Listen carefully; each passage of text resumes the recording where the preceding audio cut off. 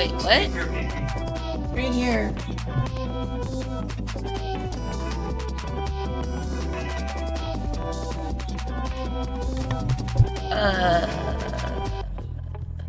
There you are. Here we are.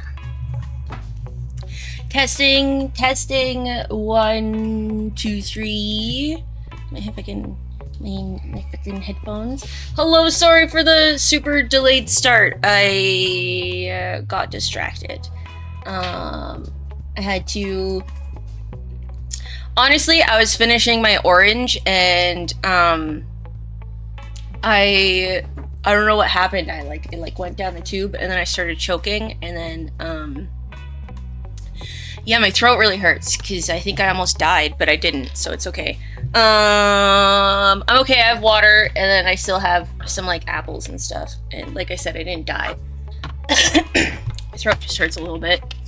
Gotta practice my swallowing, I guess. I don't know. Ew.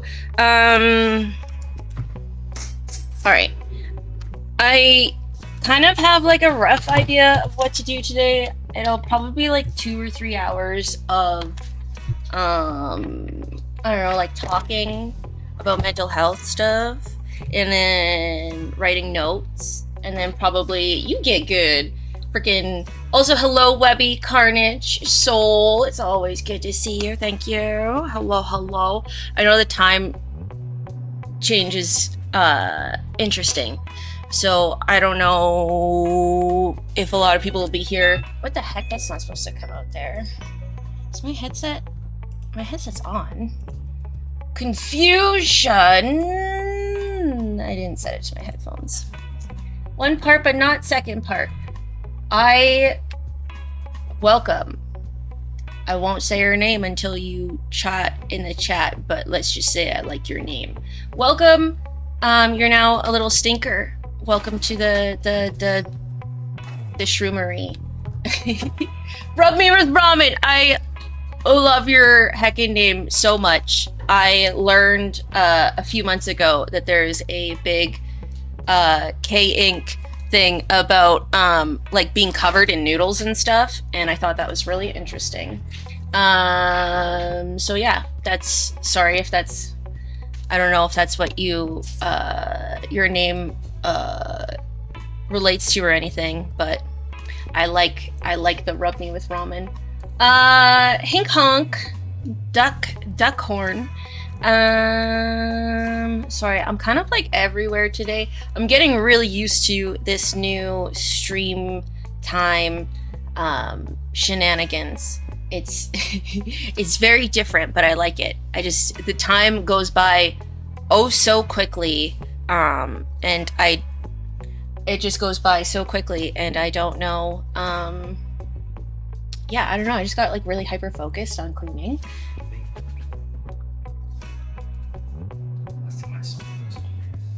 Oh, this one?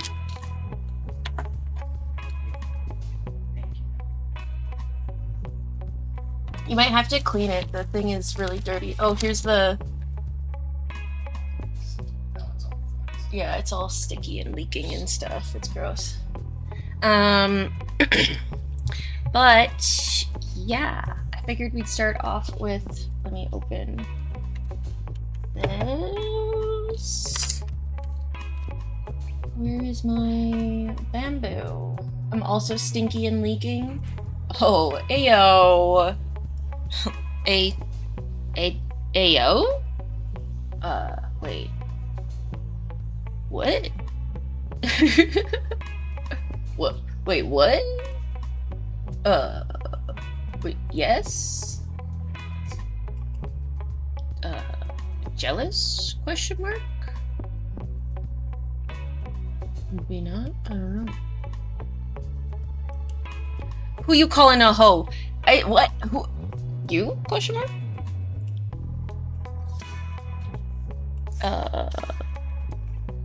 You?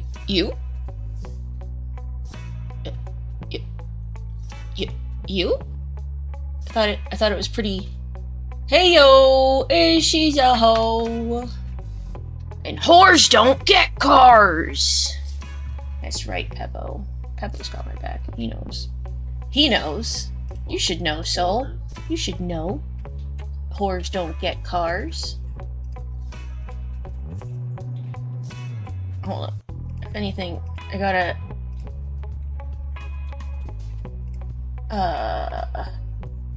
Okay, we're gonna switch to this one. Whew! Meow. It's okay. I'm also a whore because I too do not have a car. So it's okay, we're good. We can be whores together. Just got my learners. I'm way behind. That's okay. I can't even donate blood, so. Yeah, Pepto's got Horsma. Horsma. He's got Horsma with the tism, so like he definitely couldn't donate blood. Hortism. All he had to do was lie. Who doesn't know how to lie? I know how to lie, I'm just uncomfortable with it. I'm just... It's a good thing. I was making a joke because not knowing how to lie is probably a good thing. I know how to lie.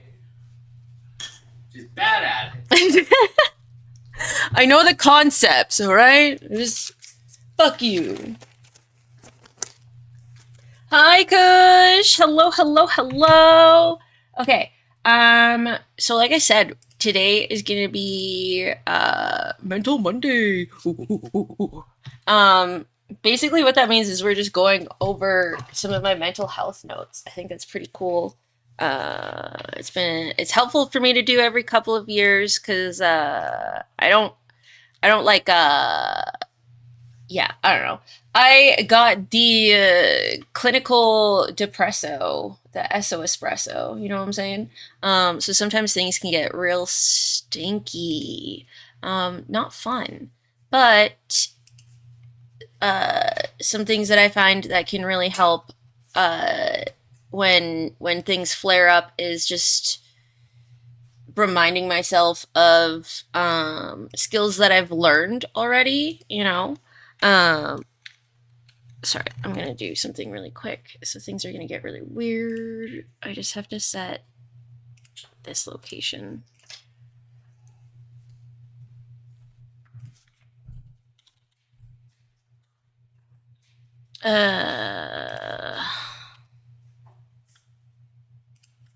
Well, that's probably fine.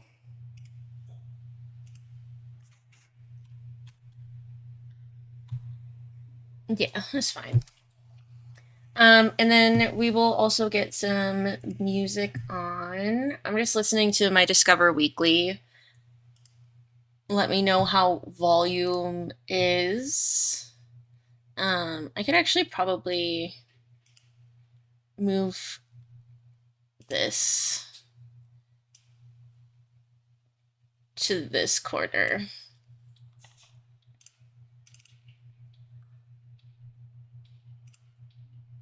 Okay.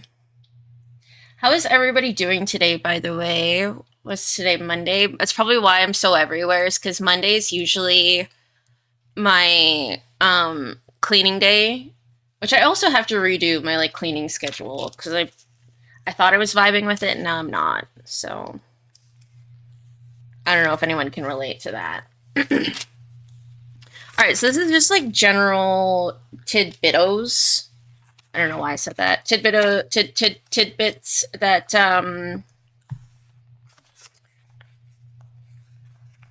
like I don't know. That's why it doesn't have a title. These are just general things that help a lot, and I haven't stuck to them for a while. So I decided to write them down, and they've already been really, really helpful. So get a routine. Depression can strip away the structure from your life. One day melts into the next. Setting a gentle schedule can help you get back on track. I don't think you see my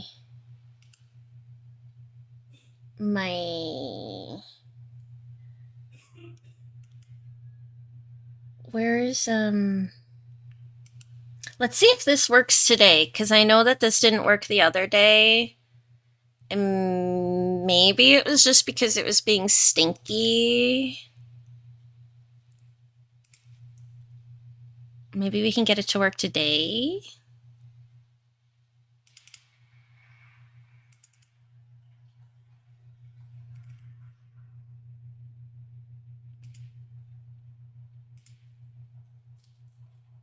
Hey, this looks like it's running more smooth. I like that. Okay. Now, okay. Kind of same. Okay, yeah, I remember what the issue was. It doesn't want to track my pen. I remember now. Stinky. Okay, never mind. We'll just get this to capture cursor. Okay, so depression can strip away the structure from your life. One day melts into the next. Setting a gentle daily schedule can help you get on track.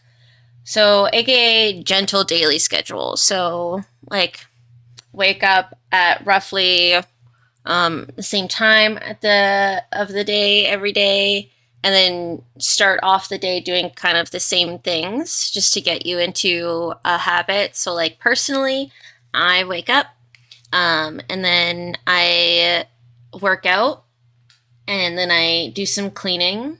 And either after or before I clean, depending on how hard I work out, I will shower. And then that just kind of gets me started for the day. And then I get like all the hardest stuff, like the cleaning and the exercise, out of the way. Because sometimes exercise is like, oh, really tiring. Um, and then, y'all, last week we did the goals. I set new goals for this week or this whole year, which I'm really excited for. And they've been helping me stick to a schedule, which has been really helpful. Exercise, I've been sticking to a nice little exercise routine. Eating healthy. I wasn't doing the best at eating regularly because I upped my ADHD medication. And sometimes that makes me really forgetful to like eat. And it also, like, a lot of ADHD medication is also like a what is it called? A meal suppressant. Like, they're not intentionally do it, but they just have side effects of suppressing your hunger. So sometimes it's just really easy to forget to eat. So I went out of my way to get groceries and get like a lot of snacks because sometimes I don't feel hungry. So like I can't sit down and eat like an entire meal, but I know I can like sit and just snack on something and then get like some sort of nutrients. Get enough sleep. Enough said, 6 to 8 hours. Sleep depends on your person. Sometimes, sometimes you only need like a little amount of sleep. Like my roommate Pepto, even though he's like he gets insomnia bouts, he likes to sleep in 4 to 5 like increments. I don't think I could ever see him sleep like longer than that. So he sleeps a little bit more often than I do, where I sleep from like 7 to 9 hours and then I'm good for like the most of the day. It's really rare that I nap unless I didn't sleep well. So as long as you're getting like a decent amount of sleep for yourself, it's really important. Take on responsibilities. When you're depressed, you may want to pull back on life and give up on your responsibilities at home. Don't.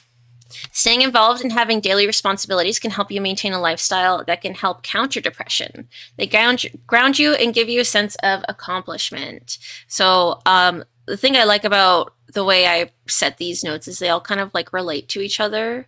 So, like when you're setting up a routine, make sure you have like responsibilities in that routine. Make sure you get a little bit of exercise. Make sure you get enough sleep. So, make sure you finish your tasks at a certain time of the day so you're available to relax and like sleep. Challenge negative thoughts. This one's really important. When you have depression, a lot of it is like tons of negative thinking. Obviously, you're full of like hopelessness. It sucks. It's hard to be positive. But also that's based in feeling. So when it says use logic as a natural treatment, you might feel like no one likes you, because I know when I get really depressed, a lot of my thoughts are no one cares about me, no one loves me. If I just disappeared, no one would really notice. But there's no actual factual proof of that. That's just how I'm feeling. Obviously, if I lay down the facts, um, there's a couple people I can think of right off the top of my head who would obviously like figure out something was wrong in a few days, if not the same day. Um, like Pepto, we lived together. He'd probably notice right away. Like he'd be like, "What the fuck? Where'd she go?" My cat, my mom, a good chunk of my online friends and in real life friends. Like there's a lot of people who care about you. It's just like they're also distracted with their lives, but that doesn't mean they don't care about you. So counteract those feelings with logical facts. So what I do, if my brain is self talking really really bad, I'll even reach out to some of my friends that I trust, and I go, "Hey, my brain is like saying really really stinky things. Hi Doom, how are you? My brain is saying really stinky things, and it's really easy for me to believe them. Would it be too much trouble to like write up a little thing to help remind myself that you do actually care about me?" And then I have like little paragraphs to like look back on, um, from like friends throughout the years that are like, "Yeah, I do fucking care about you. Like, if you really need to, call me so I can like let you know right then and there." Um, Sometimes it's all just in your head, you know? Your brain is can be your worst enemy. So use facts, not feelings. Do something new. When we challenge ourselves to do something different, there are chemical changes in the brain. Trying something new alters the levels of dopamine. So, like, it can be really scary, but when you do it and you're having fun, your brain reacts differently than like a routine. So, be brave and just try something different, even if it's just like walking home a different way. Like you're like, I always walk home this way. Let me walk home this way instead. You know? It doesn't have to be big sometimes. Sometimes a small difference can make a big change, you know? Try to have fun. Make times for things you enjoy. What if nothing's fun? Just keep trying. You have to work at having fun, which sounds so stupid. You're like, what do you mean fun should just be fun? Like, I shouldn't have to try to have fun. But, like, when you're depressed, it can be really hard to just enjoy the things you used to. So plan things that you used to enjoy, even if they feel like they're a chore. Keep going to the movies, keep seeing friends, keep listening to music, keep playing your favorite games. When you're depressed, you can lose the knack for enjoying life. You have to relearn to do it again. In time, if you keep doing it, those things will become fun again. Or if you keep trying something new, maybe you'll find something that brings you more positive energy than usual, you know? Practice mindfulness, intentionally being present in the current moment. This can be difficult, but with practice and time, it can help you increase control of your mind. Mindfulness is really important. There's a lot of different kinds of mindfulness. Something that I'm trying to practice is like present mindfulness. So it's always nice to be mindful about how other people are feeling, and how situations are going to affect other people. But also, it's really important to be presently mindful. Like if you're spending time with your romantic partner or a friend that you haven't seen in a while, make sure you put your phone down and like look at them when they're talking to you, interact with them. Make sure when they're telling you something that you're actually being present in the moment and you're like intentionally listening, you know? And intentionally listening means like you're going out of your way to look at them, sometimes repeat what they've told you to help validate that you are listening. Those things can be really important. Sometimes they can really bring you back into the moment instead of just glazing over things.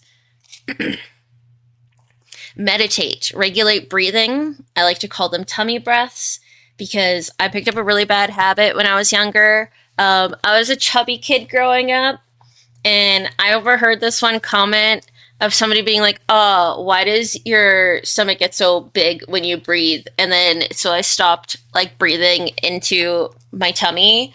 to hide my tummy. And that's not good for you because when you breathe into your stomach, you're actually filling your lungs because your lungs are like close to your stomach. Like they're more so in your lower torso area than your upper area. And I got used to like breathing into my shoulders, like up near my diaphragm. Um, and that's actually really bad because your body naturally, like when you're sleeping or something, will breathe into your lungs. So I'm actually not used to like technically relaxing because I don't breathe properly. So breathing properly really helps you relax. So be mindful of how you're breathing, where your air is going, how you're choosing to breathe in and out. Uh, Attempt to let go of your thoughts. Sometimes that can be really hard for people. It's not necessarily like having an empty mind. It's just allowing the thoughts to come and then go. You know, sometimes when something pops up into our mind, we grab onto it and we have to keep thinking about it and we have to like dig deeper into it. But it's just allowing those thoughts to come in and then recognizing that and going like, oh yeah, that is a thought, and then just like letting it whoo, and then like maybe allowing another one. And it's just being mindful of the moment and then try to pay attention to how your body feels, you know, like bring a mindfulness to yourself, not just your thoughts, but like your whole body. Drink, these are just like kind of more natural ones. You don't really have to do them, but they can help. Drink green tea. First thing in the morning, have a cup of tea. Green tea is known to have the best health benefits, but drinking any tea is fine. It's a nice way to wake up. Chamomile before bed, 30 minutes before bed. Chamomile is a known tea slash herb that can help relax. Personally, I love chamomile. It's delicious. I have no issue drinking it before bed. Acupuncture, if you can afford it or are interested in it, can help regulate good brain chemicals, reduce stress, help sleep. I used to do acupuncture. I really enjoyed it. I don't know if it was like actually chemically helping, but I think it was a nice intentional way to bring like calm mindfulness throughout the day. Light therapy, 30 minutes consistently daily. Light needs to be at least 10,000 lux minimum. Talk to a doctor before you do anything or of that sort. Do your own studies, whatchamacallit, is important. I think this is like the other one we were working on.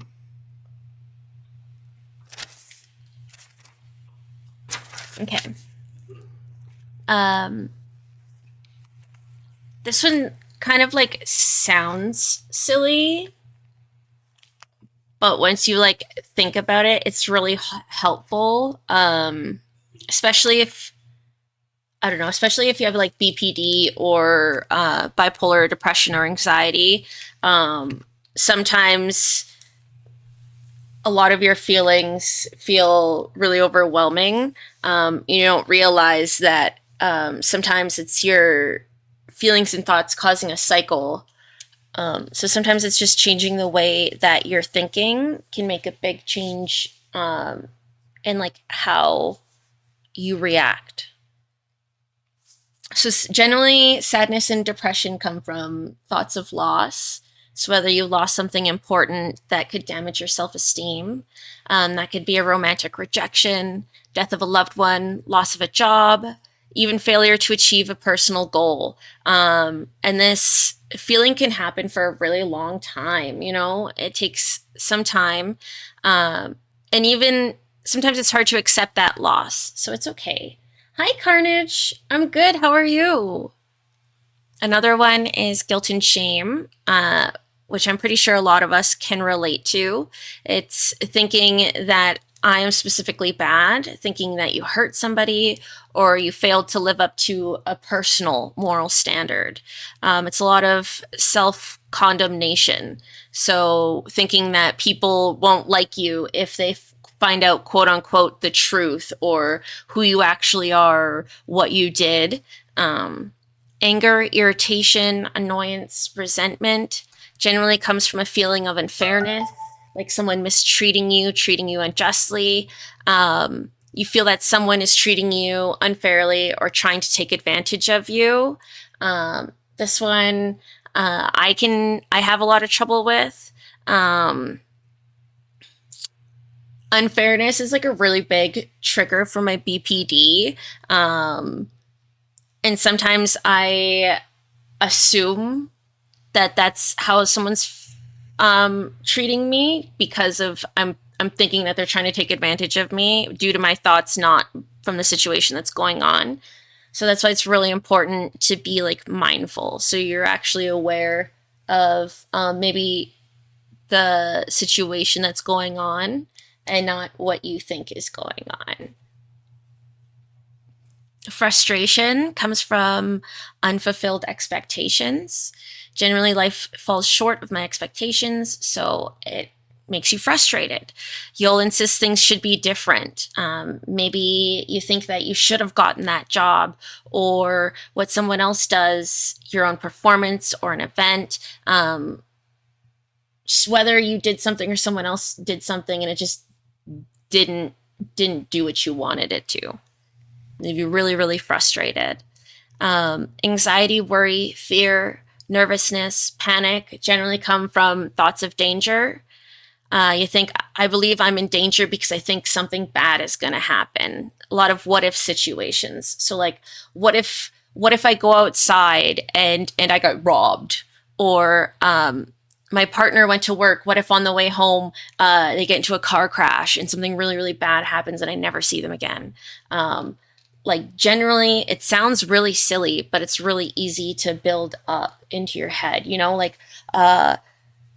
like what if, like I'm pretty sure there's a lot, like what if I go on this date tonight and I embarrass myself and like everyone finds out and then I end up never dating anybody again.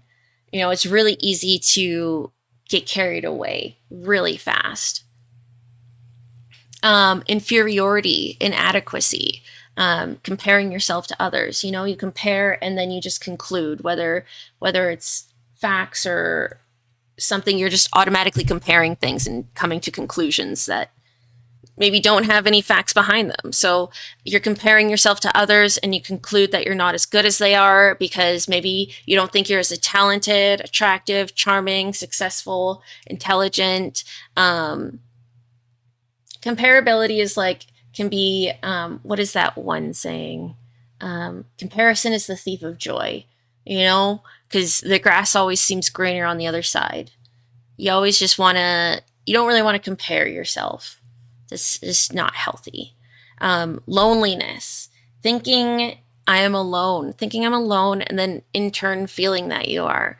You tell yourself that you're bound to feel unhappy because you're alone and that I'm not getting enough love and attention from others. This one I'm pretty sure a lot of people feel like, also because I feel like we hold on to a lot of expectations, especially if we're not in a relationship or we're not getting the affection maybe that we're used to, or even we're craving. It can be really difficult to deal with these feelings. Hopelessness and discouragement. I'm convinced my problems will go on forever and things will never change. That one's definitely like a big one. I think for depression.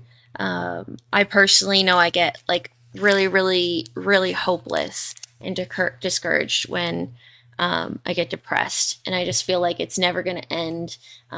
It's just always going to be there, and I'm stuck in this loop forever.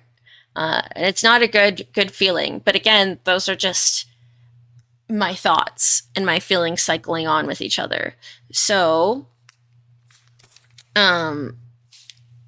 you want to learn to become aware of these thoughts and feelings. And a way to become aware of these feelings is generally put them into, there's 10 forms of twisted thinking. And that's what we're kind of going to go over today. We have all or nothing thinking right now, which is you see things in black or white categories.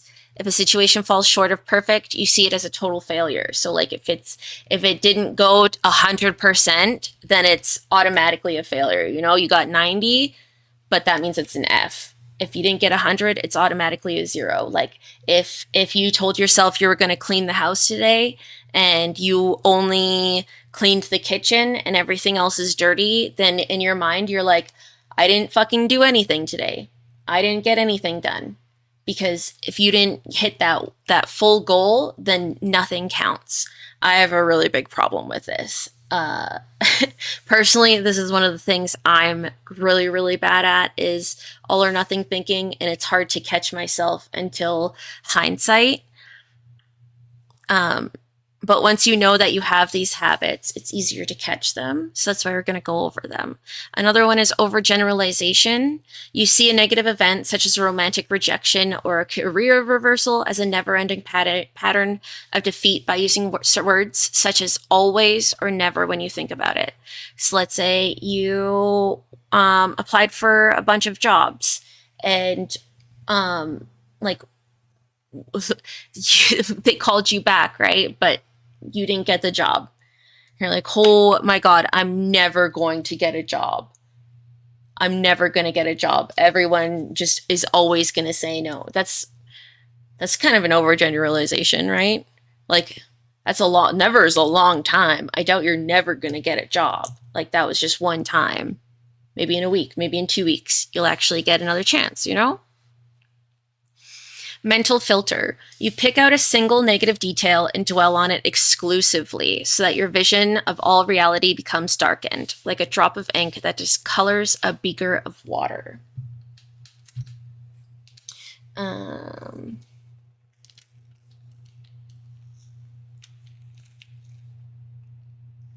So this can kind of go into a couple things.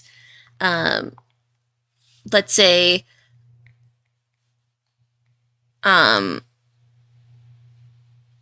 you went on a date.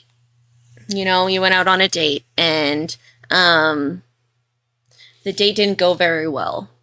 You know, but there are other parts of your life that are going well. You know, you're having a fun time with your friends, your job's in a really good spot. I don't know, maybe you just got a new dog, but this date didn't go well, and you had such big expectations that because this date went so bad, you're just gonna say, "Oh, my whole life sucks now. That date was horrible. My job sucks. My life sucks. I'm gonna be single forever. Everything's horrible." You know, when all it was you just had a bad date. You know, you just had one bad time. You know, not everything is actually bad. You have a really good job, you make good pay. It's just like that one night went not very good. And that happens. Don't overgeneralize, you know, catch yourself and go, oh, okay, actually this date sucked. But it was one date.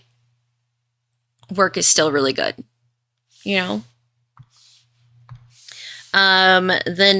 The next one, which I also have a problem of, is discounting the positive. Discounting the positive.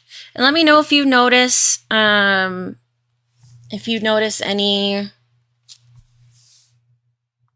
You're like, oh, hey, actually, I also have that habit. So discounting the positives is you reject positive experiences by insisting they don't count.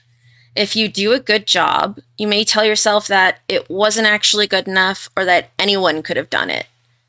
Discounting the positive takes the joy out of life and makes you feel inadequate and unrewarded. So this one I'm kind of really bad at. Hi, Webby. That's a cute little tail. It's a Webby tail. That's so cute. So I'm really bad at this one.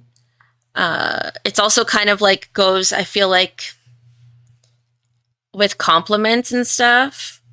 So like with drawing and stuff, I'll draw something, my friends will be like, "Oh my gosh, that looks really good." And I'll be like, "Eh." Like I'm sure anyone could have done it or somebody could have done it better or like it's not that good. You know, you kind of like toss it aside instead of being like, "Oh, you know what? Yeah, I did really want a good job on that. I didn't expect, uh, I baked cookies today and they turned out really well, you know?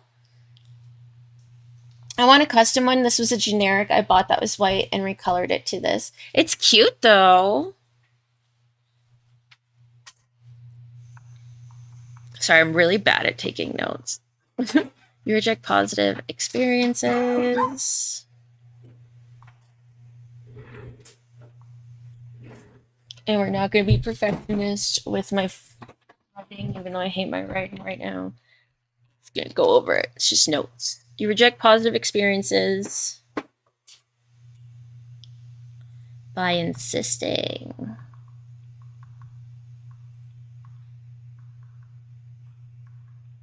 They don't count. I know a few of my friends who also have a bad habit of doing this. Pretty sure you might know some too. Whenever you try to compliment maybe one of your friends, be like, "Damn, you did such a good job there." They're like, "Nah, it's like whatever."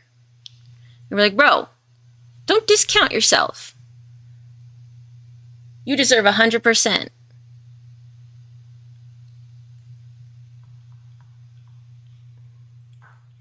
You do a. Hold on, we'll fix that one.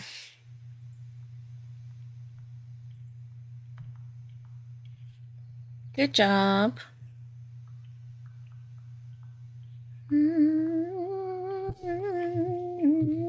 I like this one. I'm going to add this to my list.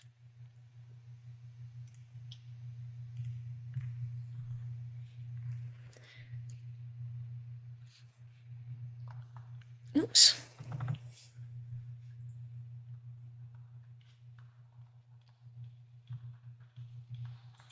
You may tell yourself,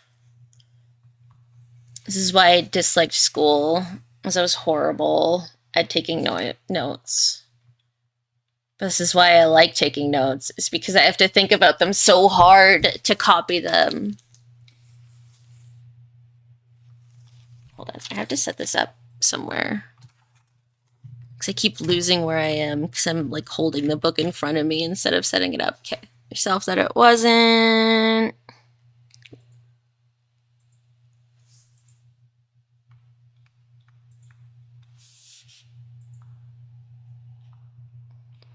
It was good enough.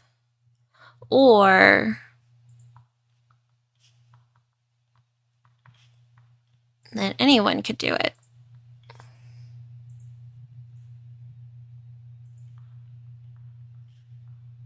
Anyone could have done as. I like this one. Magic mushroom.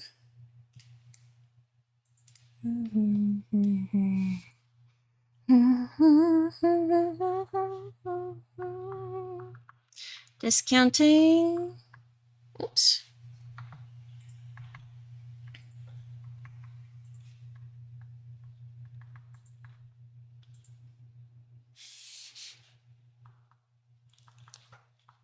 Takes the joy out of life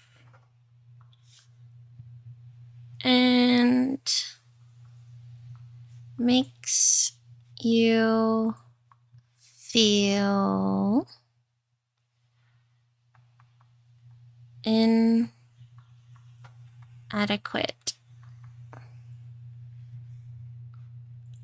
and unrewarded. Who hates getting rewarded? What are you, masochist?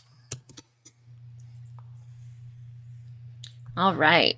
And another one I'm not very good, or I'm really good at, which is not a good thing. We don't want to be good at these things, right? Because they're twisted. We don't want to be good at twisted thinking. We want to become aware and get better at them. So this one is number 5 is jumping to conclusions. Pretty sure we're all guilty of this one.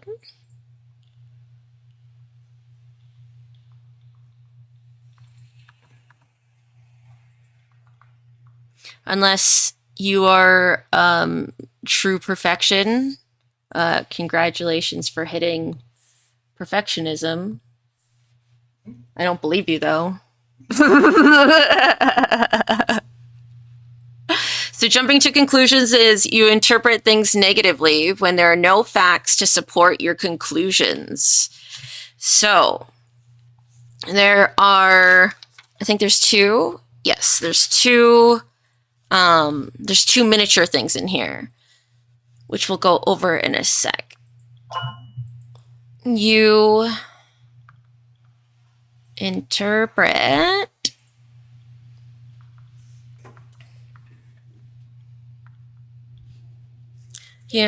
things negatively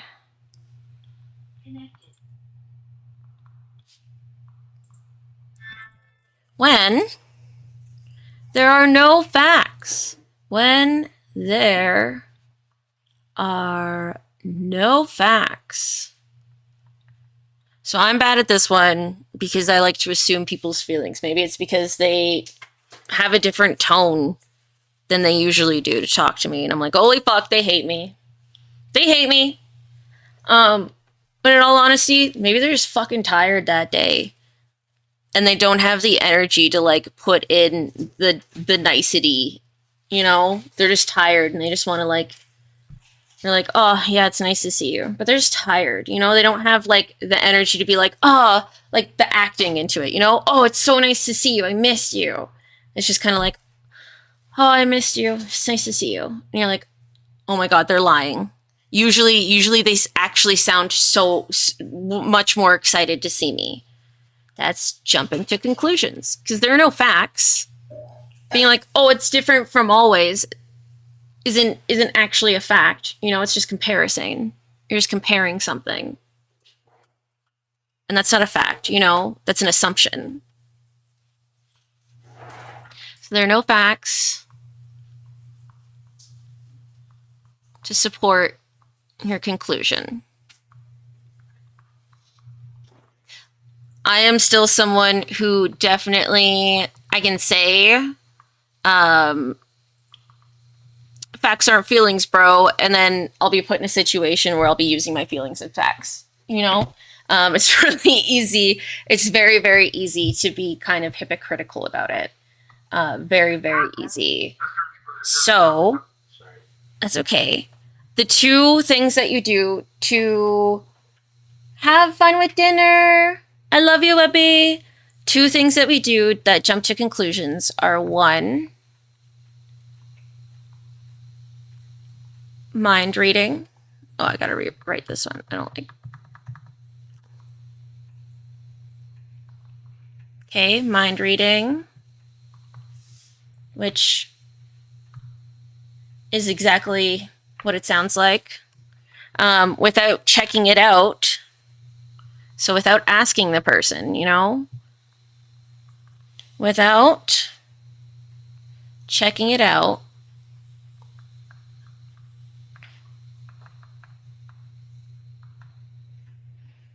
You arbitrarily conclude that someone is reacting negatively to you. So like I said, you say how you call your friend and they answer and they don't sound like they usually do when they talk to you. You automatically assume that they hate you and they don't want anything to do with you. I do this all the time. With honestly everybody. I am very sensitive to tonal changes, but that's why I'm also getting used to asking people. We have ads, so we'll be right back. Checking it out. I'm just gonna arbitrarily. Actually, you know what? I'm gonna be right back because I have to pee. I have to pee.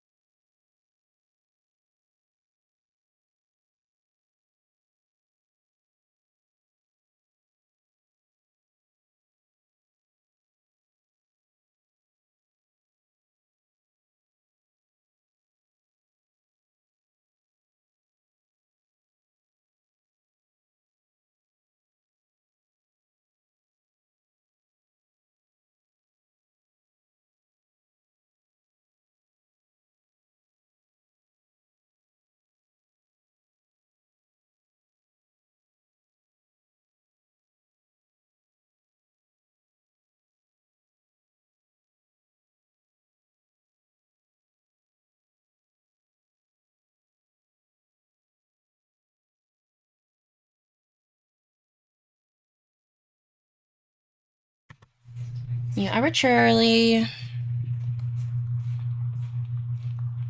conclude that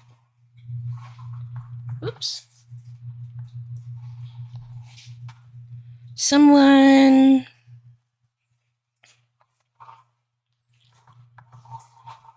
is reacting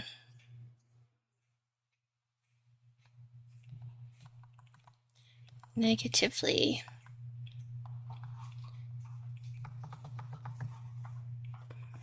to you.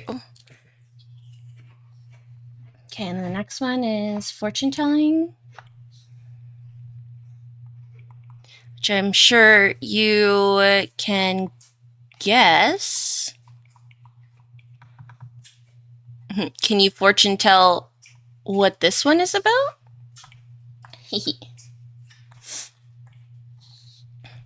So, if you couldn't guess, fortune telling is you predict things will turn out badly.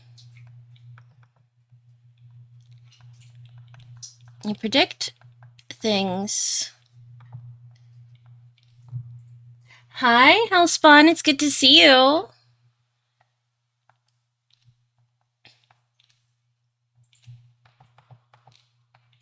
Will turn out badly. Also, aka assumptions. So just assuming something's going to go wrong, even though you have no facts that it will. You're just making assumptions.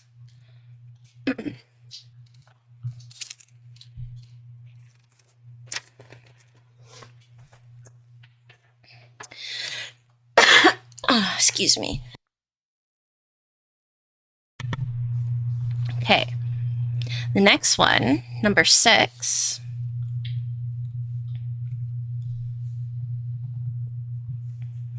You want to keep these in vision. Number 6 is magnification.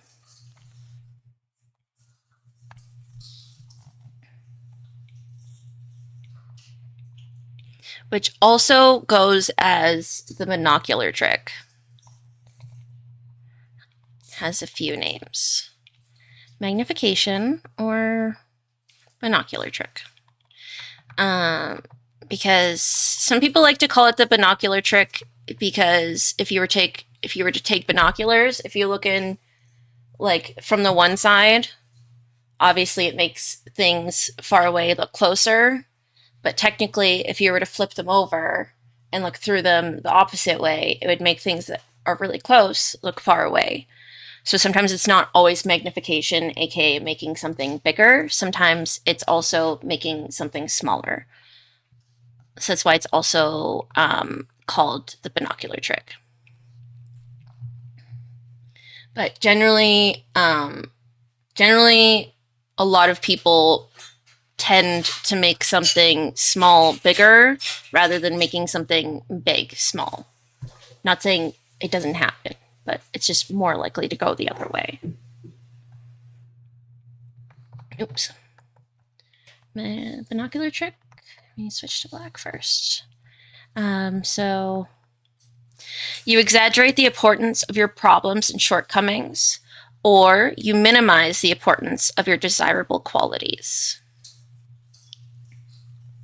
How are you doing, Hellspawn? It's good to see you. I hope everyone's having such a good day. Just because I'm like talking about something specific, don't feel like you have to, like you can't chat. I love hearing about y'all's day and how you're doing. I have a notebook in front of me, so I can't get distracted, but I still like to chat with y'all. Or let me know if you're just enjoying listening. I really like to know that mental health stuff helps me a lot. It makes me feel like it's important to other people. So you exaggerate the importance of your problems.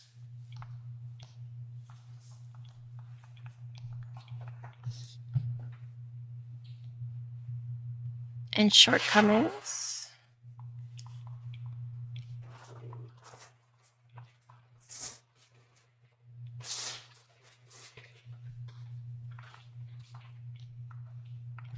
Say you like stepped in a puddle on the way home, or maybe even on the way to work. You know, you just stepped in a puddle and now your shoe's wet.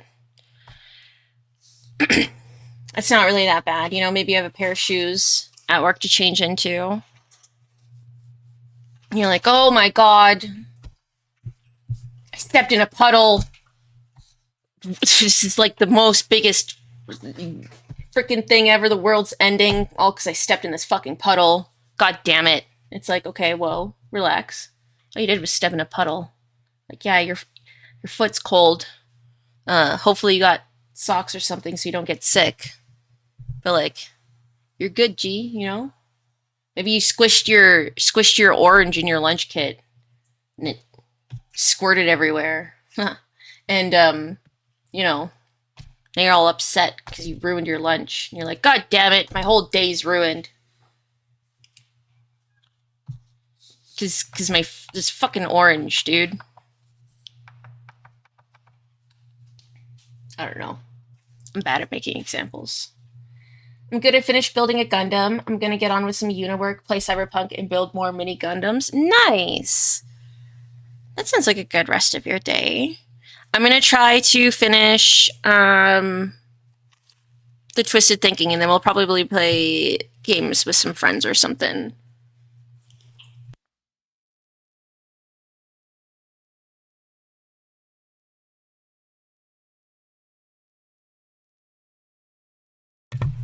Heck. In shortcomings, or AKA, you minimize the importance.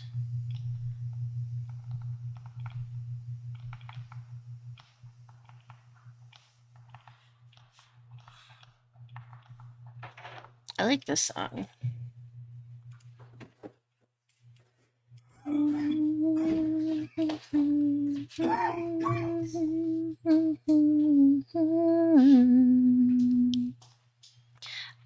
You minimize the importance of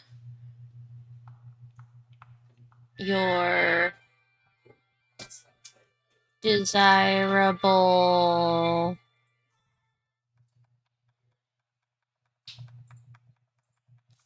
I'm going to put this a little bit smaller so I can fit it in one line.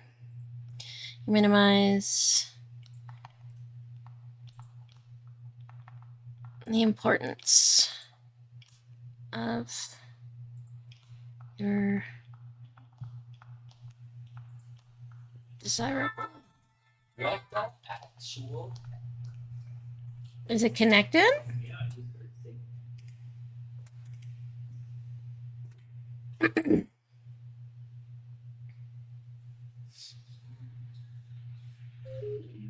Oops.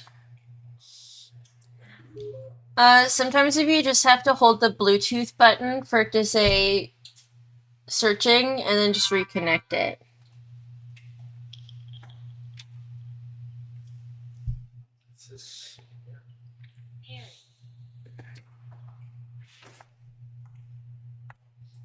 Technology, y'all.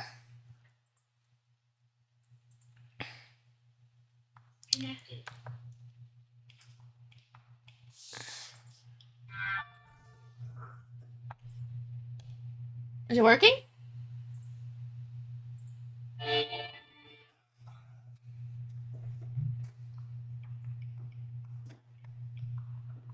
Okay.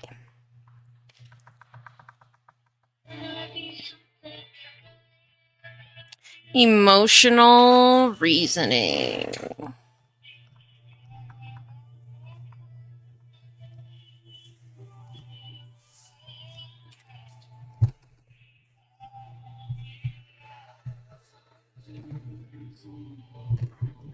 Give me 1 second.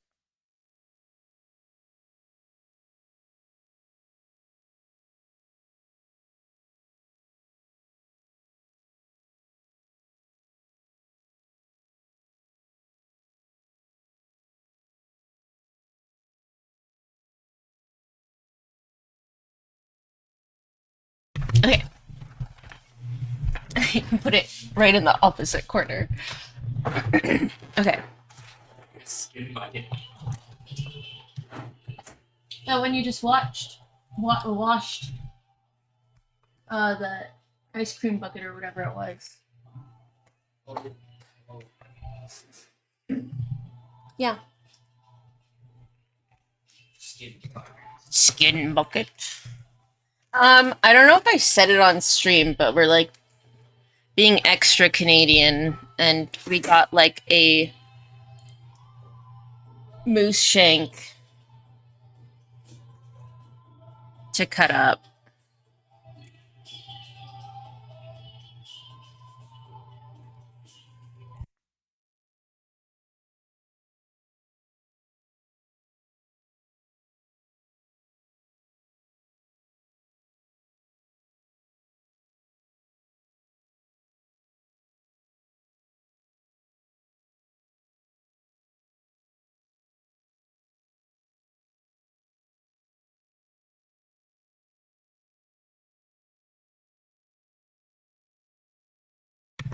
Heckin', we have like a moose flank. And we had to figure out where we're supposed to cut it, but it was like frozen and it wasn't obviously going to fit in the freezer because it's huge. So we had to wait for it to defrost, but the only place we could leave it for it to wait to defrost is outside. So it finally started getting good today. Getting good. Look, getting warmer. It's getting good today. Yeah, so we're gonna have like a whole bunch of moose meat. So much fucking moose meat. Murdered.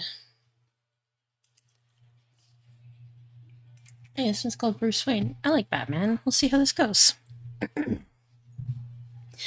Okay, 7. Emotional reasoning. You assume that your negative emotions necessarily reflect the way things are. This is like one that kind of goes in for a lot of things. AKA, I feel guilty, so I must be a bad person. Or I feel angry. This proves that I'm being treated unfairly. Or I'm feeling hopeless, so I must really be hopeless. These are just feelings, you know? None of those are actually true. Okay, so.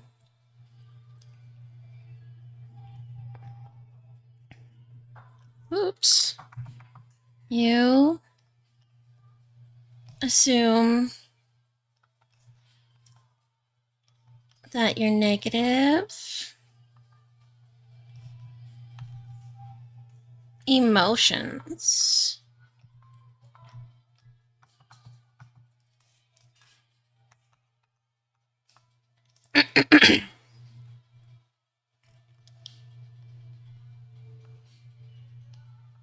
is it I always forget how to spell necessary.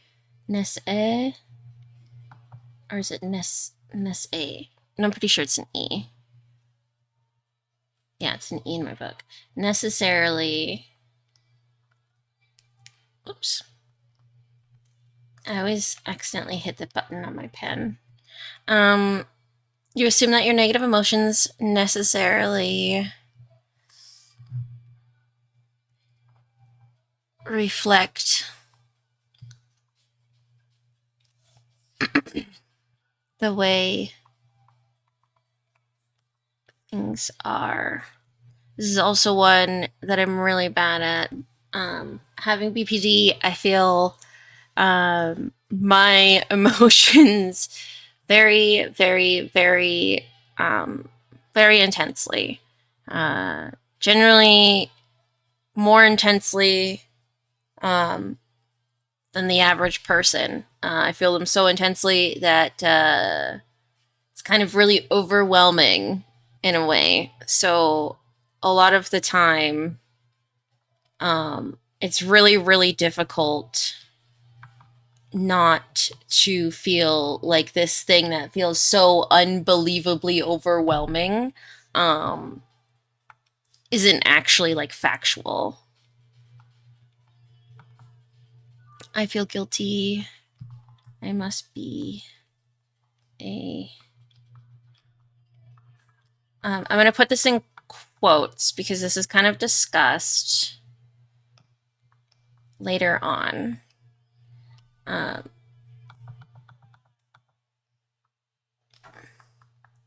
Rotten person.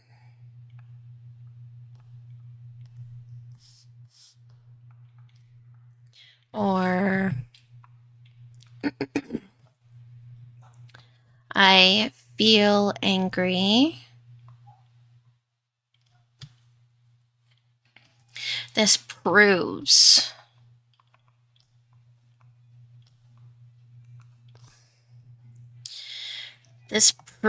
I'm being treated unfairly. Because why would I feel so angry if nothing was actually wrong, you know?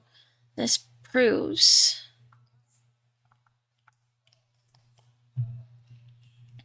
I'm being treated unfairly.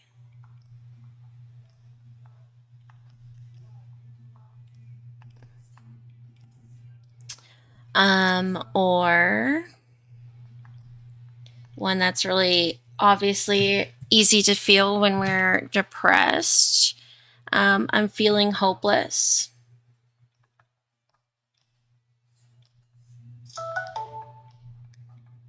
So I must be hopeless.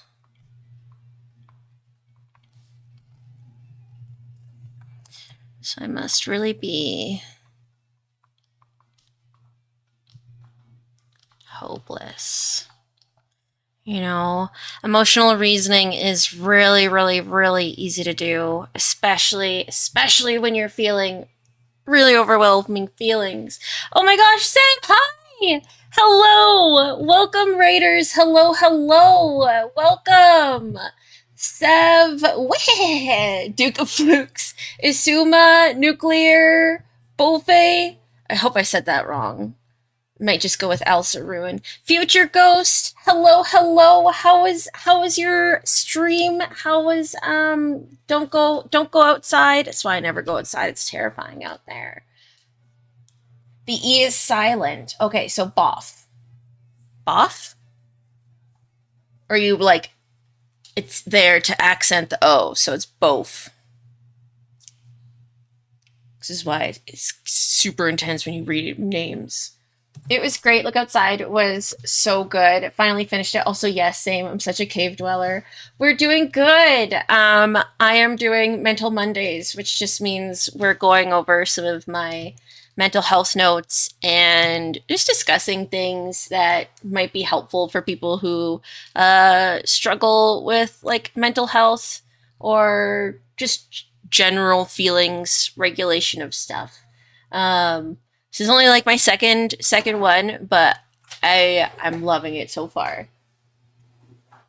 She killed everyone befriendable, including 2 kids. I mean, how do you know they're befriendable? I don't know. I think murder was the safe choice. I don't know. I trust Sev. I trust Sev. Please, that way I get selfie with an awesome streamer. The Duke of Flukes is silent too. Okay, okay, okay. Joey is nice. You don't know they're friends until after. Oh no, gosh. See, they were monsters. I thought I was doing the right thing. Listen, listen. Sometimes they look like monsters, but you can't judge a book by the cover, right? That's what I learned about Beauty and the Beast. Sometimes monsters are fuckable. I mean, friendable. Friendable. I meant to say friendable. I, I meant to say friendable. After you stab them, because of the wiki, the fact she killed the crying child. Listen, if I'm playing a horror game, I don't trust a fucking child, especially one that's crying. That's called bait.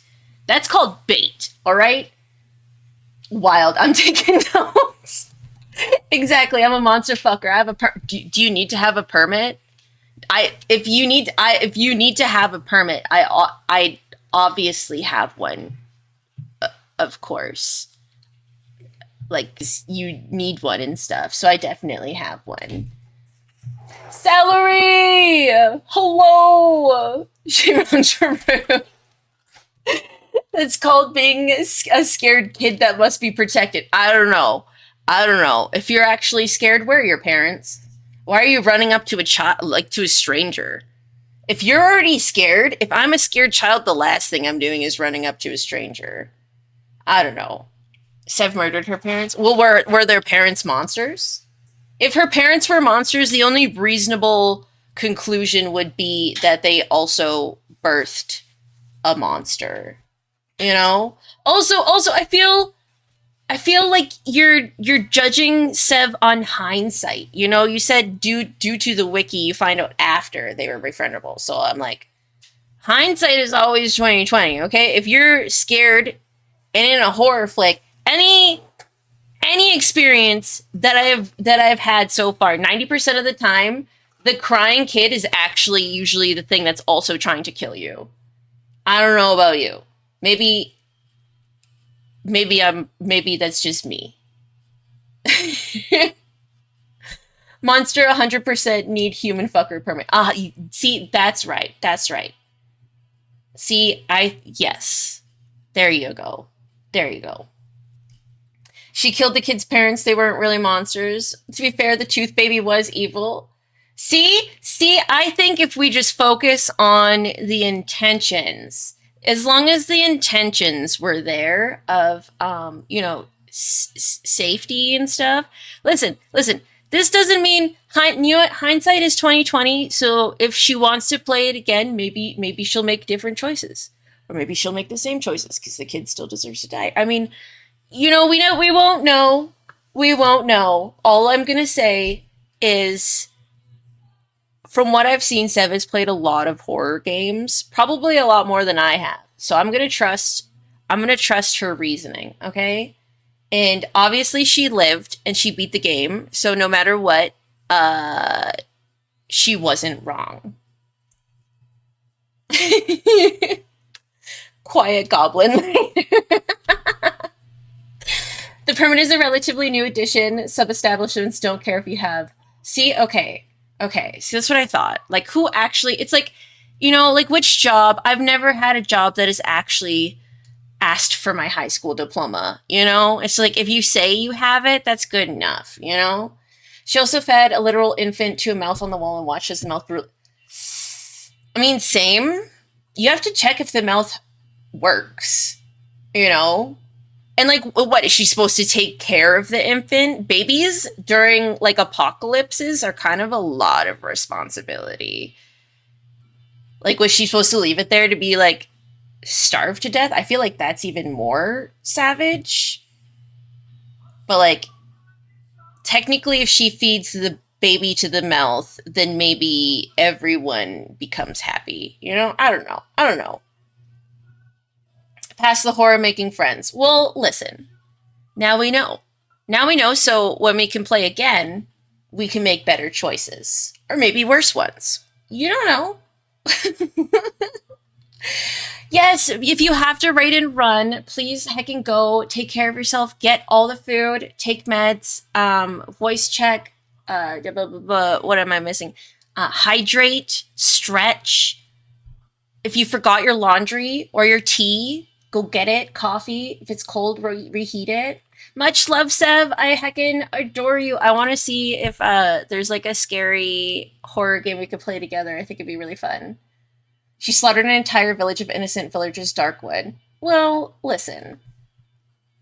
She's also a goblin. So like I don't know why you're automatically expecting her to make the best choices.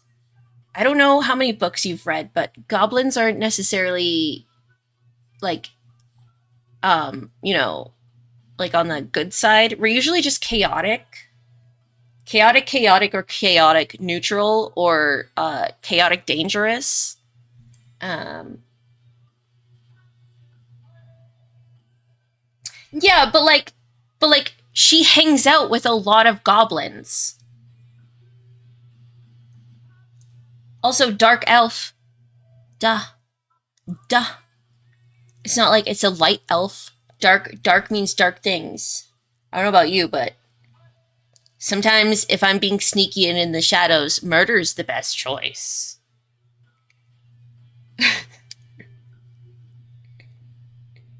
Wait, are we talking about the game? I thought you were a person in the game. Pretty sure she's a goblin. But then again, I have a brain of cheese and I just assume everybody with pointy ears and little gremlin energy is automatically a goblin. Like people assume I'm a goblin and then they call me a pixie when they see the wings. But I'm actually a fairy goblin, you know? You murdered it for the disc it would have given you if you took care of it. Whoa, whoa, whoa, whoa, whoa. And tell that to her avatar.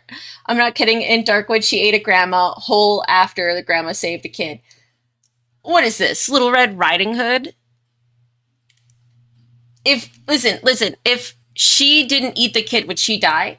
Or if she didn't eat the grandma, would she die? Like at some point, I feel like it's survival instincts, you know?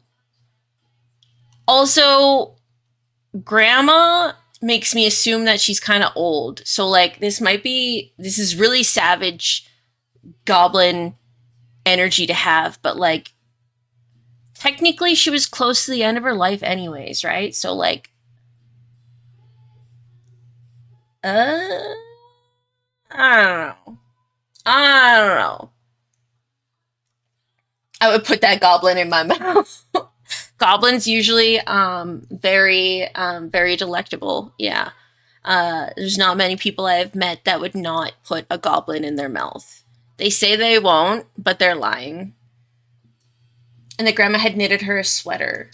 I don't know. Was it one of those things where like she just swallowed the grandma and then like didn't actually chew her, so she's just like, you know, like saving her for later? I don't know. Yes, I am a fairy goblin, aka a faeblin. I have all the gremlin energy of a goblin, but also all the trickster happy energy of a little fairy. So I'm here to make your wishes come true, but also in maybe a goosebump novel way, where with a twist. Also, the kid went back home and was basically locked in his room permanently by their parent. What? This is on my wish list. I've been meaning to play this game. I've watched a little bit of Sev play this, and I watched Himmy the Goblin play this, Himerson.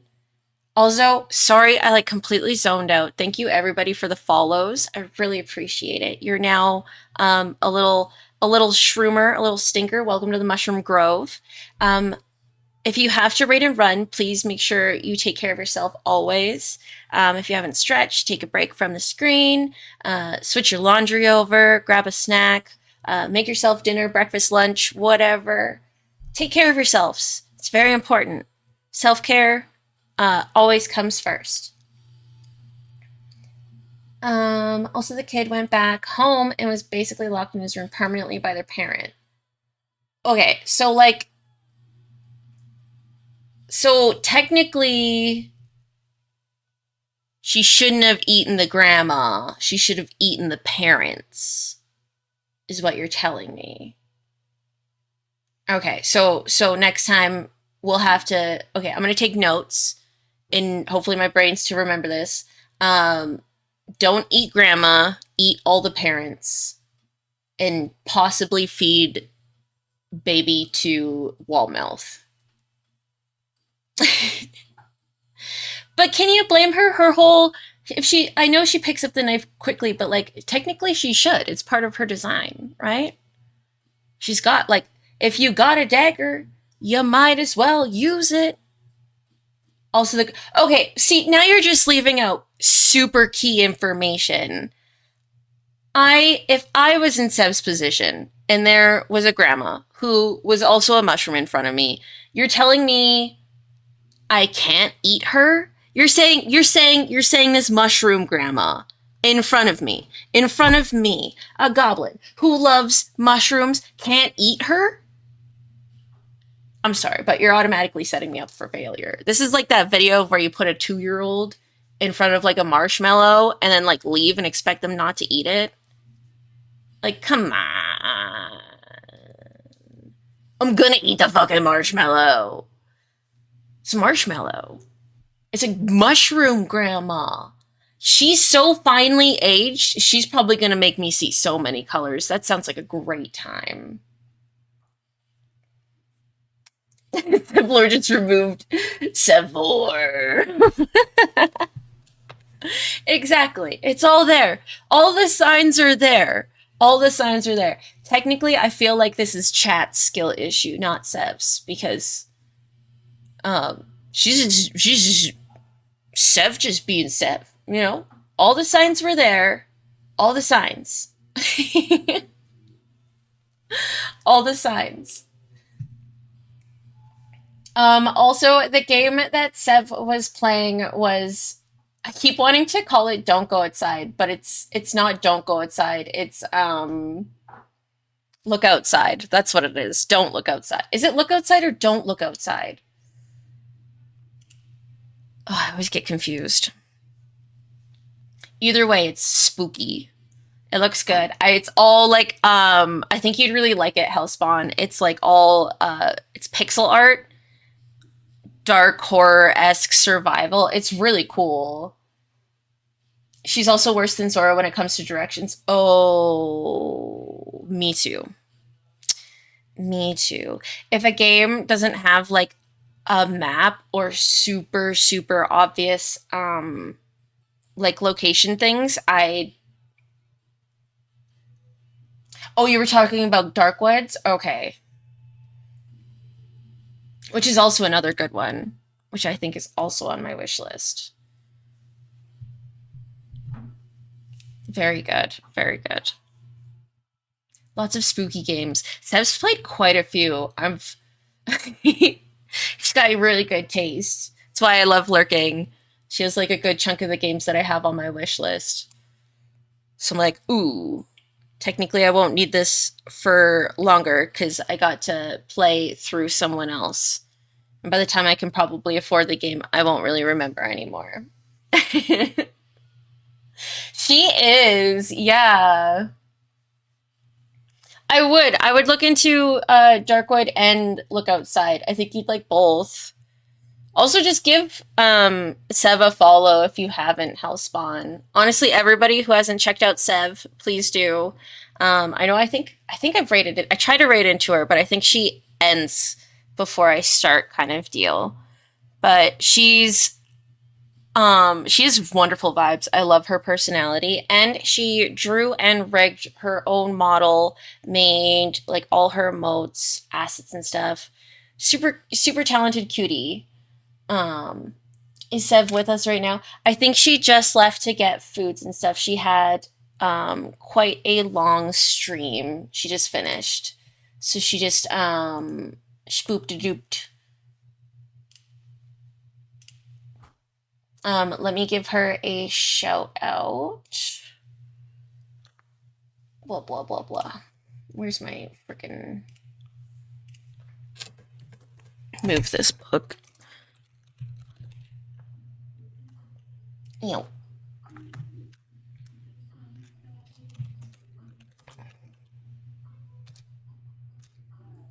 Here we go. This cutie bean. Why is she behind me? But yeah. I gotta refix the order of my stuff. She's really talented. I love her model. And I think she streams her streams might be a bit better for you to catch Hellspawn because she streams like morning for me, which I think is better for you because you're UK. Because I know you stay up so late to catch my streams, and I love and appreciate you for it. But also, you gotta take care of yourself, Stinky. Okay. Yeah, she's super horror focused. Super horror focused, which is good though. I'm kind of I don't know, I play whatever. I'm kind of I guess the term is indie. I kind of bounce to whatever game takes my interest at the time.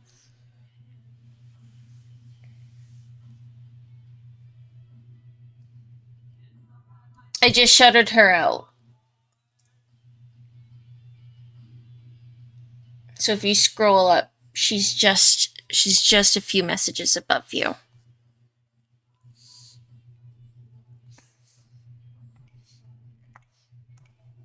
Okay.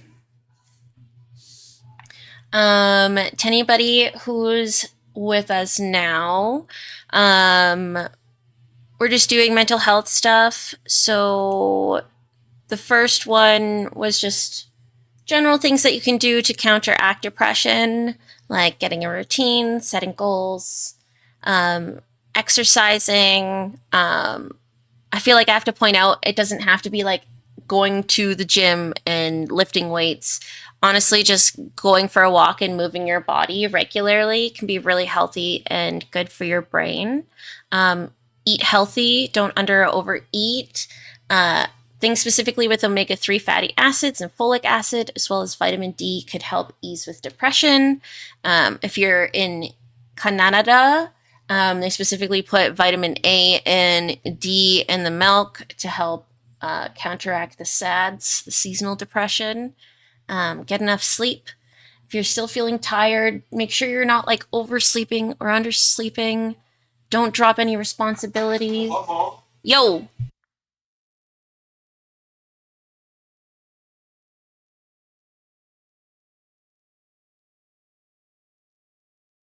give me 1 second, chat.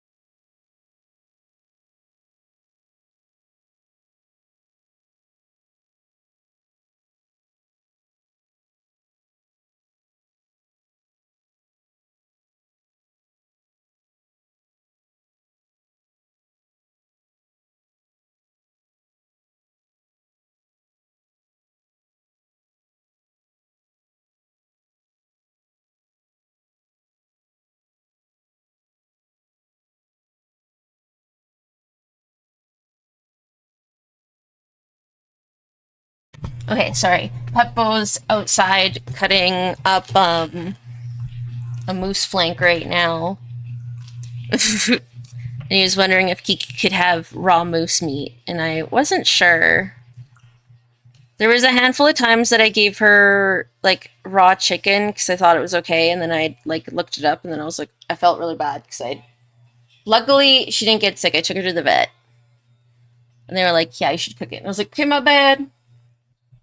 I didn't know it's like raw eggs with dogs. Like technically raw eggs are good for dogs, but there's always the chance of salmonella just because the way that we treat eggs in North America. Take on responsibilities, challenges negative thoughts, do something new, try to have fun. These two go kind of hand in hand. Maybe try something new that reinvigorates a little spark inside you. Practice mindfulness, meditate, some new. For real. Like, this is all like super easy to do. Um, like, super easy to say. I mean, not so easy to do. But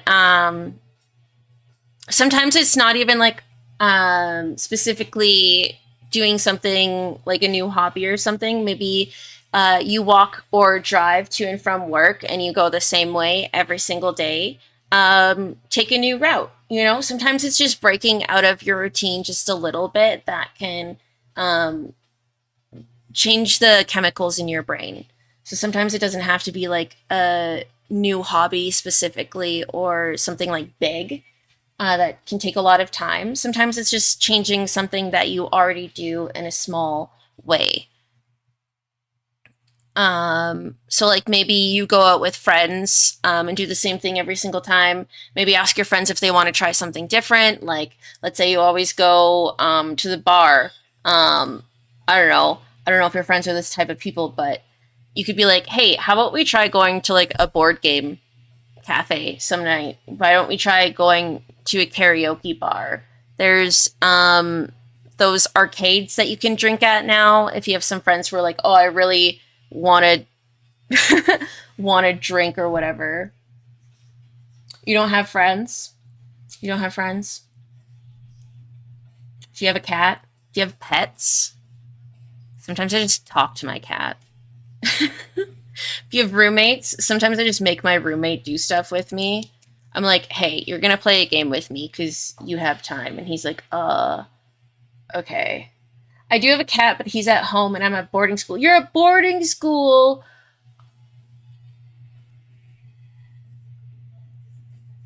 I can't even do anything because I don't actually know anything about boarding school. All I know about boarding school is all the things they say about boarding school on TV, which is like full of mysteries and murders. Which I hope your school isn't like. I don't know. I feel like the mystery part would be fun, but the murder part would kind of be intimidating. No, there hasn't been a murder yet. Hey, and there's the mystery. Why hasn't there been a murder yet? No, I'm just kidding. Oh, boarding school. Yo, do you have to wear like a uniform and stuff? Because everyone is too busy working. I have just like the most biased thoughts about boarding school. I have like no thoughts. It's either they sent you away because you're a bad boy, bad girl, like the game Bully, or or it's like one of those silly murder mystery things, and there's really no in between in my brain. Well, shucks. No uniforms. We do have official sweaters though, and I just bought one because they're cool. Mm. You know, that's fair. Sometimes is it like a zip up or is it like a jumper, like a hoodie? I like I have a lot of hoodies, but I need to start buying ones with zippers. I know, I'm like that's why I get confused because I'm like I just call zippers like the ones with zippers zip ups. Cause I'm like, does it zip up? If not, then I just call it a hoodie. And then I get confused because some people are like, but this one has a zipper. And I'm like, then it's a zip up. It has a class logo and my name and a silly nickname on it. Oh, that's cool. So you could like personalize them. Oh, okay, yeah. You got me. You got me. Um I don't think I bought I don't think I've bought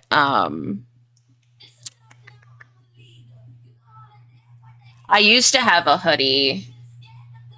from when I went to secondary.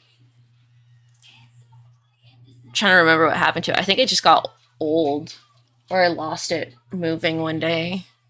But it wasn't anything like special. Like it wasn't like we could personalize it. Like my name wasn't on it. It was just like a one of those big oversized ones that just had like the name of the school really big across the chest. It's really comfortable though. It's bright yellow. I need a new bright yellow something.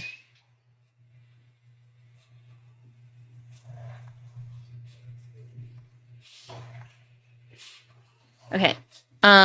So the next twisted thinking is should statements. This is also one that I'm not, or technically I'm good at. And we don't want to be good at them. So should statements are like, oh, I should have done this. I should have done that. I should, pretty straightforward. You know, anything that you say you should have done something. It's not a healthy way of thinking. So you tell yourself that things should be the way you hoped or expected them. Musts, oughts, and have tos are similar offenders. Should statements that are directed against yourself lead to guilt and frustrations? Should statements that are directed against other people or the world in general lead to anger and frustration?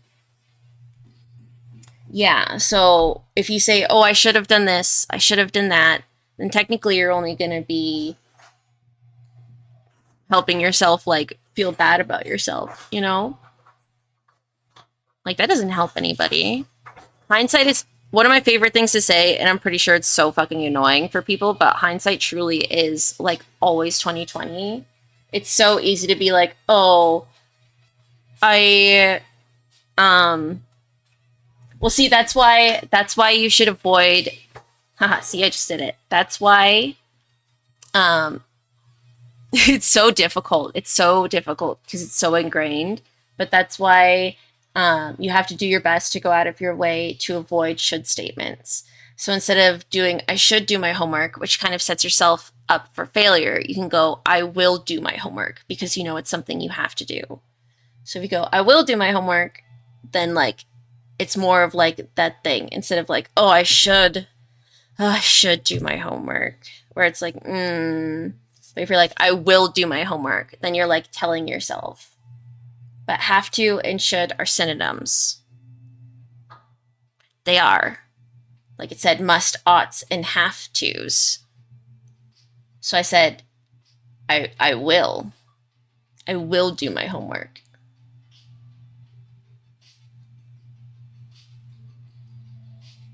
There you go. There we go. I am doing my homework. There you go. That's an active statement. We love that. Just getting right to it. Skipping right to it. Hello, Citrus. How are you? The freaking wonky emotes got me. Threw me for a loop. Also, Kiwi. Hello, cutie. I hope you're doing well today. Yes, we still have the puzzle of the day. God, that freaks me the fuck out every time. We still have the puzzle of the day. I think it's only still about 30% finished. Last I looked. I don't know. But feel free. We will be having ads in about 3 minutes. If that happens, I will take a break to finish my water bottle really quickly. Or fill up my water bottle. Oh, I'm all tongue-tied today. We're just about through these statements. And then I'm going to message a bean and see if they're free. And we're either going to play Atlas or if they are not free, we might just skip to Outer Worlds. You're going to steal my bones? Oh, what the heck? I think I need those, though. I think I would just be a puddle of skin and muscles if I didn't have them. Correct me if I'm wrong. I don't know. I think they're important to the inside of my body.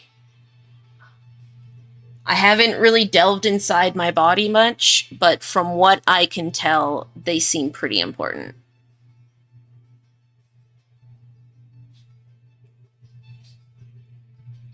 Remember, kids, without bones to act as levers, your muscles wouldn't be able to move you. See, that's right.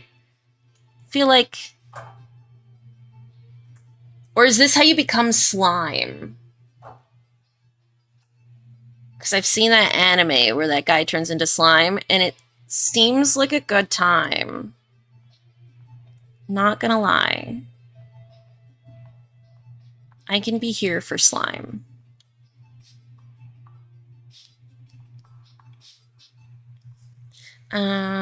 You tell yourself that things should.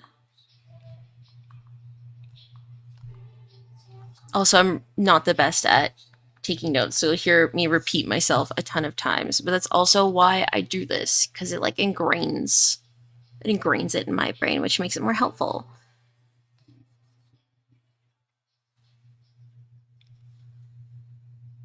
Also, your own weight would crush your internal organs. Well, no, he has slime biology altogether. You can't just make a slime by removing human bones and expecting it to remain alive. What? What's the point of humans then? What the heck? Feels limited. What if I sprinkle some of my fairy dust on it? Does that help? For instance, slimes have very few internal organs and they don't have muscles and like to propel themselves like bacteria do. It's interesting you know so much about slime. I like that. Opposable thumbs. I've seen some cats who look like they have thumbs. Have you seen cats who have extra fingies? So cute. So cute.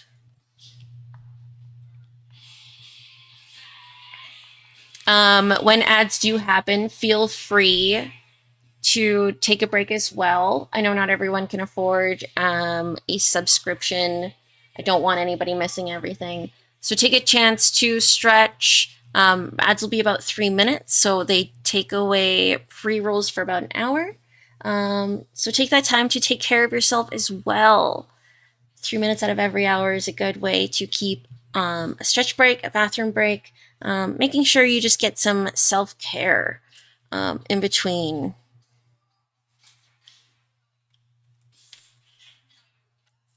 Oh, I hate when my cat meows. She doesn't meow that early in the morning, but she does meow when I'm trying to sleep. We'll be right back, cuties. Choo, choo, choo, choo, choo, choo, choo.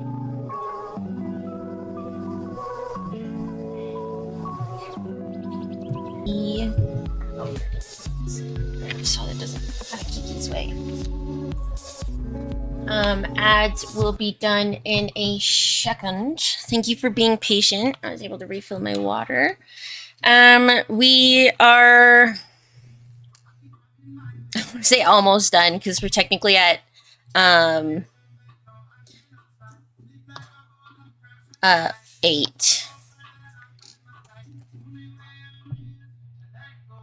And then we have 9 and 10, and then the summary. Do gases have viscosity? I thought viscosity was like a liquids only thing.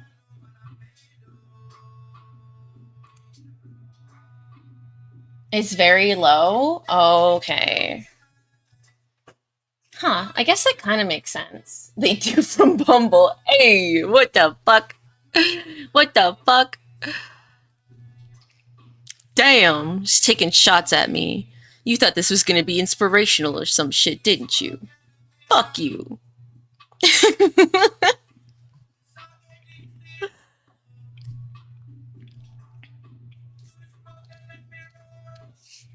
I do. Thank you for holding me. I appreciate it.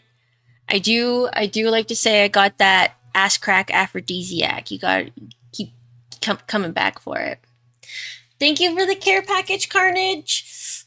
Oh, frick. Big stretch.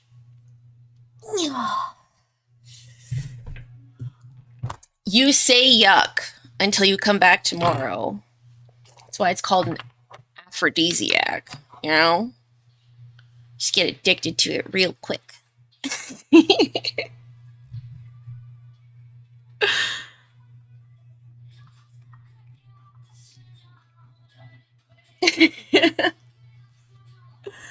You're always back for Bumble? Aw, you're so sweet. Are you also working on school carnage? Or what are you up to?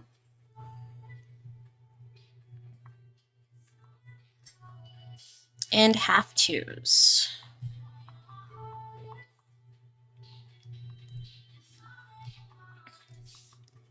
So it's really, really, really difficult. Like, it's so difficult to avoid should statements because we're so naturally used to doing them. But just being mindful that you're aware that should is not like a healthy aspect to use for a way of thinking. You just finished your presentation. Oh, I'm so proud of you.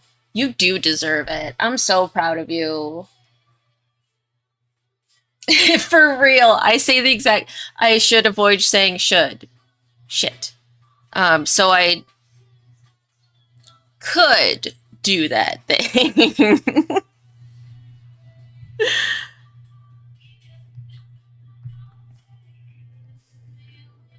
Are similar offenders. And the reason why is because should statements. And the reason, like, not that you have to. This is mostly for,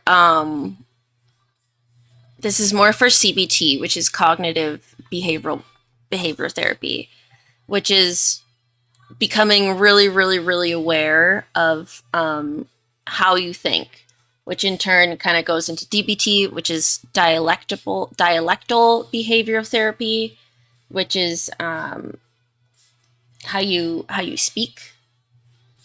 So generally, if you can recognize how you think and speak, not only to yourself but to others, you can in turn kind of rewire yourself to start reacting in a more positive manner instead of an unhealthy, maybe negative one, whether it be internally or externally. It just helps get rid of unhealthy habits. And personally, I'm very open. I have BPD, which is it's a personality. They like to claim it as a personality disorder. It kind of a lot of people get confused with bipolar personality. It's not bipolar. It's kind of the same, but a little bit different. Dead by Daylight. No, that's DBD. DBT. DBT. Tuh. But BPD is borderline personality disorder.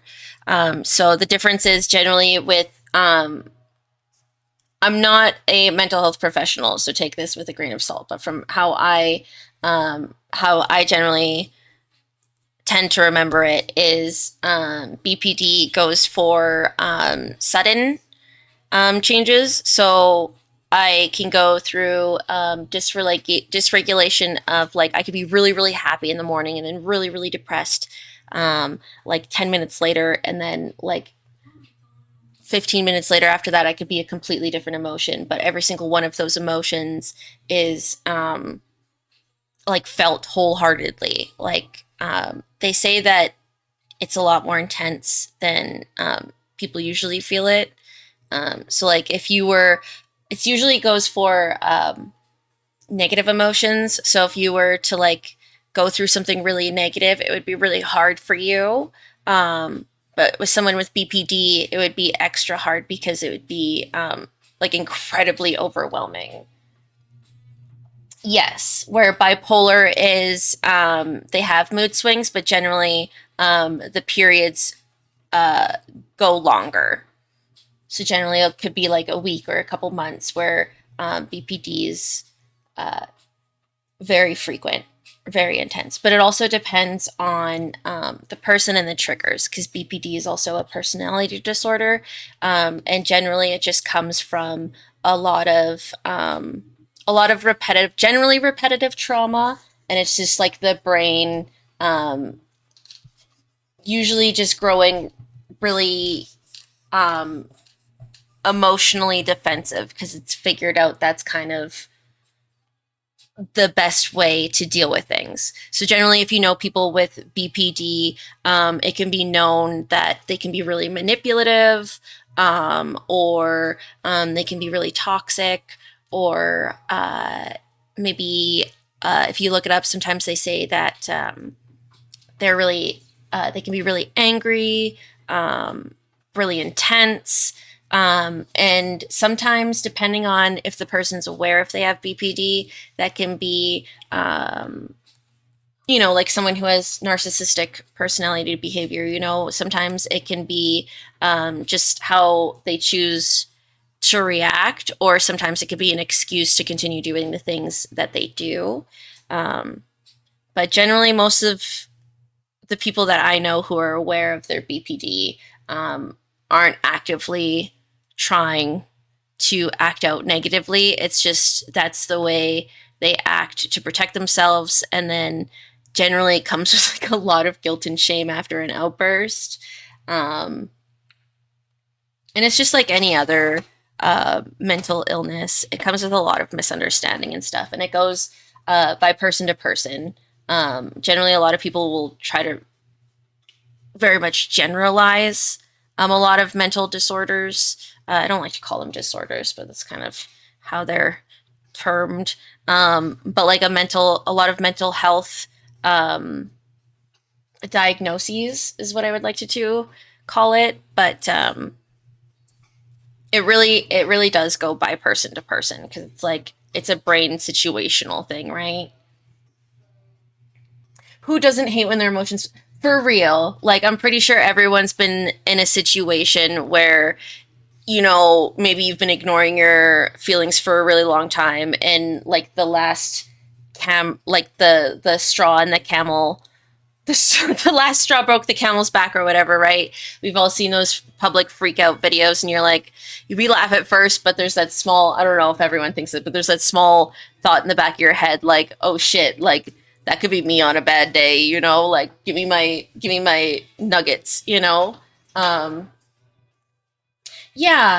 So that's good that you've become aware of that, because that shows that, especially if it's not something that used to happen, that means your body and your mind are telling you that you need to be aware of something. Because generally, panic and anxiety come from, like, if you would like to look back to these pages, anxiety, worry, fear, nervous, panic generally come from thoughts of danger, which is a lot of what if situations. So, like, generally, if you catch yourself panicking, it's good to try to be aware of what you're thinking. School's stressing me out because I have too much work. Oh, so you're probably thinking, like, what if I don't get it all done? Yeah, school always stressed me out. I was never really good at homework or class or stuff. There were some things I just really didn't understand the greatest. Or like they always gave me too much work outside of the classroom, and like I don't know, I'm someone who has actively has like a lot of questions.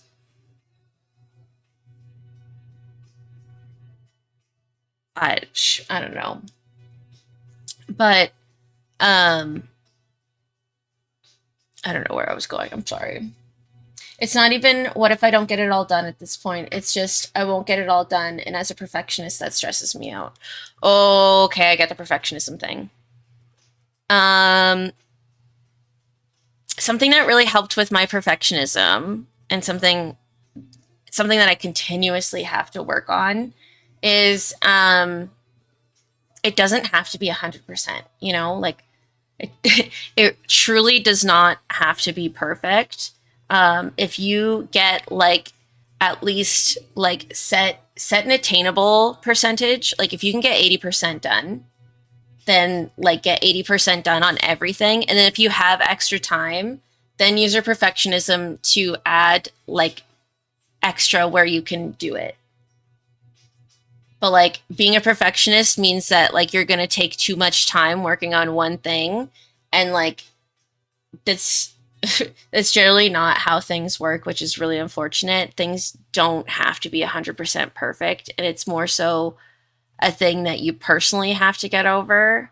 Um, but a lot of the time when you're doing stuff, I've mostly just learned this like I don't have to go to school. I don't go to school right now. I only have like I don't know, the very basic the very basic stresses, which is like work, rent, life. I don't have to fuck, I don't have to do schooling anymore unless I wanted to actively look out for it. But Lucy! Lucy, you I say this with so much love. You fucking bitch. I didn't know you were streaming. Oh my god, I love you! Hello! What were you doing? Project Zomboid? Oh my gosh. Oh my gosh. Hello, Gamers On! Garments On. I'm sorry. Words are hard. I love you, Lucy. I won't keep you for too long because if you're rating, you're probably really heckin' tired. You're probably extra heckin' tired. Thank you so much for sharing your community with me, Lucy. I heckin' love you. I hope you had such a good stream. Please, if you have to rate and run, make sure you do. This is your reminder for food, water, meds, voice check, stretch, rest your eyes from screen. Whatever you gotta do, take care of yourself. I'm just rage quitting. The Zombos were mean. I know Pepto got like Project Zomboid a while ago, and he was kind of played it like roughly in and out, but he never played a ton of it. But it looked complicated. It looked like a lot of clicking, kind of like RimWorld looks to me complicated. I thought about starting a server for the gobs. I mean, I would try it. I've been thinking about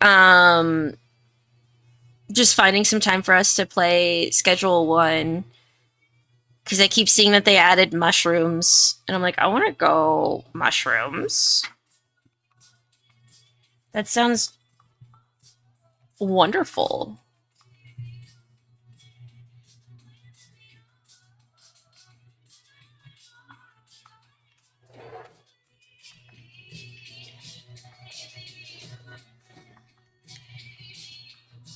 It's about like Sims plus RimWorld plus some aspects of Schedule 1.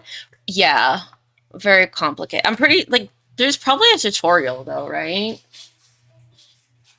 What is a group of gobs called?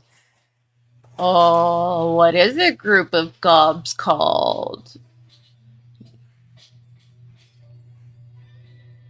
Yeah, it probably looks really complicated because I always like end up watching somebody who's put like hours into it already, and I'm like, whoa!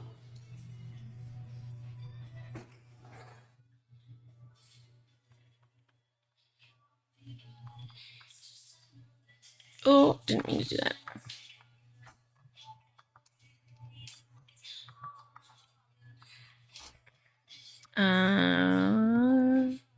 Lead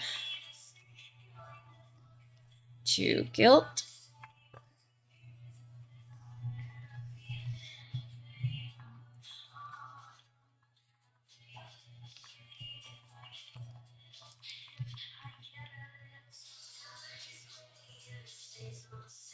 Oh, you were. Oh, I thought it was gonna be a joke. A group of goblins. Goblin these nuts.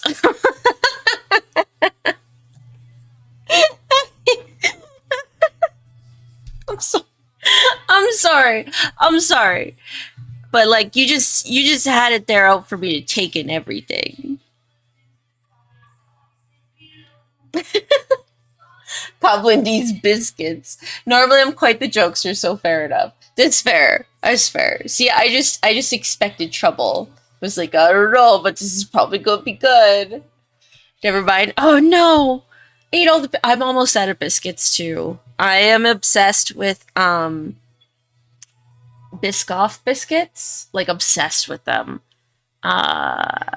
And I bought like three packs, and they're almost all gone. I bought them like 2 weeks ago, 3 weeks ago, 3 weeks ago. Yes, get noms. I adore you, Lucia Labu. Thank you so much for sharing your community with me. You're a heckin' doll. I adore you so much. I hope you have a rest good of your evening. It has been brought to my attention last year that my name is D's Nuts joke. Oh no! Oh, thank you for holding me in the care package. Big stretches. Everybody stretch. Big, big stretch. Oh, stretch right. Line my ears. Yo. And left. And up. Oh. Oh, that's a good stretch.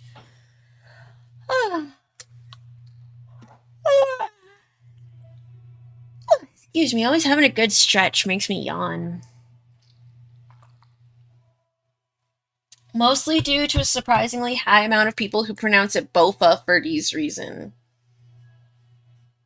Cause like both of these nuts. Since when are E's pronounced as A's? I don't know. Maybe because it's no. Cause I was like maybe both and then Alsaroot, but I was like no. I think they just want to say both of these nuts.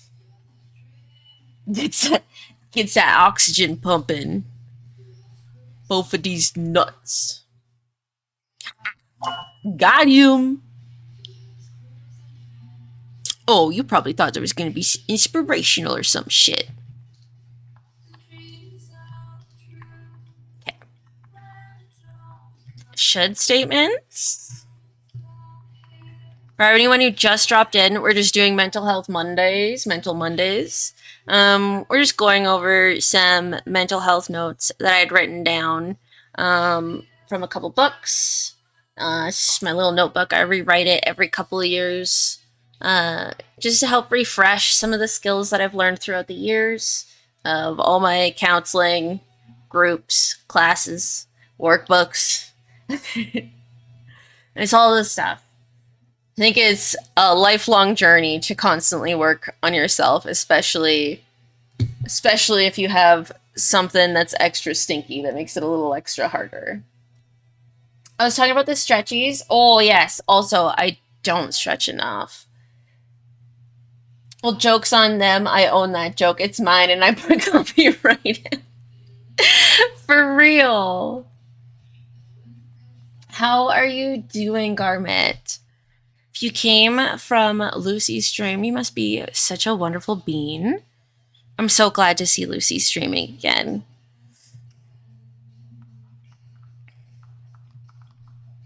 I know I fell asleep yesterday, so I couldn't catch hers. And then I didn't even know she was going to have one today.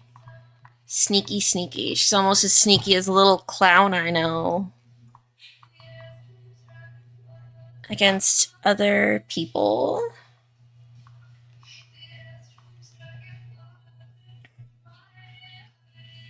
Or let's check the world in general.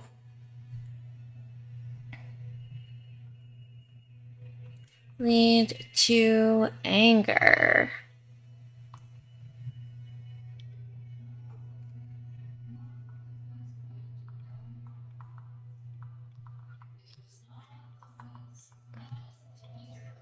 And remember, these are mostly just generalizations.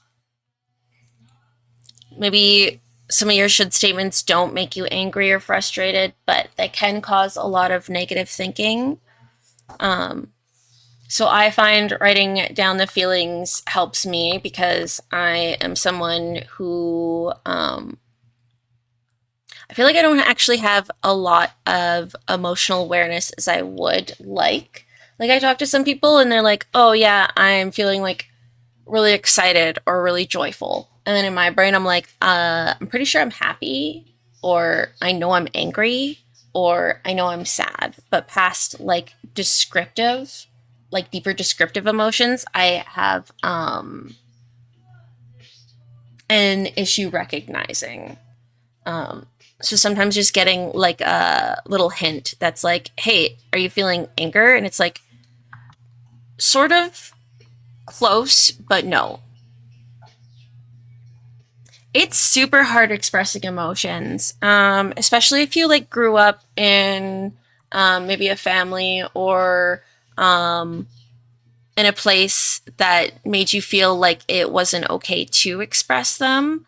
Then it makes kind of like being an adult in a world of people who like learned how to do that very very scary. And also it can bring kind of like a lot of shame. I don't know if anyone else struggles with this, but I get a lot of guilt and I get a lot of shame because um I feel like I can't communicate as well as I want to. And in a way it makes me feel like less of an adult in a way. Like I'm like, oh, I'm more like a child because like as an adult I should know how to do this, but I don't. So I kind of bully myself in a way. I struggle with it because I have autism. It has nothing to do with family. Yeah, for real. Like that's another reason.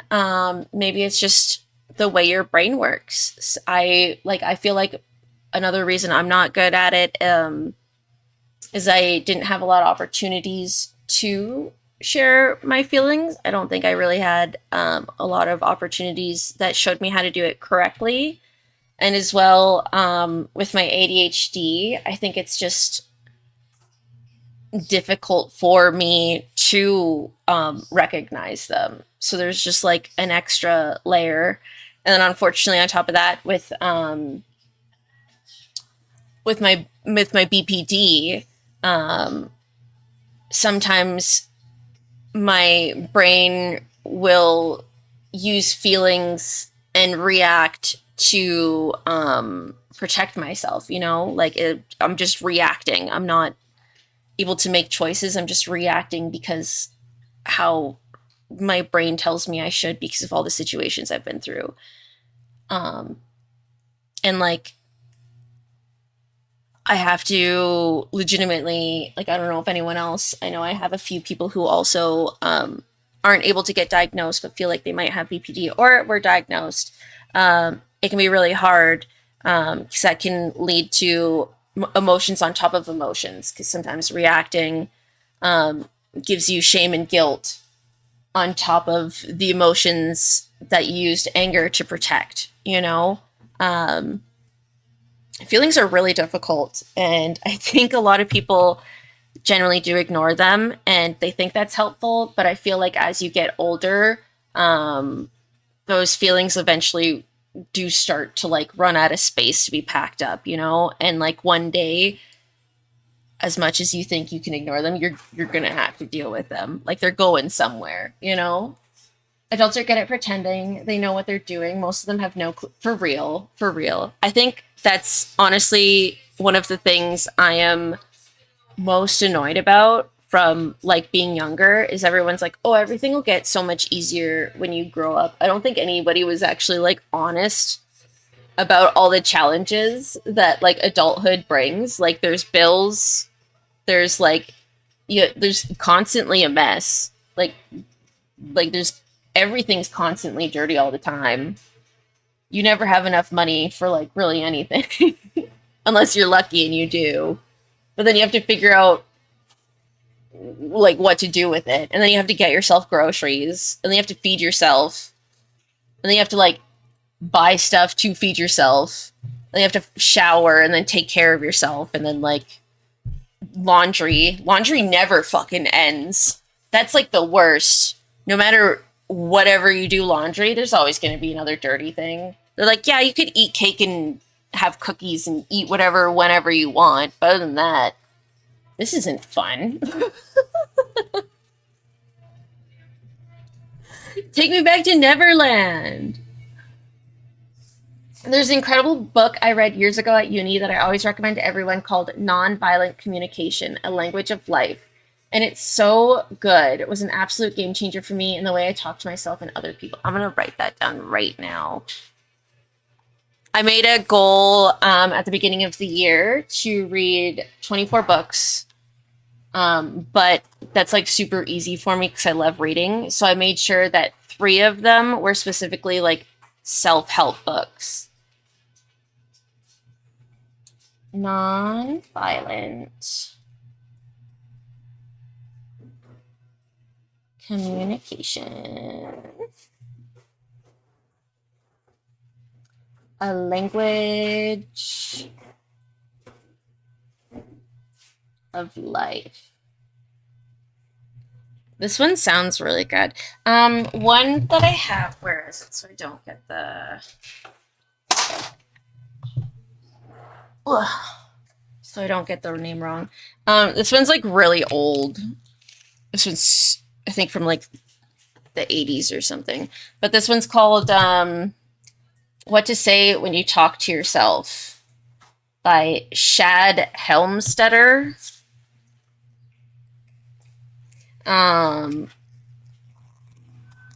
Yeah, it was kind of like really changing in a way. I liked it a lot. I've read it like 3 times. I've only implemented what it said like once, but if you don't have time to read books, there's also so many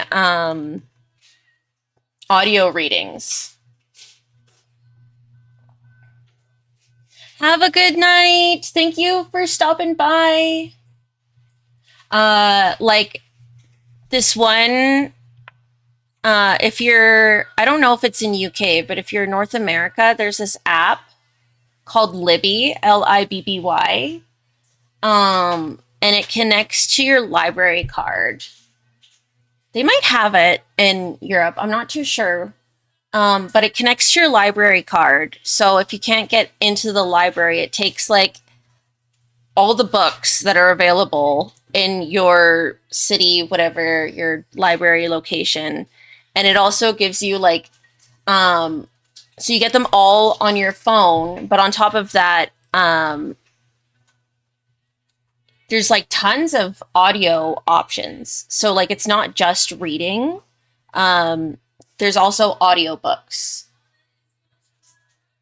Yeah, look into it. My Shart, one of my viewers told me about it, and I used to go to the library, and then I would have to pay late fees all the time because I'm like, I don't want to go to the library until I finish all the books. And yeah, I'm such a shit because I got to take out like 10 books at once. But this way, you can like put them all on the wait list and like have them all tagged and stuff, and it's all from like the books that your library already has, so you know that you're going to be able to buy, like, to read them.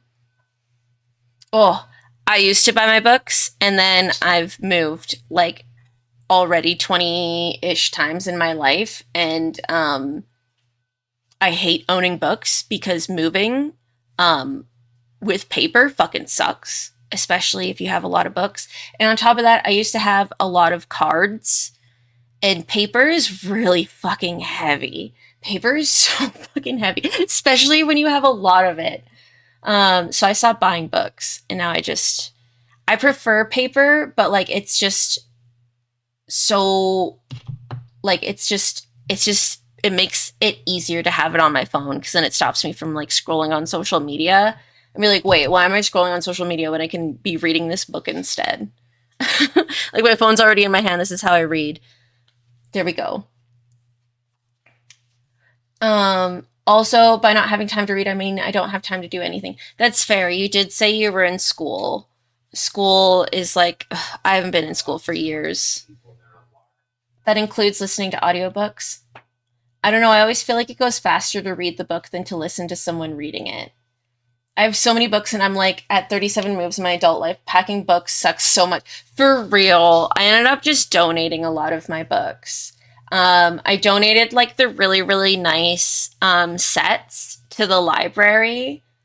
Um, and then the ones that were kind of more worn down, I don't know, in your community or your area, there's a lot of like these community libraries going up where it's just kind of like a giant birdhouse looking thing along the sidewalk or pathway. And then people just like put books that they don't really read in there. People started putting like DVDs and movies in there too, which I thought was really cute. So I don't know if you have that option in your community, but I also put like my books randomly throughout those. Hi, Shogoth. It's good to see you. Hello. You still got to finish Dracula? That's fair. Sometimes it can be hard to read, like especially if you have I hate calling them learning disabilities because I don't think they're disabilities. It's just like your brain works differently. Um but especially if you have uh like it's hard for you to like the letter one, dyslexia. Yeah. Yeah, dyslexia or grapholia, I don't know if I'm calling it a fucking a disability. Dis- Yeah. It disables me. Yeah. Disables me from a lot of things. It just means your brain works differently.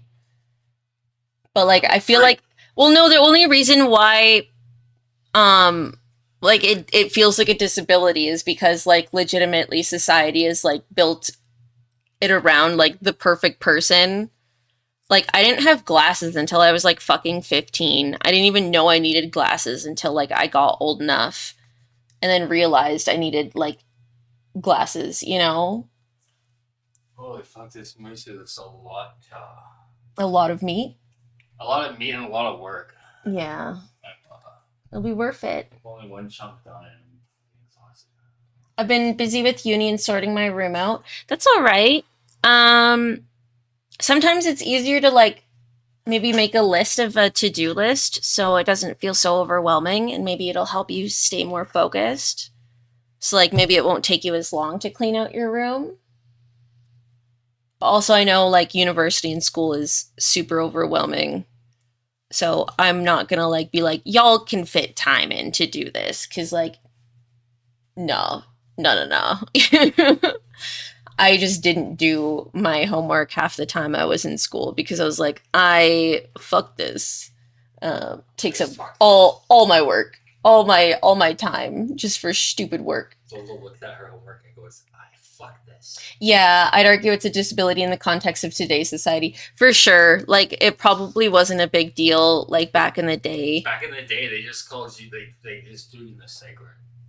Well, back in the day, like they just be like, okay, well, he won't be like a wordsmith. We'll just put him in the fields. Everything was you're retarded.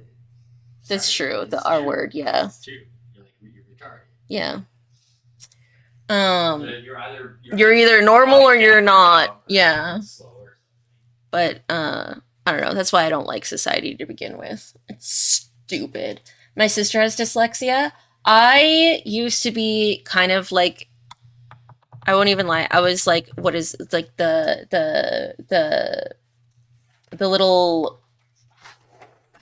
This was like such a 2000 thing to say, but like they would call you English Nazi because like you were the person on the internet who would always like, yeah, the grammar Nazi. You were always the person who like corrected someone's grammar, like whether they spelled something or like said so. I was like, I in junior high and high school as like a young adult or whatever, I was that person. I was such a little asshole. I was like, you spelt this wrong.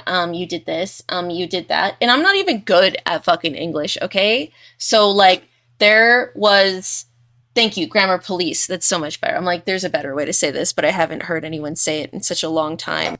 My age, my ignorance shows. I'm so sorry if I offended anybody.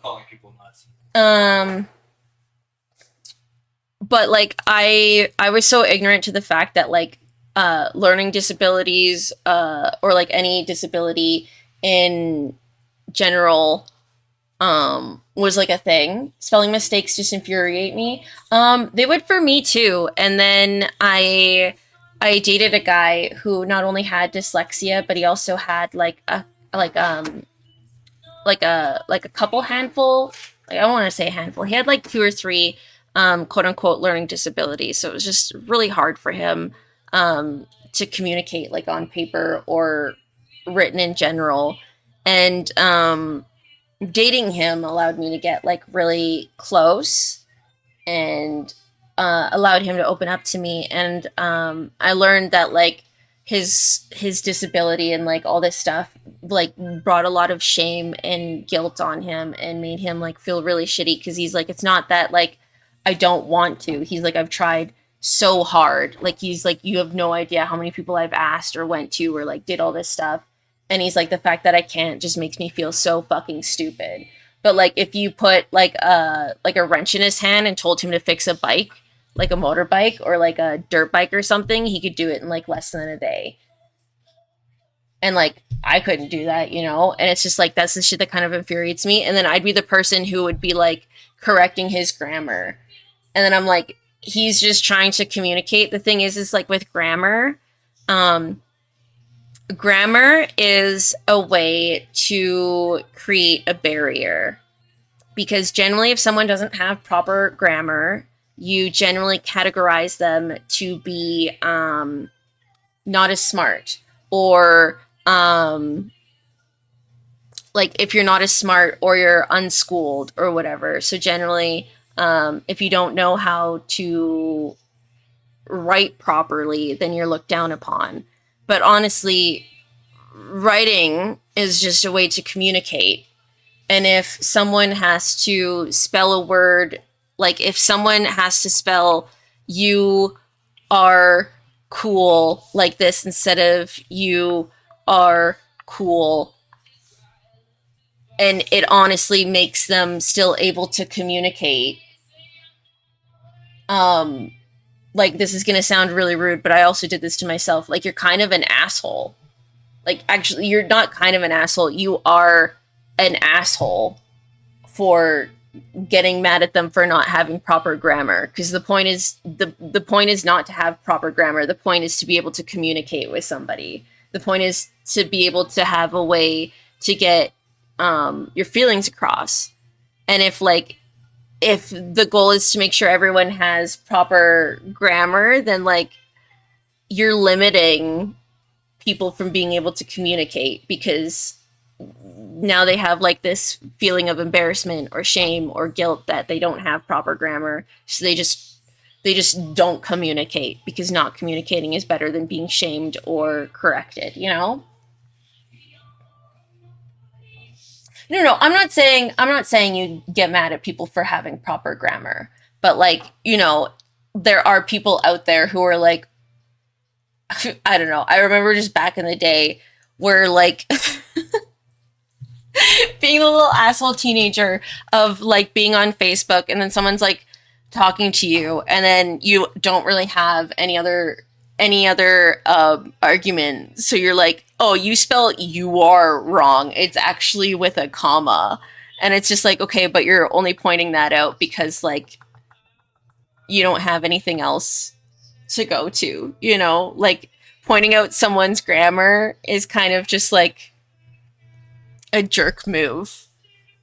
Like you can internally be upset about it. I definitely get that. Be like, oh, that's spelled wrong, that's spelled wrong. But to be like one of those people who like comment under and being like, you actually did it wrong.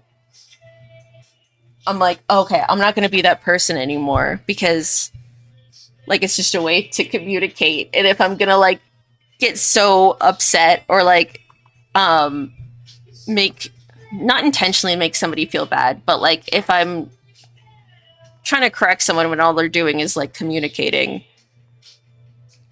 I'm not an English teacher, you know? And now I'm not so now it just doesn't bother me. I'm just like, oh, the only time I'll like ask is if I'm reading something and I'm like, okay, I honestly have no idea what you're trying to say.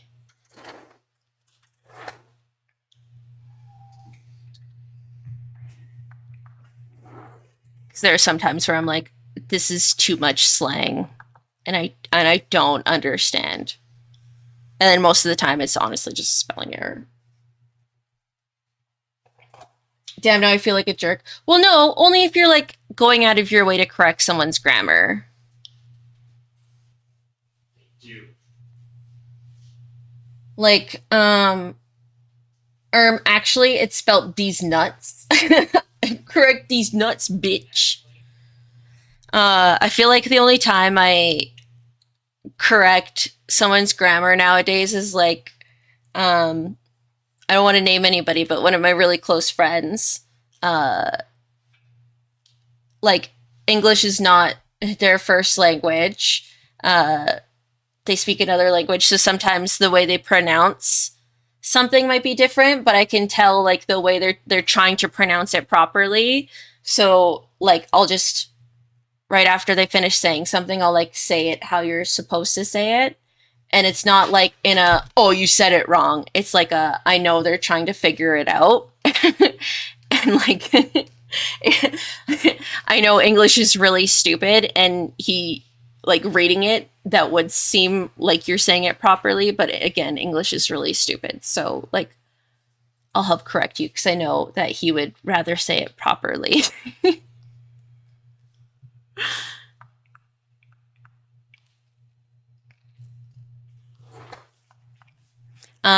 Labeling. I'm talking like way too much. No such thing. Labeling is a form of all or nothing thinking. Oh, can't draw straight. Okay, I think this is actually repeating, so we might.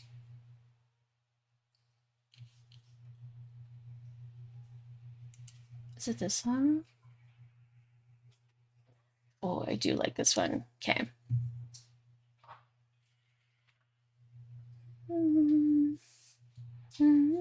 Rabbit, run, run, run. Run, run, run. Run, rabbit, run, rabbit, run, run, run. Okay. Labeling is an extreme form of all or nothing thinking. This always makes me think of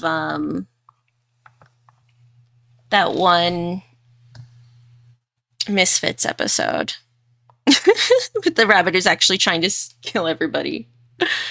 Labeling is an extreme form of all or nothing thinking. My psychiatrist says my obsession with proper grammar is because I have internalized the rules, and my autism makes me care too much about the rules I internalize. I haven't been diagnosed as autistic.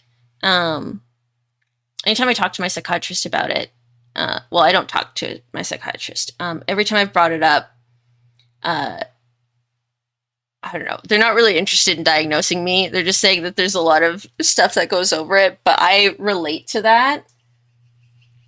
I relate to that so much because like there are just things that in my head I'm like they have to be done this way. They just like they have to be done this way or just like it's not right.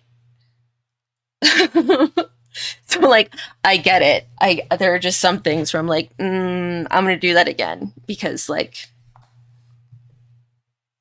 yeah, that wasn't done properly. Misfits is so good. I started rewatching it again a few weeks ago. The first three seasons, always my favorite. The last two seasons, I could go without watching, but I love Rudy so much that I have to watch them. You've yet to be diagnosed. It's so hard to get an autism diagnosis as an adult, and it's also so expensive. See, I think because I'm in Canada, it isn't actually really expensive, but it's definitely a hassle. Because, like I said, I've brought it up, but like no one's actually like interested. They're like, what would it actually change? And I'm like, well, my diagnosis first of all. So like, I don't know, that kind of be helpful.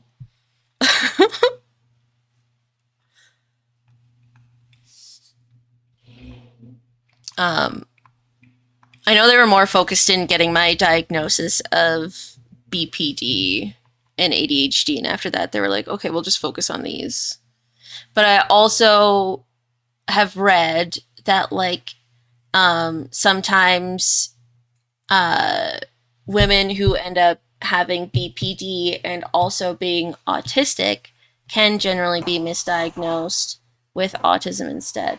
But also, I take my autism, like my ADHD medication, and I feel like it helps. But also, at the same time, like regular people take ADHD medication because it helps them focus. So, like, I don't know. It's like, I don't know. Mental health is such a fucking weird thing. I'm in Canada too, and only psychs around here that would do it charge thousands. Really? Oh my gosh, that's ridiculous. That's so stupid. It's nice to put a name on stuff. Humans like putting names on stuff, putting stuff in boxes and shit. Exactly. Like, it's just nice. It's just nice to know. Like, once I got my BPD diagnosis, it was honestly kind of world changing because I was able to like look up. And even though there was like, it's a lot better now. I feel like 10, like, not 10 years ago, but like eight or 7 or 8 ish years ago, it was like a lot more harsh.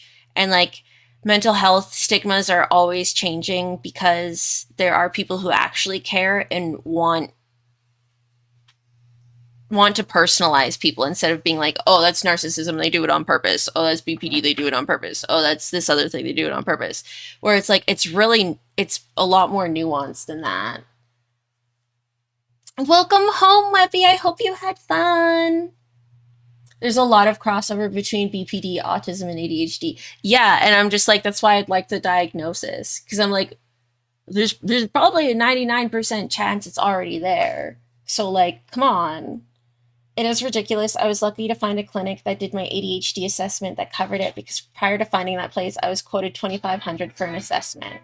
That's crazy. You know what? Maybe I didn't have to pay because it's also the way how I went through getting diagnosed. Um, I feel like I was put on a short list because having undiagnosed BPD, I was in and out of the hospital a lot for trigger warning, um, sauce, suadui. I don't know how to say it. I think you get the suidiation, and then also just like trying to do it. So I was in and out of the hospital a lot for that throughout like probably like at least 10, 15 years, on and off. And they diagnosed me with clinical depression. So I was on like really heavy antidepressants.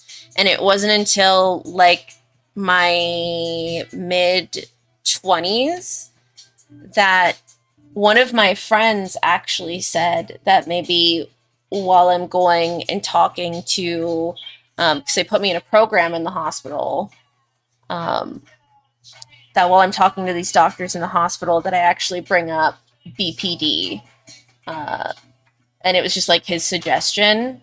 And then when I went to the doctor and brought it up, they were like, oh, we were actually looking over that. Your friend's really smart. Is he in school for like psychology or something? I'm like, no, he's just smart.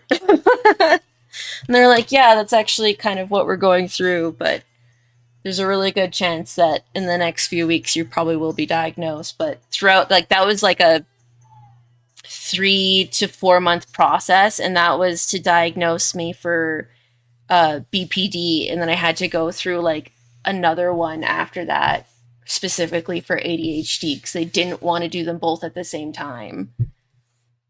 And I was like, okay, kind of seems counterintuitive, but I guess it makes sense. Like, I get it, but also annoying. Um, and then, Yeah, I think the most recent psychologist I went to go see recently was like, you can't get to see a psychologist until you go see the doctor, and the doctor suggests you. But the psychologist I saw, I didn't even like, so now I have to go back to the doctor and go, can you, like, suggest me to a different one? like, like, what the heck? I'm glad you were able to get the supports you needed and manage to get it diagnosed. It helps so much to know how and why. For real, because also I feel like a lot of people, I don't want to generalize this, but I feel like it's really easy to victimize yourself, especially when you have a diagnosis or undiagnosis mental situations such as like BPD or PTSD or CPTSD or something like that. Something that's really, really easy to do. Good night, Bofa. Just kidding. Good night, Bof. It's good to see you. A habit that I had that I didn't realize I had until I got diagnosed was I was so incredible at victimizing myself. Like sometimes you get so caught up in like sometimes you are the victim, but sometimes you get so caught up in being the victim that you put yourself in that role all the time, whether you are the victim or not. And I know there was a lot of instances where I I probably was the instigator, but I would act like I was the victim because, like some of these toxic thinkings, like I am feeling this, so it proves that it's this. I feel angry, so it proves that I'm feeling, that I'm being treated unfairly. So, like, I would be the toxic person and I would think like my anger was justified. And it wasn't until I got my diagnosis and I learned that, like, hey, my emotions are really intense and they're a lot more intense than a lot of other people. And maybe that's why I go to these toxic habits of wanting to see that person having as intense feelings as I am, because I don't think they understand unless um, I see it. So that was one of my really toxic habits that I had to break was um, and I still have to kind of break it if I get triggered. I can still get really caught up in getting caught up in that feeling and going, I'm so hurt. This person hurt me so bad. They need to understand how much I'm hurting and how bad they hurt me. And the only way they can understand that is if they hurt as bad as I am hurting. Um, and that's a really toxic thought. Um, but like also at the same time, it seems logical at the time. If you've ever been in that situation, it's in the emotional mind and not a wise mind. It seems like a very logical step to take. I got misdiagnosed for a long time and it was so confusing until I finally got the ADHD one a few months ago. And I'm also being assessed for BTPD.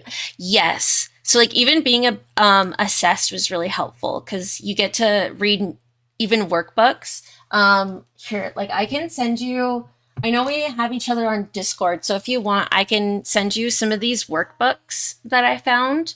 Um, that just like really helped me understand myself a lot better, and it's not necessarily maybe if like you even have that, but it helps so much.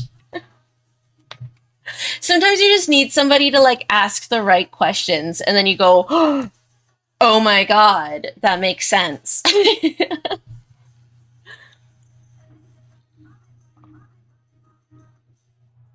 We are going to be having ads.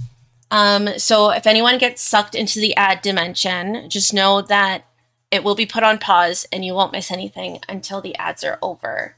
So if we're in the conversation, don't worry. I need to get diagnosed. I know what I got diagnosed with it. They call it something else now, and I was so young, I don't trust it. Yeah, especially like even in the like mental health is so crazy. Like even in like the past 5, let alone 10 years, how crazy of a what's the word for it? um like open-mindedness, I guess is what I want to call it. Because like it used to be such a closed-minded um thing where like I don't know, there were just some fucking doctors who were like, this is how it works, and that's that. And it's like, okay, but the brain is actually really convoluted. I don't think it's as black and white as you think it is. Like, I don't think everything is one to one. Sorry.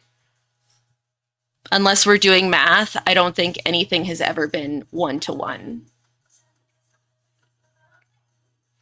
Okay. Labeling an extreme form of all of nothing thinking instead of saying I made a mistake.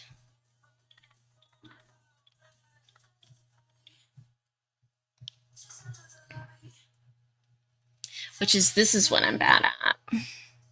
Oh, here you go. I'm going to take this time I'm going to eat some of my apples. I was just listening to that one.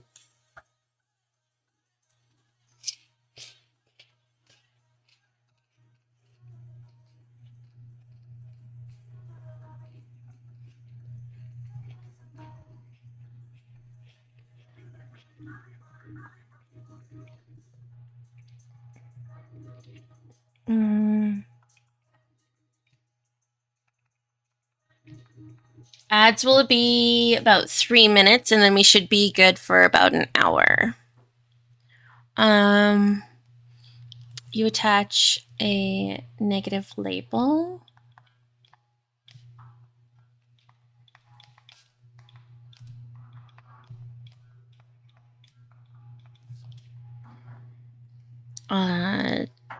To yourself. Like, I'm a loser. I'm a loser, baby.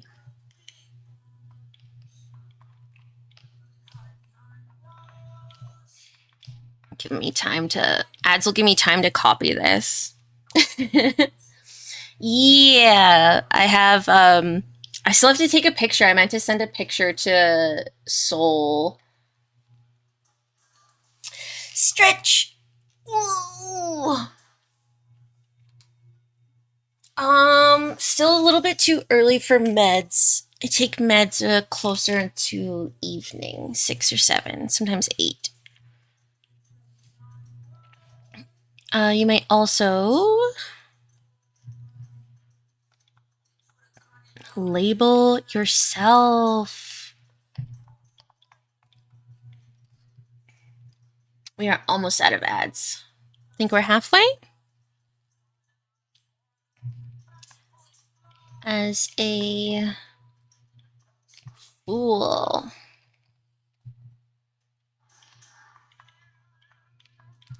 Jerk.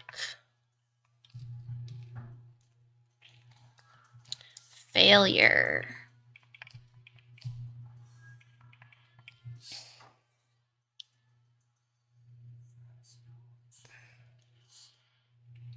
Welcome back. Okay. Our understanding of different diagnoses have changed so much now too. Before, I believe you couldn't be diagnosed with ADHD and autism at the same time, but now they're seeing the overlap is strong, and if you have ADHD, you have a high chance of autism too. Yes, that's so true. Like there's so much overlap now with I just call it spicy brained. Like if you got a spice, an extra spice, because they always say sugar and spice. If you got a little extra spice, generally it's like an overlap.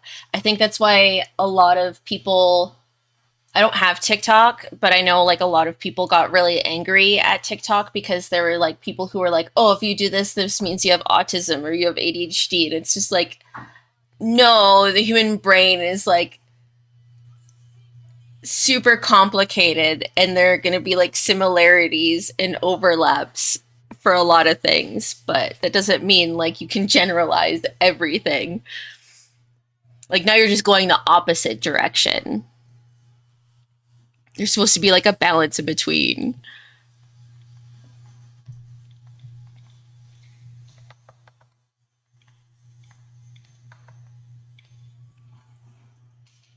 Yeah, there's so much complexity to it. I feel like that's why I really like following like those mental health professionals. Like what is that book she wrote? Do I have it written down here? I think I wrote it down somewhere.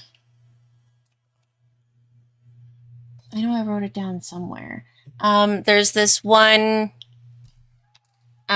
psychologist. She basically, if you've heard of the Dime Game, she's basically the one who like wrote so much study and like understanding, and she's basically the one who created the Dime Game, kind of like helped create CBT, DBT, and like the whole thing to help BPD, because BPD and bipolar and like really big emotional regulation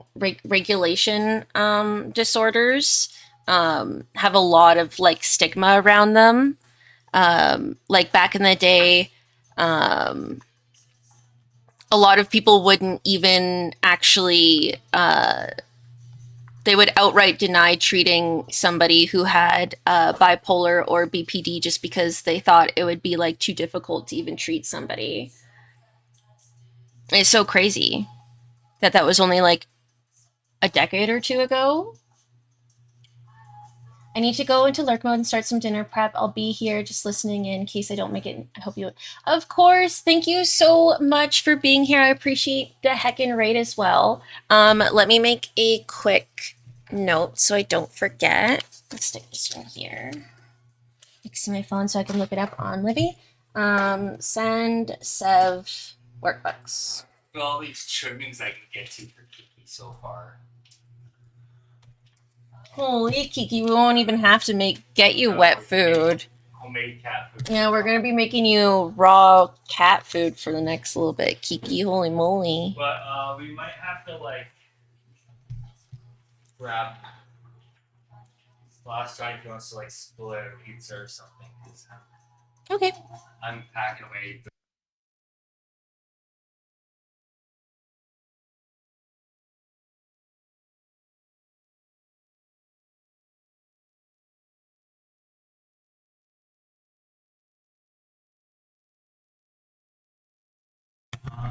Okay, sorry, I was talking Peppo.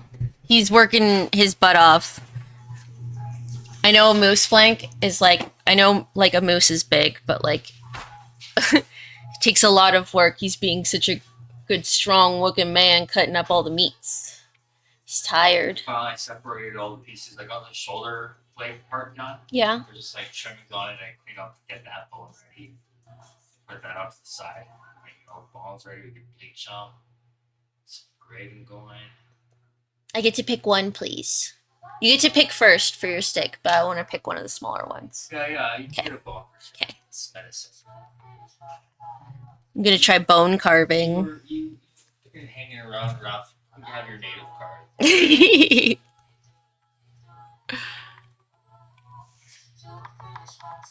I appreciate you being here, Sev, by the way. Sorry, I got a little distracted by Peppo. If you're still listening in, you're wonderful.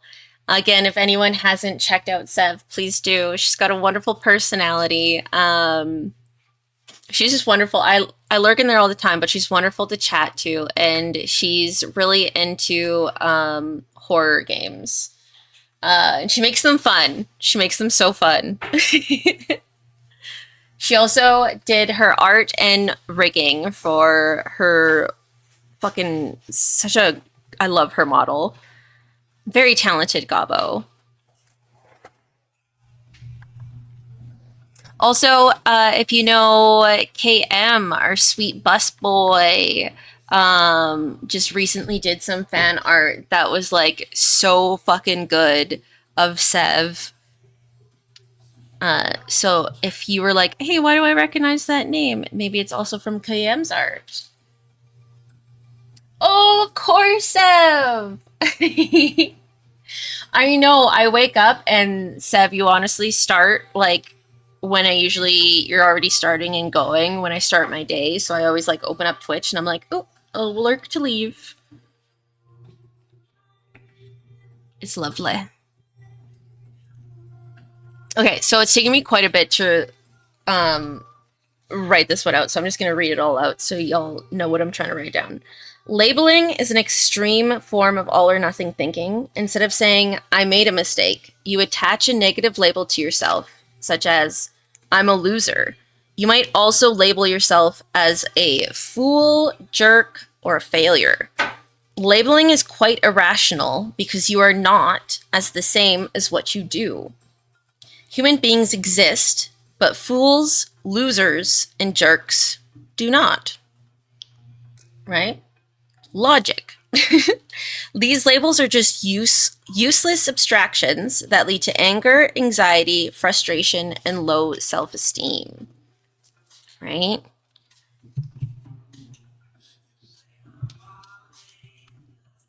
A person is, like you say, oh, a person is a fool, but they're acting like a fool. Because again, somebody can't outright be a fool. It's just like a word, right?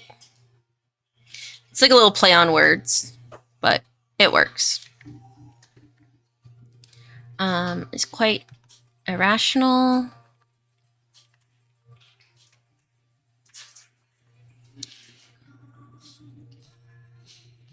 Because you are not the same as what you do. Even though I was told you are what you eat so many times. I used to start streams right in the morning, and then I realized I would just like be like, I'm just gonna stream for the day, and then I wouldn't get anything done. I'm like, I'm just gonna keep streaming. I'm like, oh shit, laundry? Meh. It's so easy for me to like get caught up in things and then just run with it. Labeling is quite irrational because you are not the same as what you do. I know if I still have some of my OGs in chat, I know I used to be known for having like 12, 16-hour streams.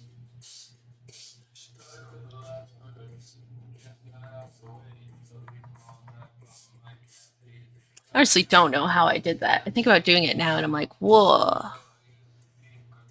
Get so distracted now. That was also when I wasn't taking my ADHD medication, though, so. Taking my ADHD medication helps me be way more aware of everything. Labeling is quite irrational because you are not the same as what you do. Human beings exist. Human beings. I am the answer. Human beings exist.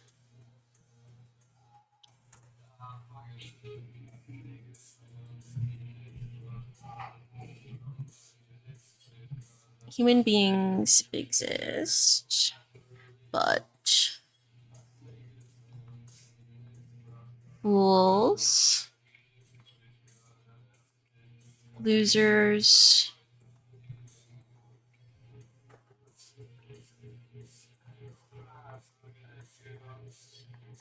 jerks do not.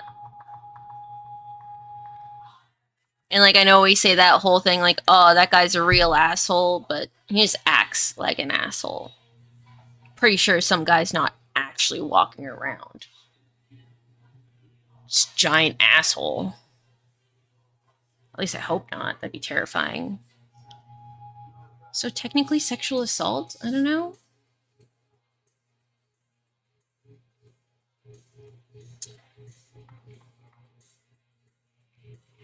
These. It's like that. I used to binge watch Juno all the time. One of my favorite movies. And like one of my favorite scenes is like she goes, she's giving me the stink eye, and then it cuts to her face, and then it's like she's giving him the like it looks like she's giving the stink eye, and he's like, that's just what her face looks like. I see that as a meme all the time. Like if somebody was just a person of giant ass cheeks, they'd be like, "That guy's sexually assaulting me," and he's just like there, and they're like, "That's just him," and his face just like looks like an ass, like ass face from Preacher. The guy whose face legitimately looks like an ass. I think that's Preacher. Is that Preacher or is that the other one? I forget. These labels are just useless. Forgetting how to spell. It's also getting pretty dark, so I might just save. I might just save the other side and the rest of these for next Monday. Because what I started at 2 and it's already been 3 hours. Here, let me message this Stinky really quick.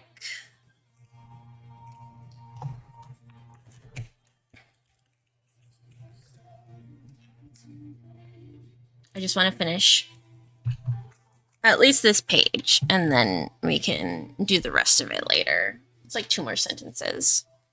Humans beings exist, but fools, losers, jerks do not. These labels are just useless abstractions. What a good word.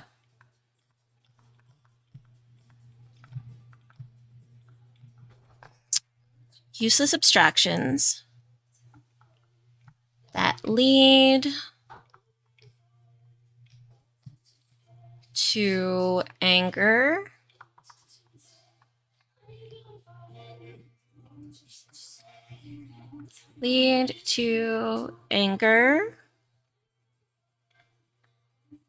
anxiety,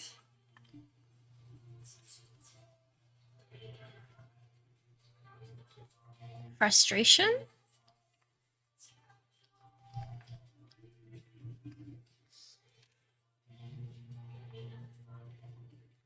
and low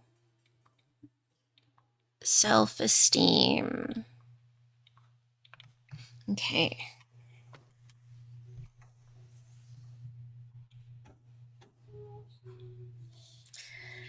So labeling is also one that I can be really bad at. Actually, there's quite a few of these. Mm-hmm. Fortunately, not bad at them. I'm really good at them. But again, the idea is to become self-aware, and eventually, once you become more self-aware, you can slowly. Sorry, I keep saying and like all the time. It's hard for me to think of what I want to say. Once you become more aware of these thoughts, that means you have the mindfulness, and then slowly we're going to take that awareness and we're going to rewrite it. The brain is like a giant computer, but it's like a giant computer that's from the 70s that takes, like, if you need to update it, it's that firmware takes a really, really long time to download. We still got to do it on floppy disks, and the download is really, really large. So it's like a tiny little floppy disk at a time. But if you keep up with it, some of these really small differences can make a really, really, really big change in how the way you not only view yourself, the people around you, also how you deal with a situation. Something that I really admire about a lot of people that I can think of my mind. I am someone who, if I get triggered, I am someone who tends to have the emotions and react first and think later. And some of the people that I admire the most are those people who can stay really calm, and basically those people who can have what you call a wise mind in a tough or high tense situation. And the reason why it's called a wise mind, which we will go over this further in, I know I'm using terms that you haven't heard of yet, but the reason why we keep referring to a wise mind is because there are 2 circles, kind of like those Venn diagrams, right? The 2 circles. We have the emotional mind, So this is emotional, and this is logical, right? Sorry if you can't read that. And then in the middle is the wise. And eventually, we want to get our mind always in the wise mind. And I know that y'all can probably think of someone who's very emotional in your life. Maybe there's someone who, like I said, tends to react first and think later. And then there are some people who maybe are a bit too logical, where you like talk to them and you're like, 100101, do you even feel emotion? Um, and logic can be really useful, same with emotion. But as much as they have their upsides, they both also have their downsides. So that's why you want to find the balance of being in between, because emotion allows you to trust in yourself, and logic allows you to, like, I feel like, trust as well. You know, you lean too far towards the logic, or did. Yeah. So, like I said, they all have their gives and takes. Like, I'm a really, really emotional person. I've dealt with people who are really logical. Sometimes it's really good to have a really logical person, but sometimes if you're too logical, it may make the other person feel like you're maybe not engaged, too disengaged. You need some sort of emotional connection, a lot of the times, for some understanding. And if you're kind of stuck in the logical mind, you're not really giving yourself the benefit to see the other person's side sometimes. I'm also just generalizing, right? Every situation is completely different. Um, but the big general idea of learning all of this and these skills and stuff is to make sure that maybe not every single situation, but in most situations, we will know how to wisely react instead of just going 100% logical or 100% emotional. And that's what'll be really beneficial. And again, this isn't something that's going to happen overnight. The brain, especially like behavioral changes, a lot of behavioral things are built and ingrained in you at a very, very, very young age. Um, Last time I went into studies, behavioral and stuff, and learning those kinds of things starts at like as young as 2 to age 8. And then after that point, like, your brain's already kind of like ingrained the segues of how you're going to react and behave in most situations. And unless you had like a really healthy, a very, very healthy, open upbringing, there's probably like one or two or a handful of habits that you have learned throughout your life that you're like, ooh, I wish I didn't do that. Um, and the downside is because you learn them so young and you've been doing them for so long, uh, it's going to take a lot of work. And I think a lot of people sometimes aren't aware of when you're ready to do self help. Mindfulness is a lot of it, but unfortunately, the brain is really, really fucking stubborn, and it takes more work to change and gain new beneficial habits than it is to just stay the same. And I wish it could be like a quick update where you're just like, you read a book and then all of a sudden you have like that eureka moment where you're like, oh my God, I am no longer going to call people names. Um, yeah, I wish that would happen. But unfortunately, like, maybe you can come to that realization and go, you know what? Every time I'm angry, I end up calling people names. And I really don't like that about myself.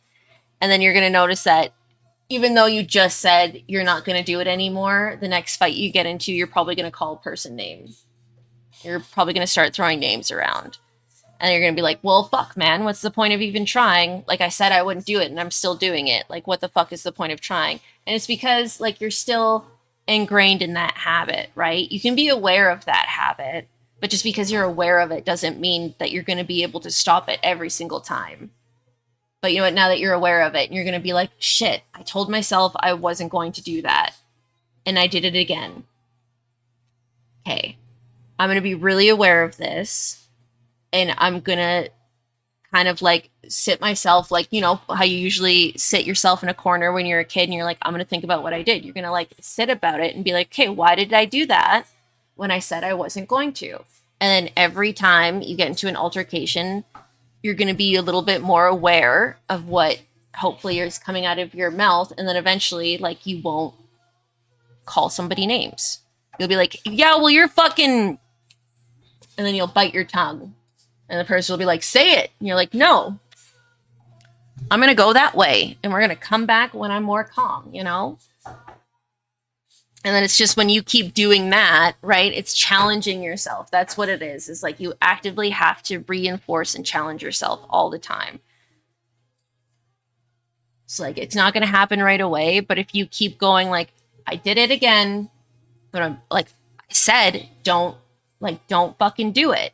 Like, I'm going to watch myself. And then eventually, like, in your brain, you telling yourself that you're going to watch yourself and you're going to stop that is going to become the bigger habit of calling somebody that name or doing that thing that you're trying to stop, you know?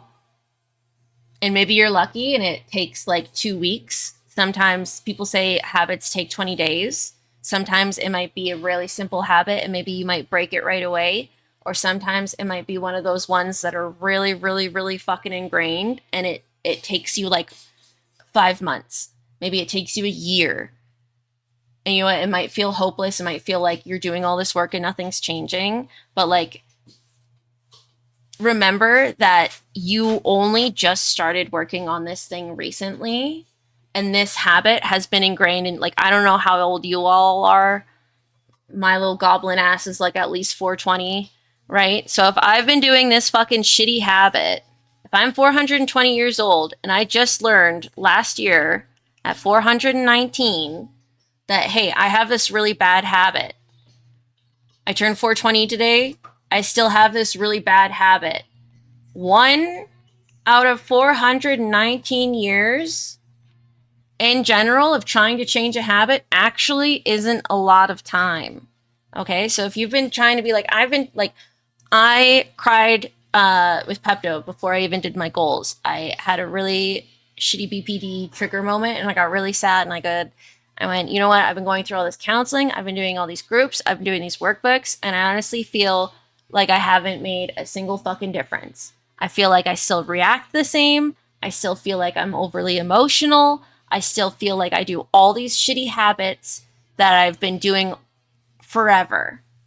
And he like looked at me and he's like, are you like respectfully? He didn't say, are you stupid? But like, I'm summarizing it. But he was like, respectfully, you're dumb. That's not true.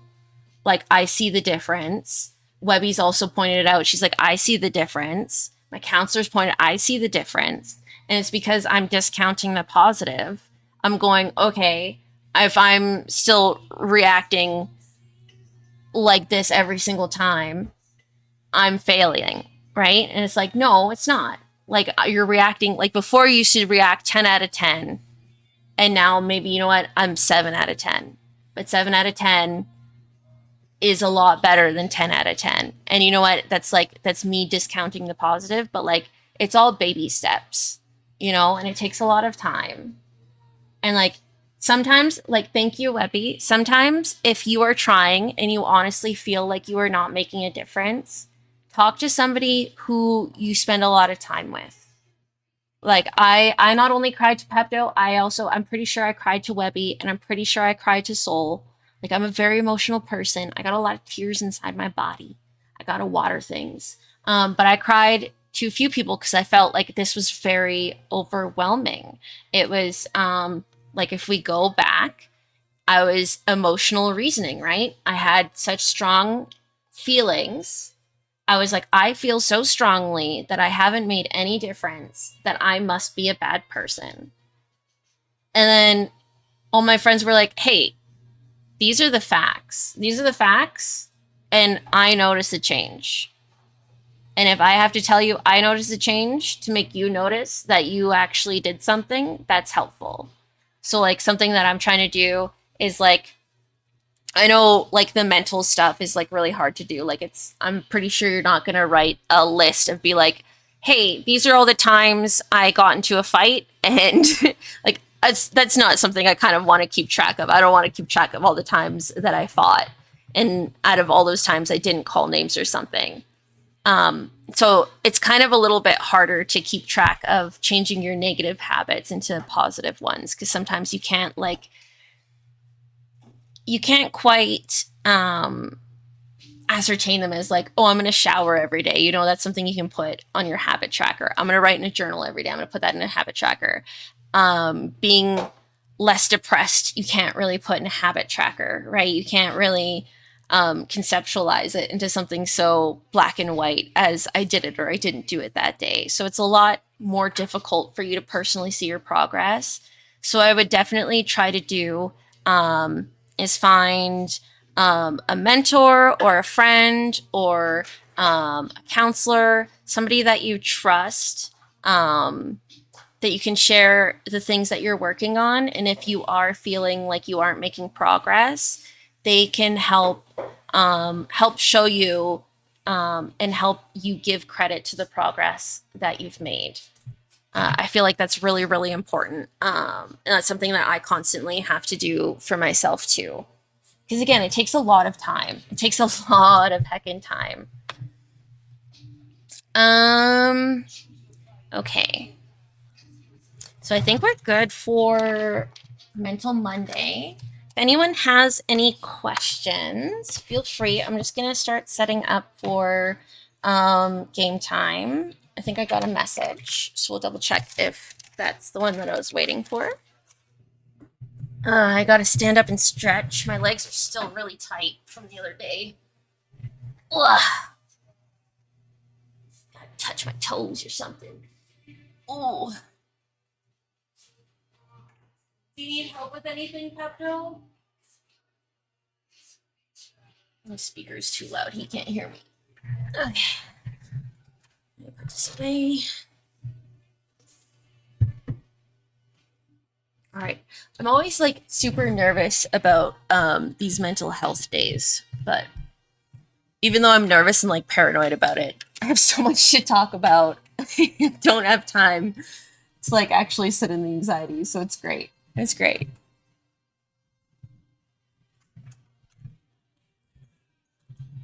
Okay.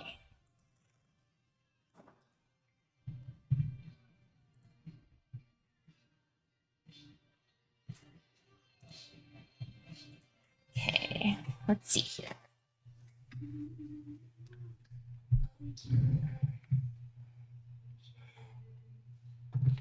Okay. Those plans. Okay, we won't play that. Do you want to continue with Outer Worlds? What do we feel like, Stinkies? Let's see what we got here.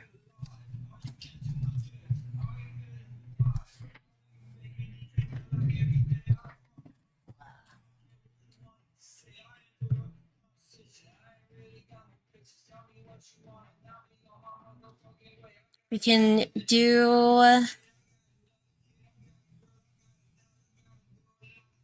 Outer Worlds, yeah? Okay. I think we're getting like really close to the end anyways. So we'll close this. Switch over here.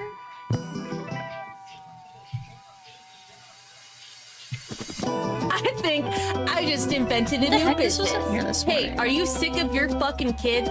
Are you tired day in and day out of your children not fucking listening to you? Call Bumble Bane. Oh, sorry. The reverse store. Sorry. I got distracted. There was a new game that was just added to Xbox. A Game Pass. It was not here this morning. I hate when they do that. they add games like halfway through the day. I'm like, bruh. It's called Quarantine Zone. Looks pretty good. Quarantine Zone, the last check. Oh my god, this one's just new too. They just put this here too. Is this the one that I think it is? Oh.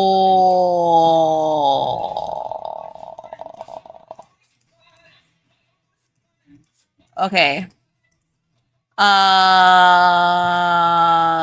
We gotta finish. We gotta finish Outer Worlds because they just added Star Wars Outlaws. Listen, I'm not a big fan. I'm not a big fan of like the Star Wars movies. I've always been like a big Lord of the Rings person. But I fucking love me. I love me some goddamn Star Wars games. The games are so fucking good. The Lego ones, Battlefront. Gosh, so fucking good. I mean the original Battlefront, not the new one. The new one sucks. The original Battlefront, that's the shit. That is the shit.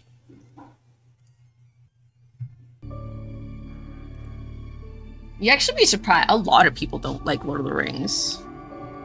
They're wrong, but you know, it's okay. You're allowed to have an opinion even if it's a wrong one. I'm just kidding. Some people just don't like fantasy, which is fine. Okay, here, I'm gonna turn this off. There's too much noise. I'm getting a little overstimmed.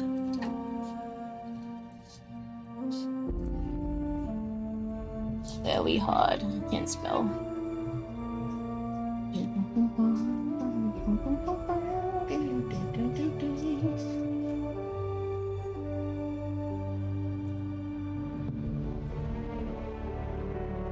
Hello, Shadow.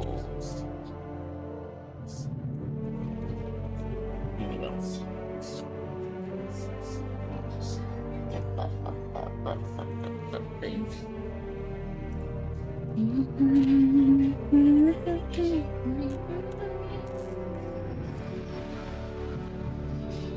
Okay. I still think Bumble is the shit, and I mean that good shit. That good shit. Damn, time to tie them to a chair and make them watch it. For real though, but that's like somebody trying to make me watch Lord of the Rings, right? Like I've tried to watch Lord of the Rings a handful of times, but every time I try to watch, I get halfway through the movie and then I always fall asleep. Which I'm sure some like die-hard Star Wars fans would be like so offended about. And I know there are some people, if I tried to make them sit through Lord of the Rings, they'd be like, please don't. So like each their own. Okay, wait 1 second, I'm gonna go turn the rig on while it's warm. Get that? No, but my head's right there.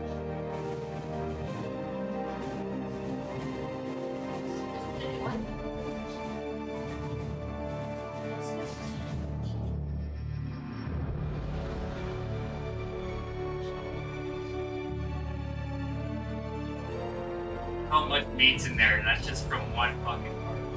I have to give away so much meat.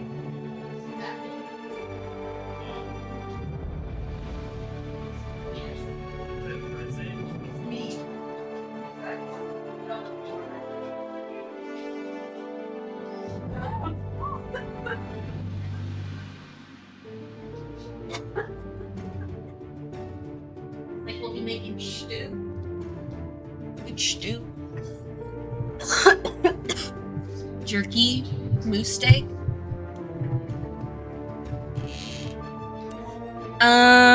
We gotta have a movie night on Discord. Also, if someone would like to bonk, aka 69 with me, if anyone is new here, 69 is just another word for 420. We just flipped the numbers because I thought it was funny, haha. You can choose your poison, whether you drink, smoke, toke, whatever, as long as you're being safe and responsible. Feel free to partake and join the bonk.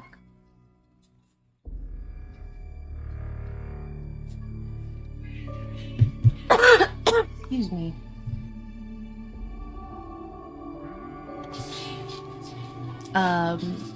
BC grows like these really good apples in the supermarket that I go shop from.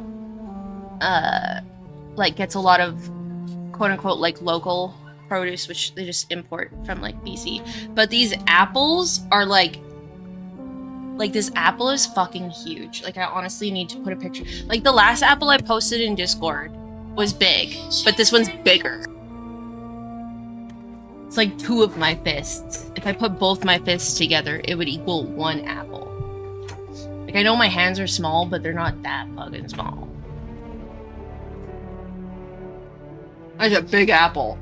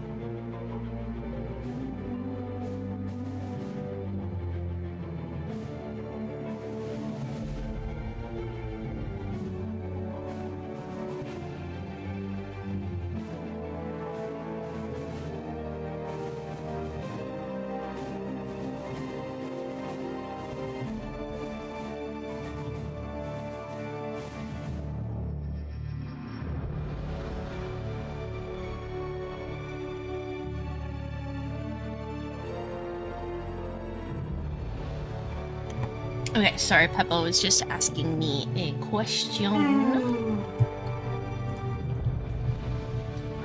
Bippity boppity boopity. Snip snop snoopity. About how long this game takes to load. On behalf of I must say, Ayo! For real though. Like, they say an apple a day keeps the doctor away, and it's like, yeah, because I fucking threw it at him, and it probably gave him brain damage. Because it's huge. 1 apple a day is more like 2.5 apples a day. Okay.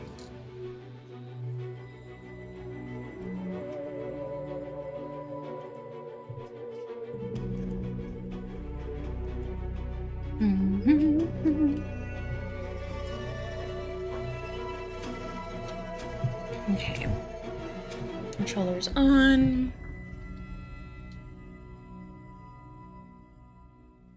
I played the last Star Wars game, the one, I love that show, Shameless, the one who plays Ian Gallagher. Ian in Star Wars! It was great. It was so much fun. And then I watched Mr. Sooks play Outlaws, but of course his was modded to shit. And it looked so good. And I was looking forward. I was hoping they put it on Game Pass. Ugh! I love Game Pass. At first, I was gonna be mad because I was like, ugh, they raised the price by like $5. That sucks. It still does kind of suck. Price raise. But at least they're still putting really good games on the Game Pass.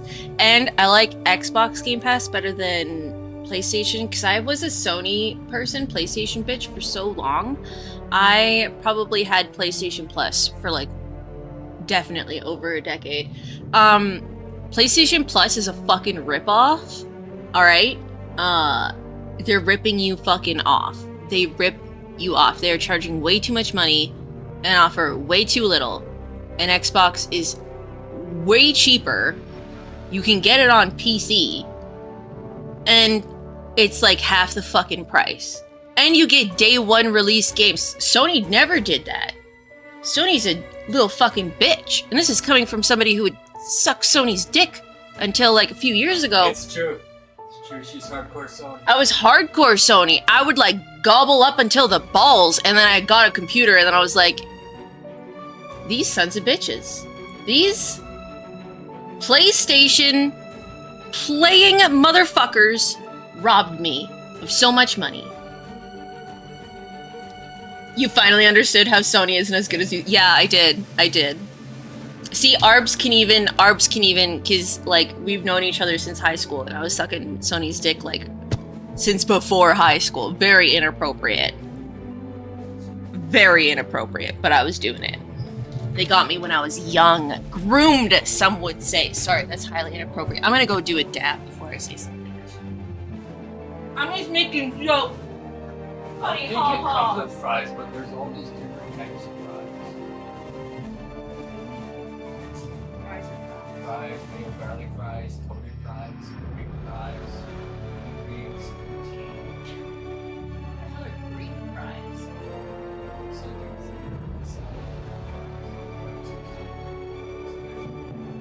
it's like donair fries. It's just like fried.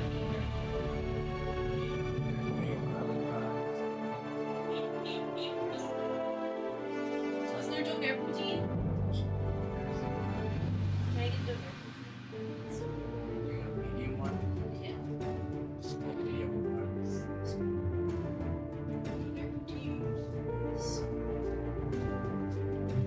But yeah, Sony sucks. And if you're still thinking of buying a PlayStation, don't. Don't do it. Well, actually, you might have to, because AI kind of ruined computers. So unless you got a computer last year, you might not be able to get a computer, at least with memory this year. Try one of their pizza stuffs. Boo! AI sucks. Boo. Did anyone else see that fucking Razer girlfriend tabletop boyfriend thing? At work about that. They're like, so if you see it, they're like, it's fucked up. Has anyone seen that like companion, that Razer desktop companion thing? I don't know whether I should like it or hate it. I hate it, but at the same time it's really cool. But I'm like, this is so fucking stupid in a cool way. I don't know how I'm supposed to feel about it. Like, I'd rather just have a real person. Like, if you want someone to tell you to get good, that's what I'm for. I'm gonna tell you over your shoulder that you suck and your aim is shit anyways. Why do you want somebody on your desktop? Because it's smaller and you can turn it off? Just don't spend the money.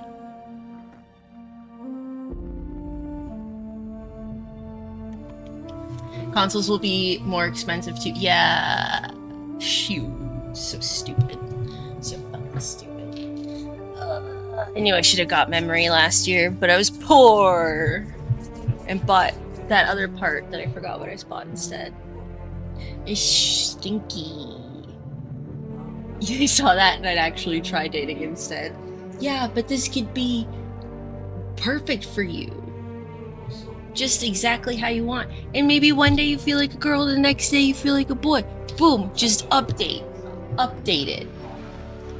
I wanted to replace my graphics card, probably won't be able to. Yeah, I wanted to just get like a little bit more memory. So I don't have to like constantly be deleting and updating and like going over my memory space. It's so annoying. Fucking AI, man. This is so stupid. The motto of life is to turn the consoles on and turn the partner on more. Not gonna lie, but if I want a partner, I'll go look for one and not ask AI. But what about Grok? Or I don't know what it's called. But I think the other motto was life is hard, but you should be harder.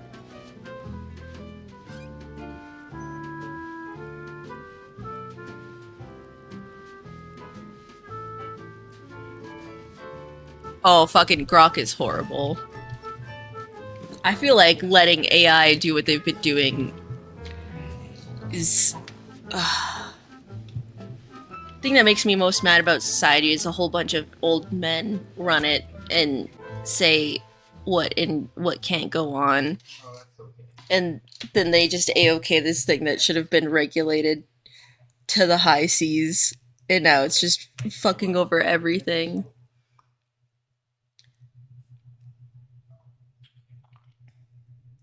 AI and crypto losers ruining things because they don't want to do anything themselves nor pay people for their services. For real, Grok is like I know Twitter was bad, but like there are some fucking things that like maybe you should just like turn. I know you implemented it, but until you figure out how to turn some shit off, maybe you should just like unimplement it, you know? Like there are some things that like you just shouldn't even allow or even outright ignore and pretend it doesn't exist. Like, what the fuck? The fact that the law didn't instantly crack down on it is fucking... For real. For real. And now, like... I don't even know. People are making Grok do some P. Diddy shit. People are making Grok do a lot of unhinged, illegal, and incredibly creepy things.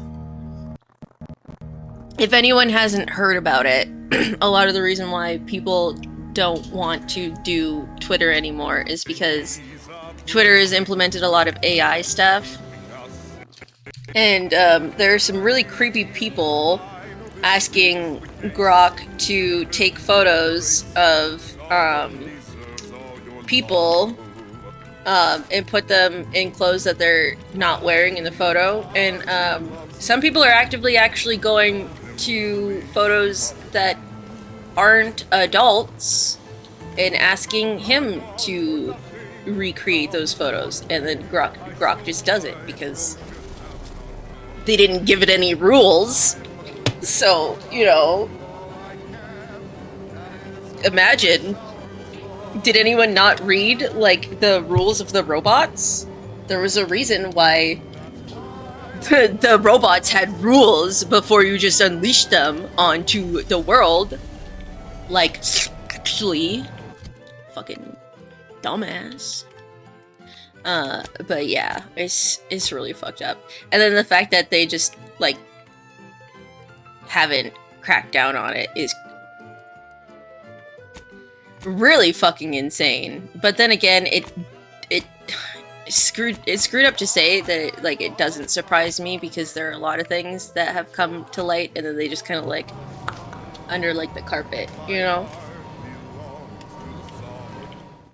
Bro, I wish it was like Grok, show me this guy's balls. Puts juggling balls in his hands.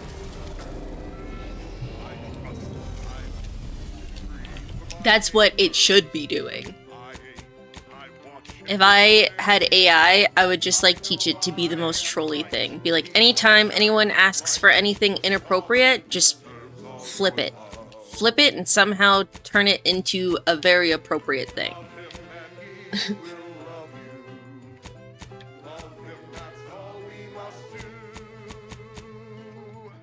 Cloister. Cross the bridge, find the grafting doctor, find a way to play. Collect compression coils. Praetor, which is back on that. I don't know where that is. Speak to Auntie. Okay, so yeah.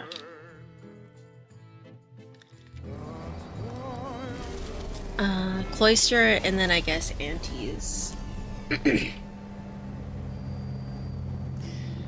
fuckboy Elon doesn't give a shit about other people's consent or rights. It's legit the reason he bought Twitter in the first place. I thought, like, I don't pay attention to politics at all, so, like, I don't want to gear this to, like, a big, I don't want this to, like, turn into, like, a big thing, but I thought the whole reason that, like, Elon and Trump hated each other was because, like, Elon wanted to put regulations on AI, and then Trump was like, fuck it. But then he kind of, like, ran with it on Twitter, so, like, I was like, our beloved sovereign. Oh, I have to have penis-shouldered lady in my party. Gosh darn it. Welcome back, Sev. If I had AI and people ask Grok for not safe for work content, I make it send people a link to the laughing cat image. Just be like, send it to that meme where it goes, "You need Jesus." I don't know. I feel like that kind of should be the case, though. Like, I feel like why does AI have to do anything not safe for work? That just seems. I can't think of, like, a legitimate reason why that would kind of be, like, other than a artist using it for themselves. But, like, in all honesty, what, like, I don't see a purpose of having AI learn not safe for work stuff. Unless it was, like, for, again, like, really personal things, like an artist needed something for something. I don't know. But, like, that would be them actively training it privately, not, like, a company sending out, like a thing. Nor even as your new leader. If that makes sense, you know? Responsible companies won't let you do anything not safe for work. Yeah, but, like, I guess, my question is, like, why would it even be, a legitimate, like, possibility? Like, unless someone's, like, being a perv, I don't understand why it would even be a reason why it needs to be taught, I guess? I don't know. Yeah, what did you have for foods? If anyone's curious, or if you didn't overhear, we are ordering, donair stuff. And I wanted fries in a donair, and then Pepto told me that they had fancy fry selection, so I said if they had donair poutine, I just wanted donair poutine.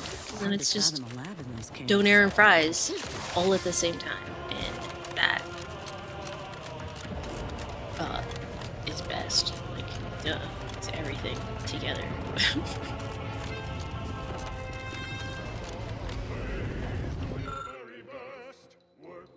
Oh yeah, I remember this guy. The weather could be cold. I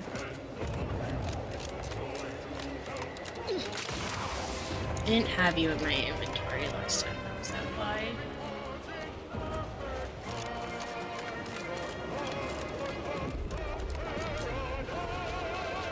Everything around the situation is dead. Buffalo chicken burgers with Asiago ranch and spinach side salad. Oh my gosh, that sounds delicious. Yummy.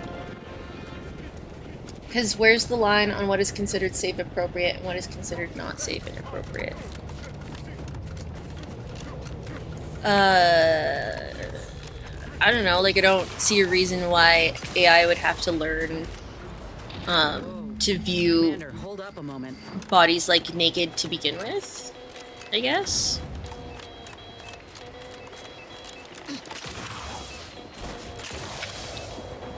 Like, people doing, like, the porn stuff with AI, it's like, why? Like, there's so much of it, why do you need a computer to do it for you? That's weird. That's weird. No, I know you're not. You're asking, like, the questions. This is why I, like, wanted to have this conversation. Don't worry. I'm not gonna villainize you, don't worry.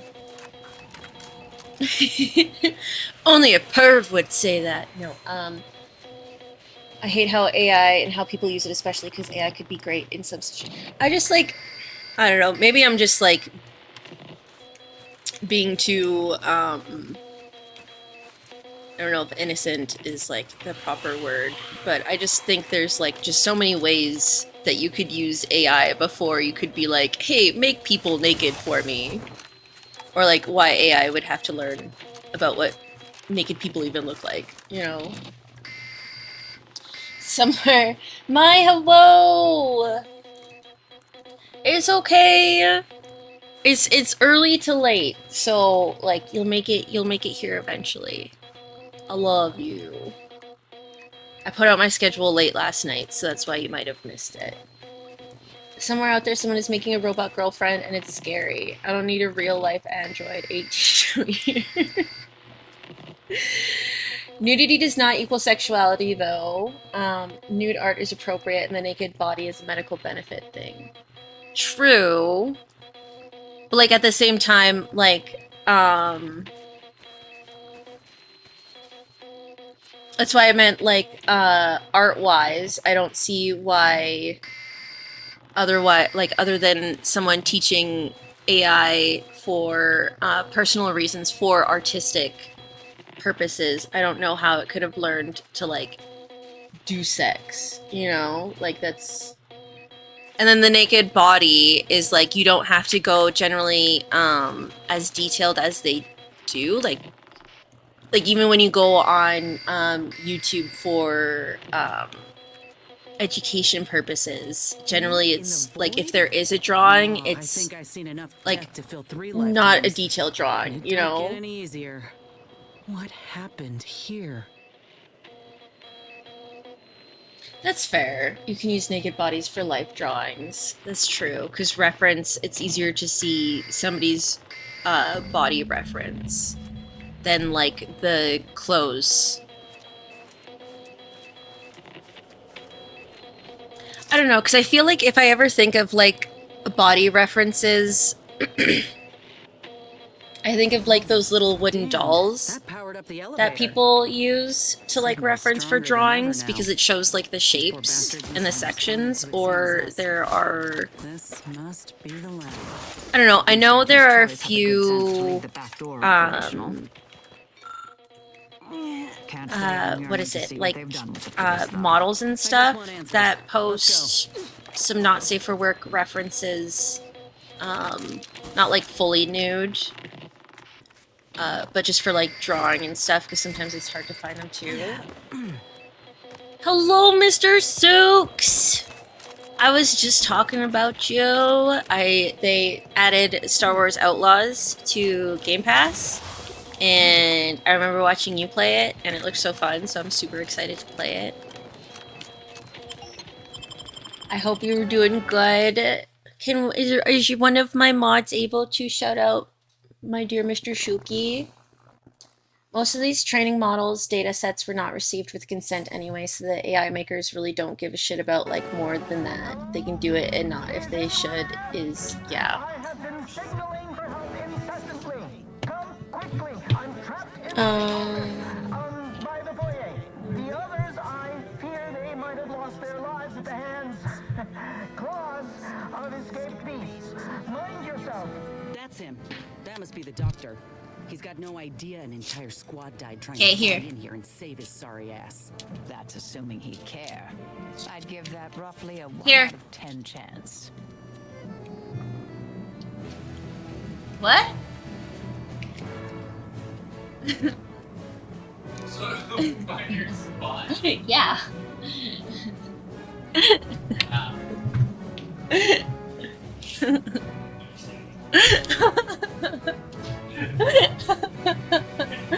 Yeah. Sorry, I had to give Pepto some monies for dinner. It's so true. I don't know. I guess I've read too many Asimov books where I'm like, but they have rules. Like, no, Bumble. That's the problem. They don't have rules. Like, the robot should go, no, you're being gross. I don't want to do that.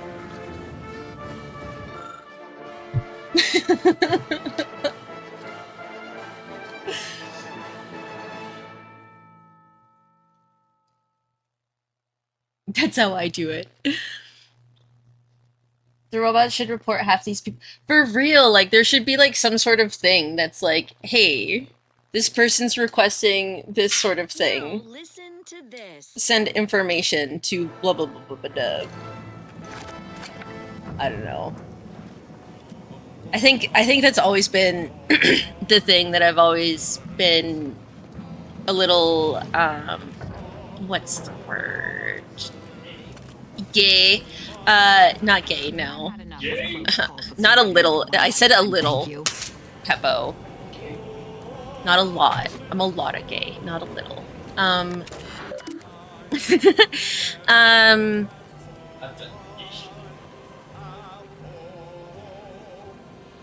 Wow. It's not a competition.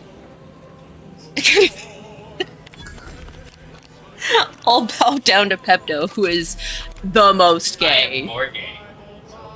I don't know. There should. Yeah. Again, it's just I can't wrap my mind around just the fact that there was just all this technology that was just like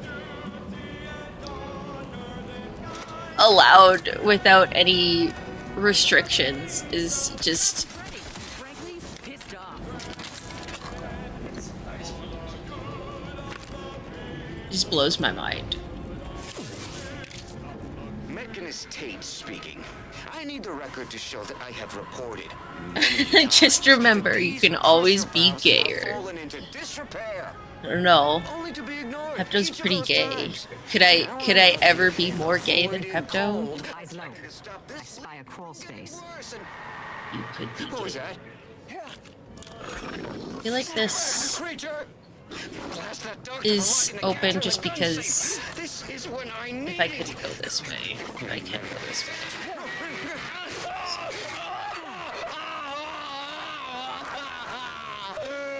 You think that guy's okay? I think he's okay. He's totally fine. What's Ola Ortiz? Oh, what the fuck? Bro, that's your friend. No, look at him. No, it ain't him. I thought. Damn. Commander, help me make sense of this. Uh-huh. Now I extra. Just want to remember, kill this if you spire scientist. enough and put in enough work, you may be able to. He'll walk it off. He's fine. He's fine. He'll get better. Don't worry about it. Notion of what I might encounter here. Test Could always be records, worse. some You could have a girls penis kept on his ice, shoulder like you. but Not this. He's just getting the My best heart head. just about stopped when I saw him. Thought Ortiz had come back, gotten himself in trouble, but no. This man, whoever Fuck, he every is, time she looks at me, I he's can't been for a just time. not look that thing dead in the fucking eye. That's what I'm figuring. Right in the Graft placement hole. and composition look exactly the same. And went wrong exactly the I have same, to, like- I'd reckon. Yeah, okay, Boy, that's better. Gotta damn cover it this while she poor talks to man. me. The test subjects, Ortiz, Stick something here. all of them are dead. All don't of look them at it. Left in ruin by the butchers running this place. Look at her All of them face. could have been me. No. Stop moving. It's My harder to own cover it up. procedure Was above board. The dead weren't just cast Just about. look at me right in the or face. Certainly didn't look like a blasted nightmare out of one of Niles' cereals. No. No, I went in knowing the risks. But if I hadn't been accepted into the program then, and this opportunity. I know, presented she's just itself slinging it today, around. all that matters now is finding that doctor. He's got a reckoning coming. Feel like I know people were complaining about that one guy who had to keep the dick on his forearm, but at this point, I would prefer her dick to be on her forearm than like on her shoulder. My aim's steady, if that's your concern. I'm sorry. That's not what I asked you, but Once we breathe fresh okay. air again. getting quite I need this defensive. to be over. Just take a breath. You're quite worked up. Not gonna tell you to relax, because that pisses me off more, but you know, take a breath. I'm just genuinely asking you if you're okay. Your friend looks pretty fucked up. I genuinely don't think I would be okay if I found someone I cared about looking like that. You know?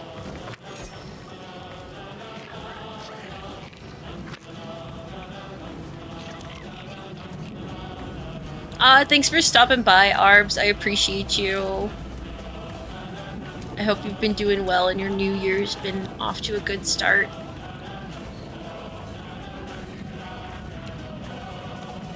I don't know if you got Arc Raiders or if you're still just playing WoW and stuff. Or if you even have time for friends, but games, things, and stuff. Have a good night. Boop! Hello! Hello, Boop! Boop the Snoot! How are you, cutie? That's fair. I hope you have a good night. I'll try to remember to send you a message on Discord, either today or tomorrow. Let me in chat some more. Boop, how are you? What were you up to? You were doing art. Ooh. What kind of art? Were you working on something specific? And a webby? Oh my goodness. Thank you, Arbs. I appreciate you. Have a good rest of your night. I love you. Over here! These beasts have me pinned down! Handle them straight away, please! I cannot let my genius be wasted here! Oh, yeah, I'm gonna take my time. We'll see how you beg when we're face to face. I'm definitely gonna take my time getting to you. You sound like a dickhead. We were playing some Outer Worlds 2. We just finished some Mental Health Monday notes. I think every time we're done a page or something, maybe I'll upload them to the Discord, just for anybody who missed the notes and stuff. And then now we're just playing Outer Worlds. Silly, pretty much Fallout in space. Except same but different, you know? You're a little bit sick, did a short, streamed at Animal Crossing, and then some Shapes too. Ooh, I don't think I've heard of Shapes too. Sounds fun though. I feel like it involves lots of shapes. Of the second kind. If you have to ride in front, Boop, and anybody who came with you, feel heckin' free. Especially if you're sick, make sure you take care of yourself first and foremost. Heckin' always self-care. Make sure you get something to eat, take some medicine. If you have medication, take your medication. Disregard for life. Tea, soup, whatever you gotta do to help take care of yourself a little bit extra. You deserve it. Especially if you're sicky.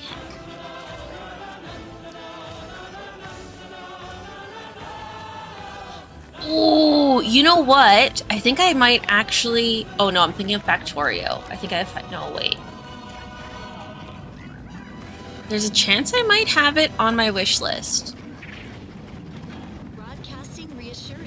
Got 5 minutes till I can do another round of meds and then gonna sleep. Ah, yes. Gotta keep up with the heckin' 4 6-hour thingamajiggers. Meds right before you go sleep. Oh, I was not paying attention. The Crabble Claw's angry. Yeah, now you're getting shot with her shoulder dick.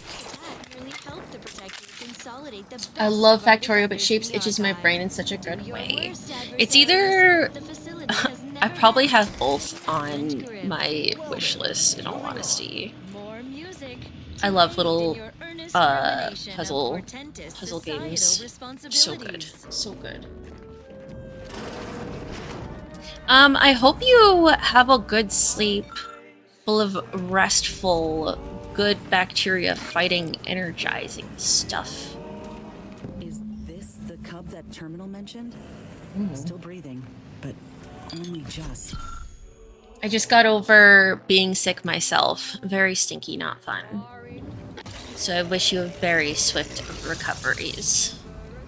Void. Thank you for sharing your community with me, Boop. I really appreciate For it. the soldier back there, but not too late for this cub. We should help. Just one of the coolest beans.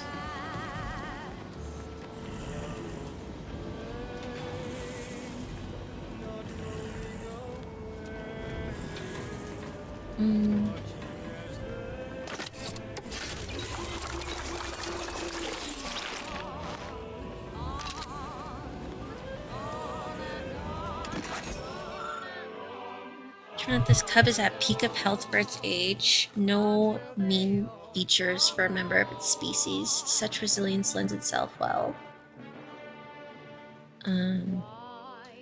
If, and then all of a sudden it just cuts off. Okay.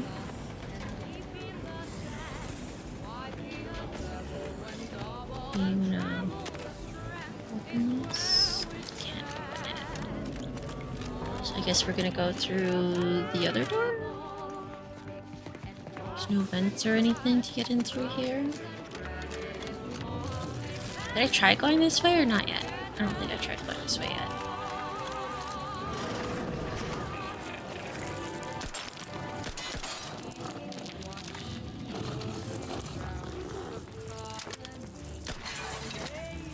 Thought the sprout was gonna eat it. Oh.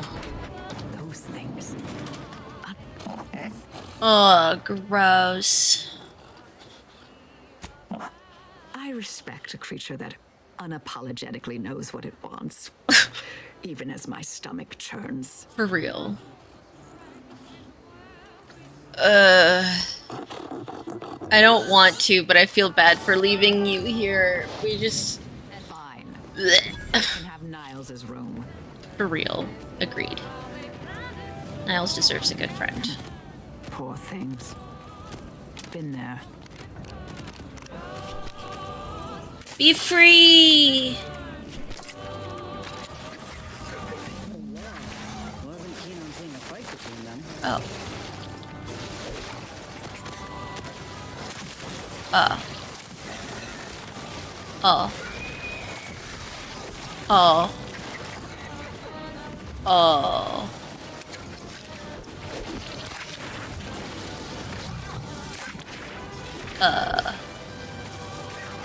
I don't know if that was what I meant to do. Another maintenance hatch above us, if we're apt to sneak about. I'm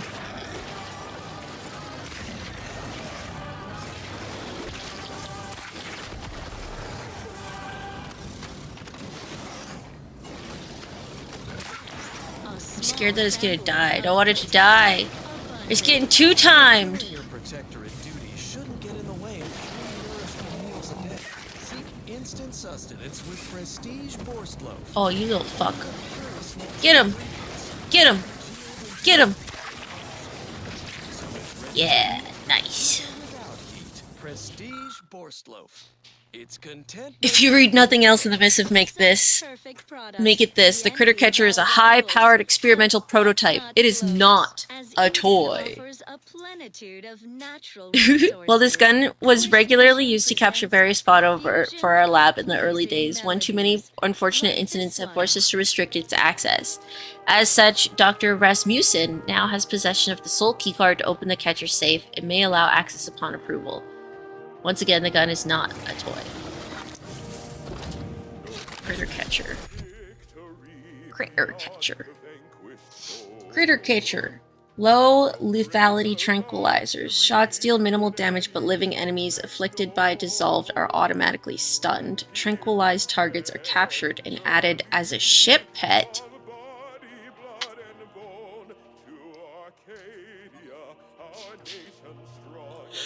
We're gonna turn some people into pets, y'all!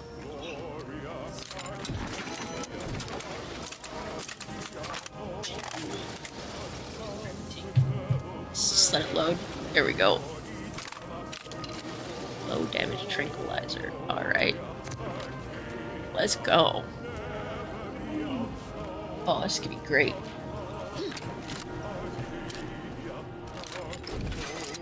Alright. Perhaps a slyer approach is warranted.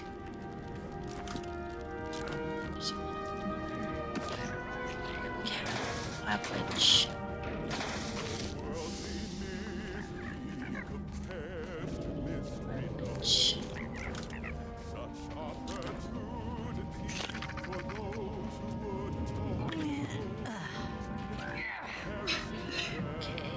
We're gonna save, because I really don't want to kill this thing. I want to give it its mama back.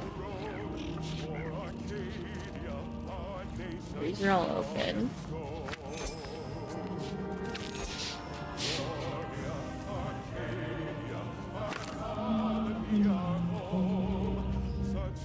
Thank you. Triple B, quadruple B, triple B. You already have us. Why do we need more? Have you ever just wanted to shoot somebody with a tranquilizer in the ass? Yeah. Well then, okay, well.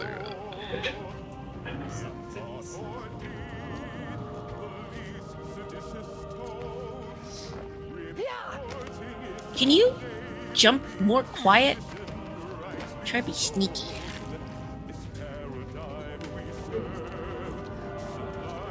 We want this mama to have his baby. Dr. Ramusin's key. Dr. Ramusin, where the fuck are you? Give me your key.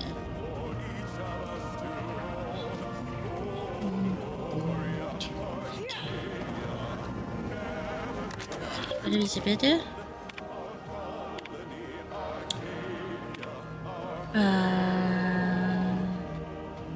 Why does everything keep getting cut off?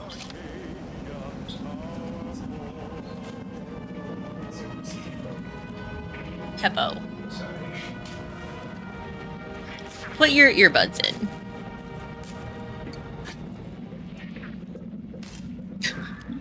This is Protectorate sanctioned wireless. He said put them in. Guidance and approved messaging, punctuated by acceptable music. Everyone's neighbor Prudence Bad is here to Peppo. assure you that despite what you think you see with your own eyes, all is perfect. We have abundance in abundance. Our security is secure. Don't take my confidently delivered word for it. Proceeding to attack. To tell you precisely. Don't kill her! Just put her to bed! Check your scopes. We'll come back in the Put her to bed! I said don't! Oh shit!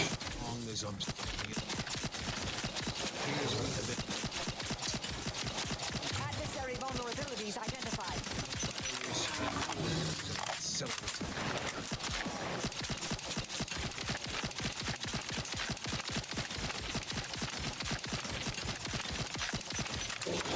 I have a fix on their weaknesses.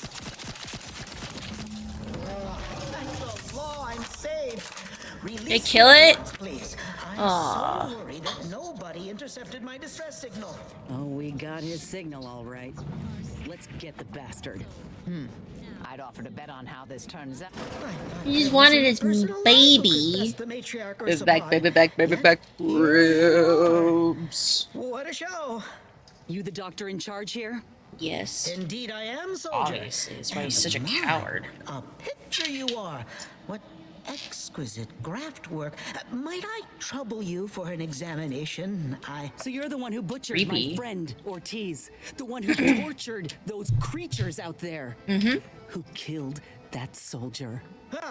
What's going on? I don't know any Ortiz. I swear it. I'm just a doctor. Please don't shoot. Records? I don't know of any such. Oh, bother. Fine. Yes, I did complete a procedure on one Yeah, we trooper know. Ortiz, along with 2 others. He eagerly Yeah, I was offered himself wondering. up I was for like, this there's no project, stuff on my first human thingy. trials. Thank Rather you. hasty in hindsight. I know what you're thinking. Yes, the grafting program was officially shuttered 6 months ago. That was not a lie. Then why did you But keep going? I thought it a shame, and it seems I wasn't alone in that. I was recruited for this unofficial venture soon after. Don't understand the need for secrecy myself, but our sponsor demanded it. I dared not ask too many questions. Sure. Who's your Some sponsor? manner of executive. I don't know his name or official title, I swear. You're just working for Orders someone you came don't down know. the long chain of command. I'm only That's pretty doing dumb, what I was told. respectfully. Enough with the excuses. You absolute. I love that you wretch. like it here. Thank you Any for the care scientist package. With any shred of decency would have Stretch. refused your position. Your Hello, precious Dominic, data how is are nothing you? compared to those you killed. I sympathize with your friend, soldier. Truly, I do. But if I mourned every failure within these walls, I might never operate again. You must understand that the work we Excuse do me. here is greater than any one life. We can change the galaxy for the better. That's kind of selfish. If you require convincing that my experiments have led to many breakthroughs, Yeah. witness me. Witness My own me. lungs would have failed Witness without my me. prototyping of a device to keep me alive. Now I want to watch Mad Max again. Enough with the threats of violence. Witness If me. you choose to brutalize me, all of my research and knowledge will be gone. Such a Forever. good fucking movie. Still looks like the Suffering guy you've who made seen here Facebook. will be nothing in comparison to the Mark suffering I could Zuckerberg. prevent. Not really, You but truly okay. want to be the one to stand in the way of progress? Hello, Victor. How are you? It's good to see you. How are you? How's everybody doing today? In case you didn't have a chance to tell me how you doing. Witness me. It's been a long time coming, but I believe I've laid the groundwork for treating injury and illness. How's your sweet little far bud, better bud? than modern medicine can manage. We are on the precipice of regrowing limbs that had been lost in accidents, reversing brain trauma, nerve damage, mayhaps aging one day. It would be a boon to humanity, and a boon to Auntie's bottom line. Oh, getting all the stinky out of the stank. Dang. Must be really happy about that. Must have got tons of little, tons of happy thumps after. Oh gosh, I love happy bunny thumps. Our tactics are so perfect, Prudence. We can exterminate Auntie's troops at our leisure. Don't even start, Commander. I ain't keen on anything this man sells. It's fair. Let's not be hasty. I see your graph. She's like, oh, you got my smell off. I gotta refix everything. And you were Flush considered his a failure weak, of the steal his program, strength. yes? I know what happened to those That's right. failures. Robots. Demoted, disgraced. It was horrible business. And yet you still wear our colors. You want to reclaim your I've asked station, for don't that, you? yeah. You don't know anything about what I want. You did say you wanted to go back to, yeah.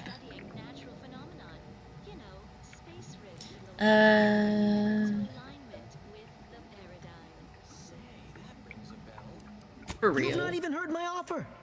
Were you a true friend? She or loves the smell of associate or detergent. whichever, Aww. you can decide for herself. He's Whether cute. I want to regain my position or not doesn't matter. I don't want your help.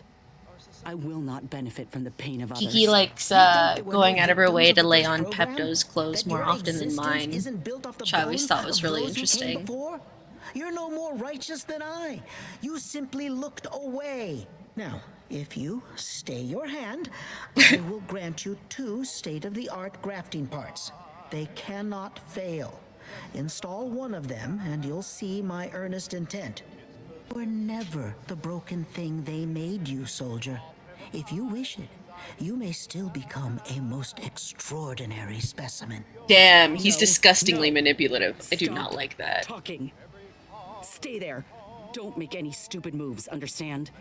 The adults need to have a talk over here. Commander, I don't know what to do. I came here intending to make him pay for what he's done. And I can't shake the reasons I've seen to burn this place to the ground. But what if he's right?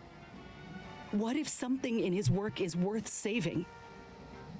What if this is my chance to make something of my Can life? it make my boobs bigger? To be Yes. accepted again. Deal.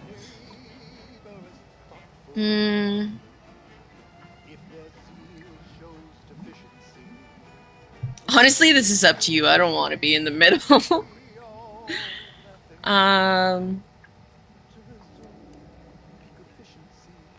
You and I are in step with each other on that account. I don't know. I feel like shaken by the things we'd seen. I just not that torture is okay, but like what I decide I feel like here there's could some have people mighty who could be more repercussions, and useful to like practice stuff I don't on. want to choose wrongly. If Or I there are take a people step who are back, like willing. I don't really know, think dude. about it. This is Medical one of those strides could be made if the research were in the hands of someone philosophical righteous, questions kind, that no one can really big if. agree on. But if I kill this man, an exact retribution for Ortiz. I love the big head mods. Anyone ever play 007 with big heads? And slap fight? No going back for me. So funny. Myself one of Auntie's own. Would I even want to?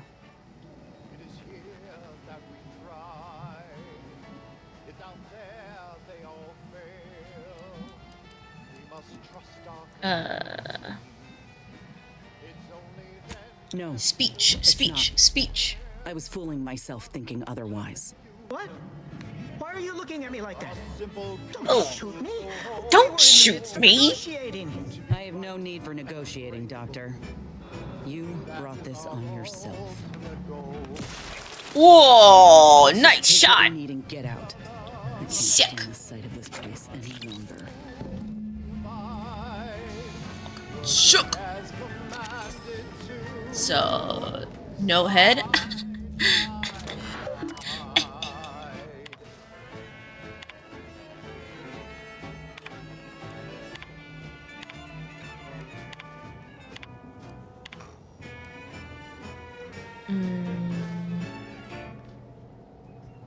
Dang. Well, don't feel bad about killing him now. That's for sure. I'm gonna shoot so many things. Another song in an expertly curated playlist picked out explicitly for you. The Feel really consoles bad had to chosen. kill.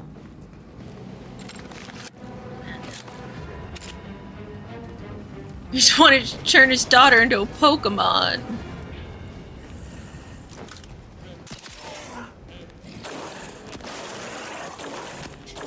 I'll handle this. Real rotten piece of work, you know that? No.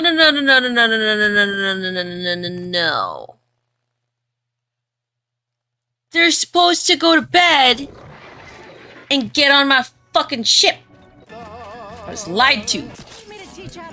Oh shit, sorry. I didn't mean to shoot you. You shit. Hi, Thalius! Happy belated birthday! Would you like a birthday song?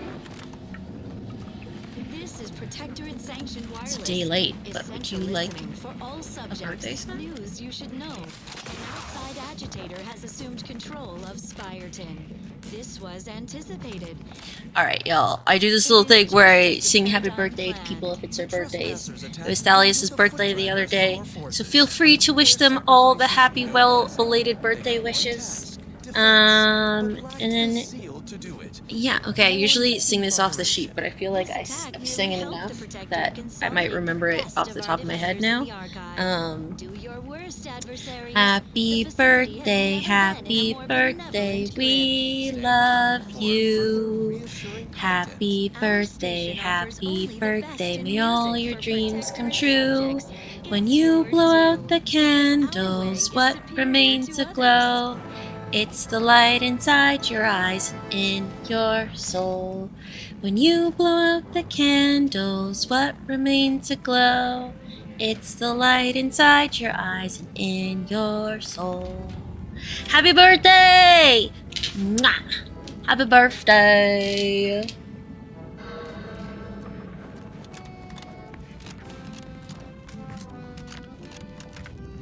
I appreciate you, Willie. I'd like to like take singing lessons one day, maybe. One day. You are a monster.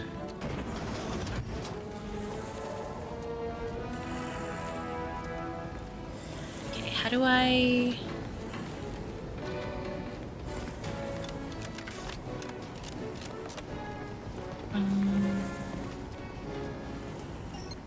Medicant medical floor. I'm supposed to go in here?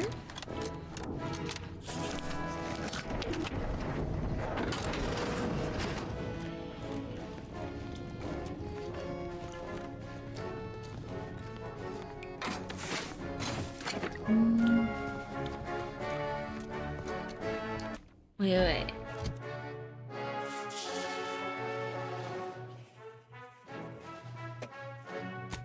Argue with what? What are you asking to argue with? You should return to Ethel's lab in Fairfield.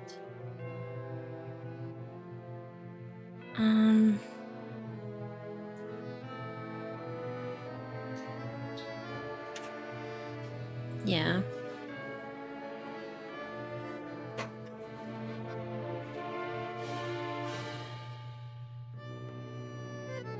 And I couldn't do that because I didn't have the medical. So I just leave the cup now.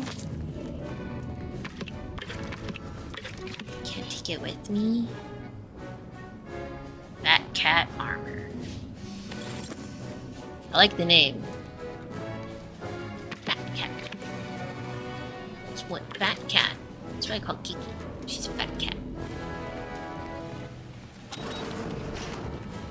That's one fat cat. Okay. I guess we just leave that little bugger to himself. The food is here. I'm going to take a 15-20 minute break to eat. And then when we come back, we will continue where we left off.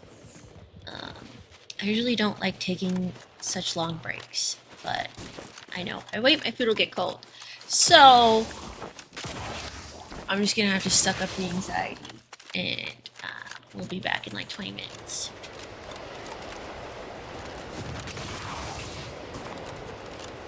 And y'all can also find some foods or a snack or whatever, and we'll be right back after this break. Switch. Where'd my mouse go? Chicka-bow.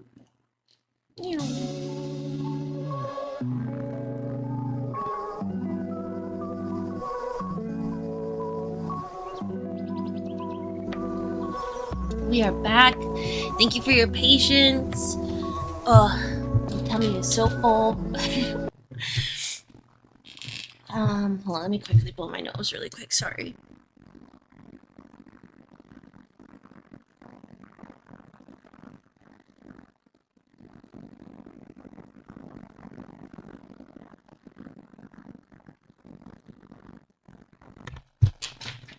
I don't know what the heck it puts through the mics. It says it has...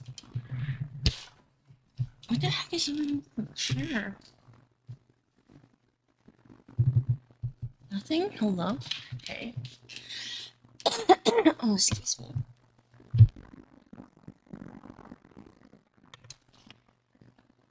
Okay. We're back. I took my meds, so medication reminder for anybody who has to take evening meds for me, but whatever time it is for you, don't forget to take your medication. We will probably do... I don't even know, how long have we been streaming? 5 hours? 5 hours? We'll probably do like maybe another 2 or 3 hours, depending. We'll see.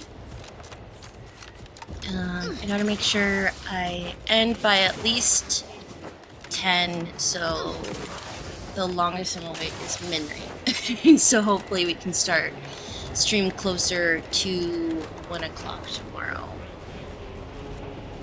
I really thought I could start at 1 with no problems. But I think I had a phone call, and then Kiki wanted more attention than she usually wants. So I wasn't prepared for that, and that took like an hour. But also Mondays are usually like my big cleaning days. So it was just like I got distracted cleaning, and then all of a sudden it was like 12:40, and I was like, but I still have all this stuff to do, and it's because I usually do clean until like 3 o'clock.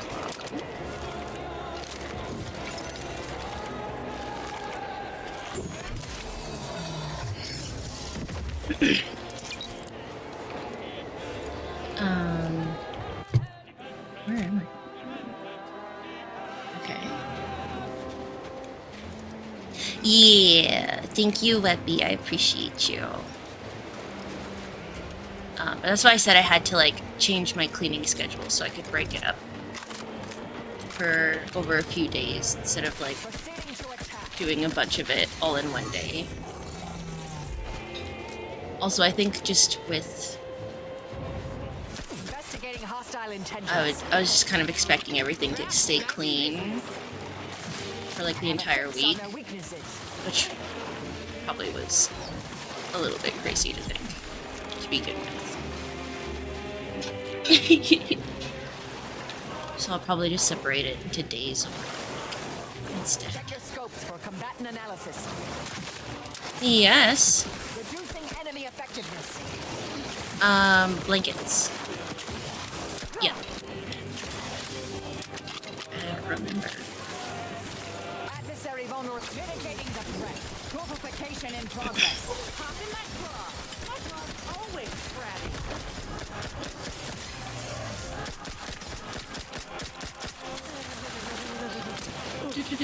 Target analyzed. Let down fire.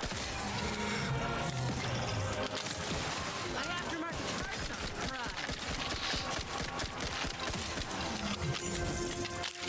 fried. I salute. I salute.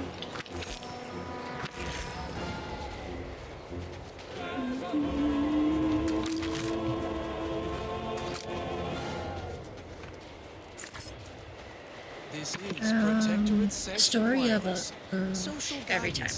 And I think in the next month or so we'll probably be able to have drawing streams again. I just want to get like really comfortable, because I think what I did is I kind of like set myself up for failure a little bit, because I was like, oh, well, drawing streams, they'll keep me consistent, and then I was like, I don't know a lot of stuff, and I just want to learn like some solid basics, and then I'll probably have like a better idea of what to do.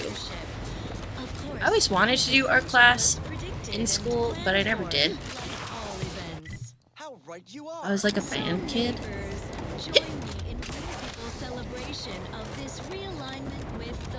Band class was my thing, and then after band class, it was usually computer, like comtech, computer technology class. Comtech.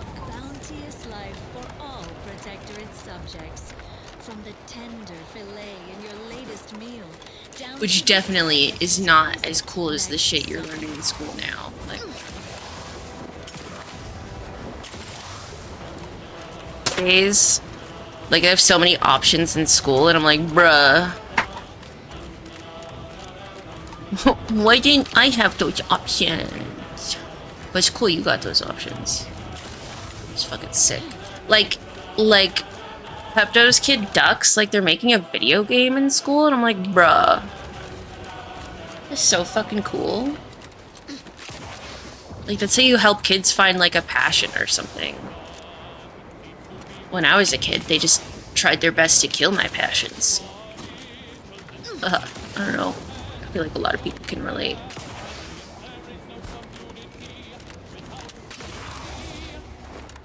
I only had, like, a handful of teachers who I considered, I don't know, like, good teachers. If that makes sense.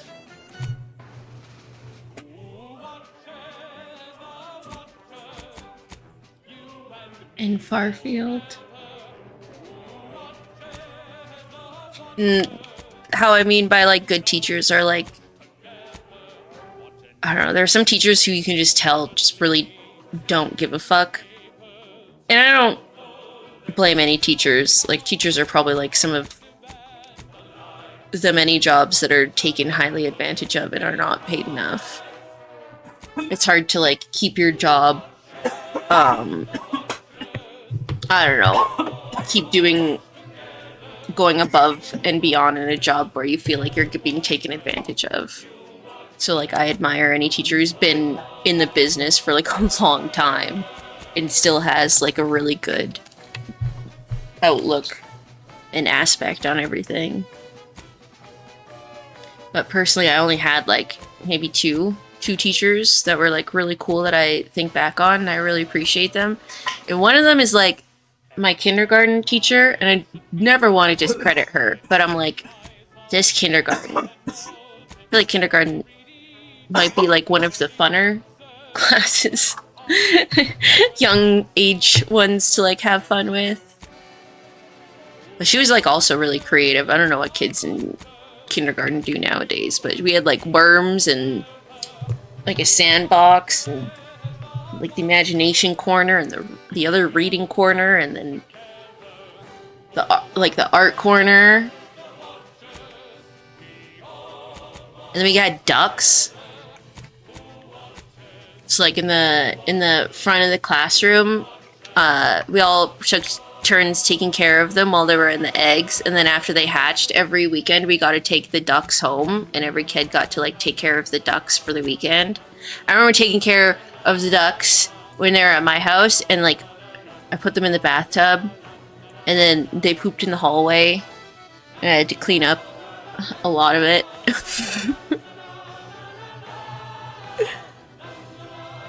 Does that count? Like, if you can't inspire kindergarten, you should not teach. I feel like maybe that's a good one, but, like, also there are people who just aren't good with, like I prefer working with younger kids. Like, personally, if I have to work with kids, I definitely would rather work with, like, preschoolers, kindergartners, first grade, second grade, like, second, third, like, anything higher than that, I'm like, like, the closer you get to teenagers and preteens, and then, like, I don't know, even young adults, I'm like, But I know there's people who are, like, completely different. They're like, a young child? Gross. Like, a young adult? Easy to deal with.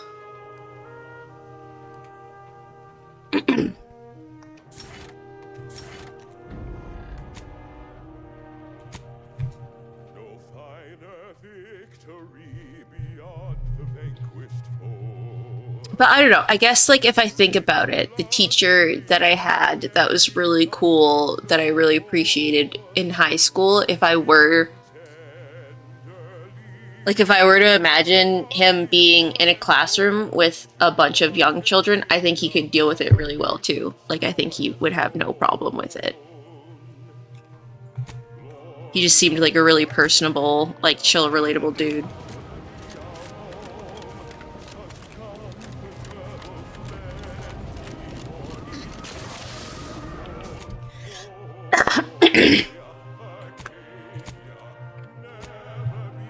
Oh, my juice.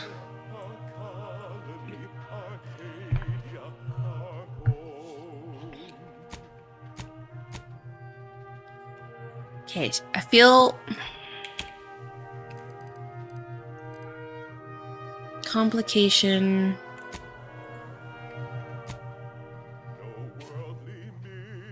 Yeah, see, so I should definitely do these stinky side ones first. I've almost done this 3 times where I'm like, do I have to? Okay, so we'll do Inez's, then go to Auntie's, and then come back here. And we should be okay.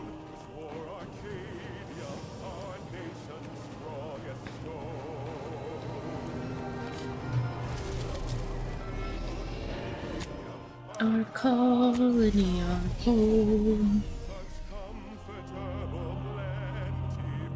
To Arcadia. Okay. And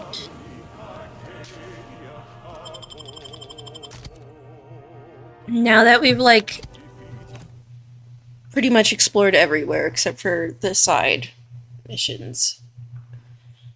But I don't really want to spend all the time trying to grind and figure out where those stupid objects, which could honestly be anywhere at this point, because like if you look at the maps, I kind of explored a good chunk of everywhere. So if anything, they're probably somewhere where I've already been. And I hate going over places that I've already been because like I can't remember. Like half the time I like games like this is because I like exploring the entire map. Like that's what I did when I played Diablo. It's like you don't go to the next area until you finish until you finish the entire area. So you get cow levels so many times. It's great. Treasure goblins, you do the whole map.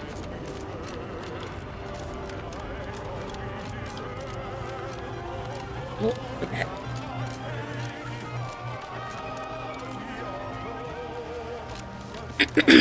I'm trying not to fret about these rifts so much. Maybe they ain't so awful. So my manager, a man is not a slice of naturalist. I said I am more than some commonplace. Consumable item. Are you sure? I cannot tell you how gratified I am to have a deputy on the ground. Marketing is war, my friend.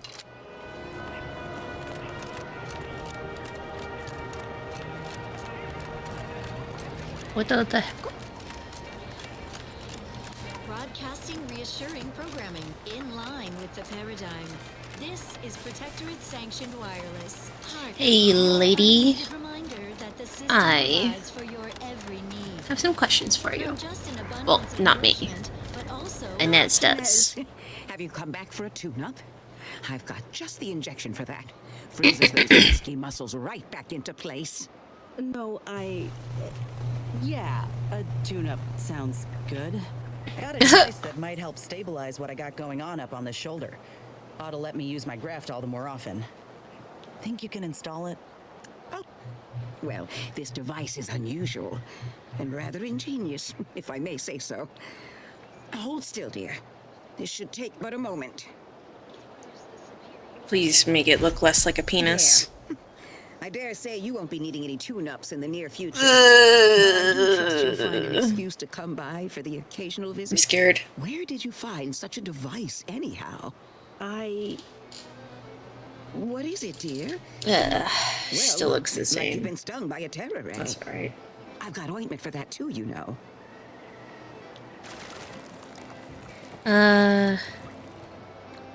You should talk to There's a somebody. crafting lab way out on Cloister that was still operational. Till Can we take a moment and appreciate how lovely and found wonderful, it, but Doc. what the heck? Baby, I love and appreciate Any you. horrors like that. Still operating. Thank you. Inez, do you feel all right? The program was shut down more than 6 months ago. Any further funding would be in direct violation of Auntie's orders. I know what I saw. They were brutalizing folk and creatures, paying them no mind, giving them no honor, even if they succumb to the process. The doctor there, he killed a friend of mine. And you're telling me you knew nothing of it? Inez, I swear I didn't. That sounds... Oh, Sovereign's mercy, that sounds precisely like what I would protest with every breath. The creatures they were experimenting on broke out of their cages, killed most of the staff. But you know what's worse? Keeping a dead soldier's body on display. Like a thing. I found the doctor in that was charge, fucked up. still alive, cowering. I killed him and let his sick aims die along with him. There's no good that can come of his work. Nothing. But this ain't the extent of it, I feel. This ain't the I need to find out extent. who's responsible for all that. Oh, Inez, I know you do. Oh, that cut off. But with the program officially shuttered, it would be awfully difficult to ascertain which individual has the pockets to fund such a... Wait. You know something. That does shed light on a correspondence I received recently. A vice president sent a message asking for my presence and scientific expertise to discuss a unique opportunity. I found this odd at the time, but I do suppose it lines up with your discovery. Name. His name is Willard Conan, VP of Experimental Operations. The very man who was in charge of the grafting program at its inception. Dun dun dun! Oh, I know that look. If you mean to do something, I beg you. We are looking for that guy. What I do with him when I Perfect. get there is my own damn business. Good thing we're going back to Auntie's after this anyways. I will help you. Vice President Conan's For office justice, reports Ethel. disputed claims, Please. flagship of Auntie's choice. For justice. I do not know where exactly, as I've never been, but it's my understanding that you will need to present this calling card to gain entry. Inez, all I ask is that you remain safe. Oh, nice. In the bar, I'm pretty sure. Has been done, but do not throw your life away to right it. You might seek justice via other means. I can't promise anything. Or in the bar. I can't quite remember. Thank That's you at Auntie's for ship everything. thingy. I do remember that. I mean...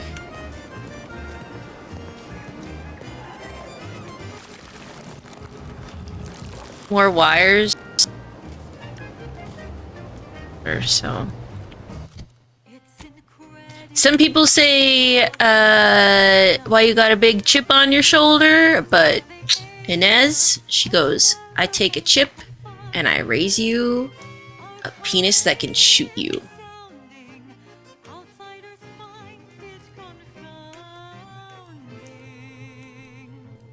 Where's the pad? Here. Oh, oh my god.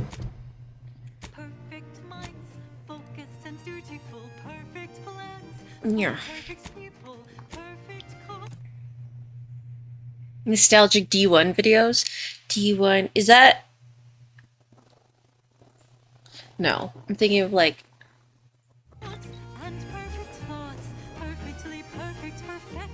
Or D1.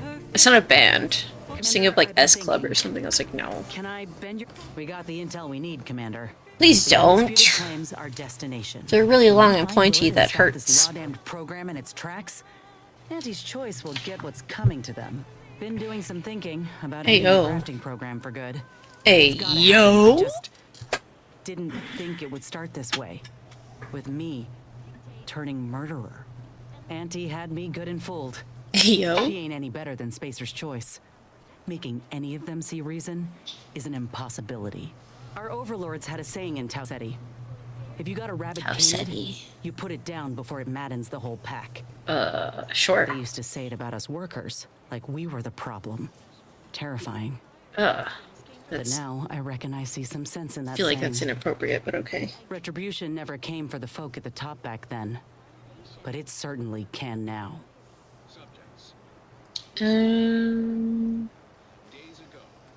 If I think I already have. I wonder if this is Oh, what okay, Ortiz had well. in mind when he sent me that message.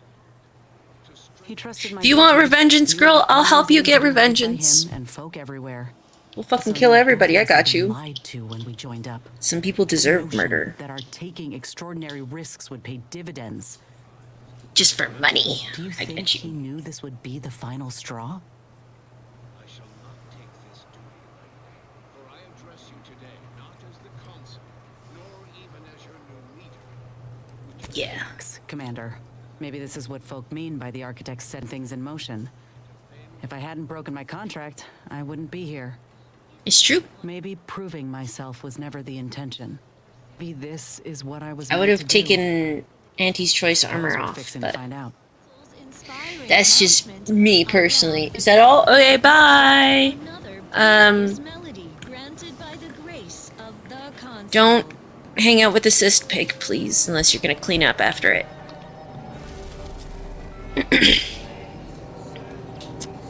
This one's Auntie's choice, yeah. ACS, Auntie's choice ship.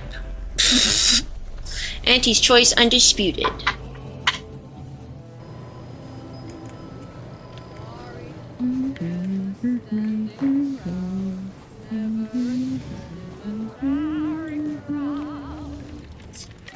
Do we have to? Yes.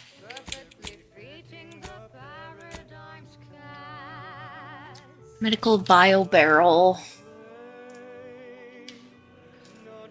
Side effects also slightly increases the effectiveness of her armor. Okay.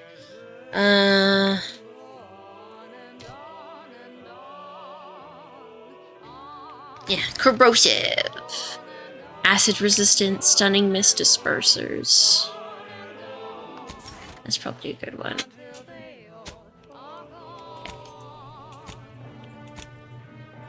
Tristan, flamethrower gauntlet. This gauntlet gains a flamethrower attachment, causing continuous plasma damage around him. Damn. I don't know, this plasma damage sounds sick. Powered armor, gain a bonus to AoE. Oh, we'll do this one. Sick.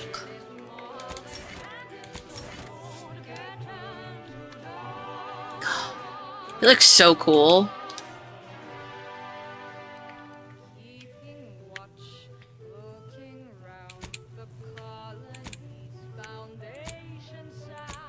And this is like the only one. I don't know why she's so difficult to level up. I don't know if it's because like I ignored her or something. I have no idea.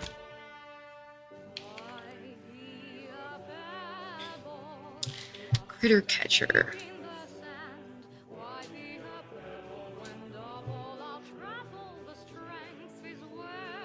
Tranquilized critters are captured and added as a ship pet. Ah, so they have to be like tranquilized.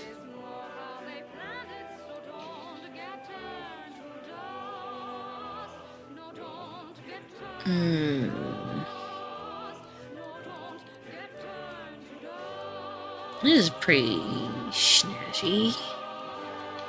It's a shame that, like,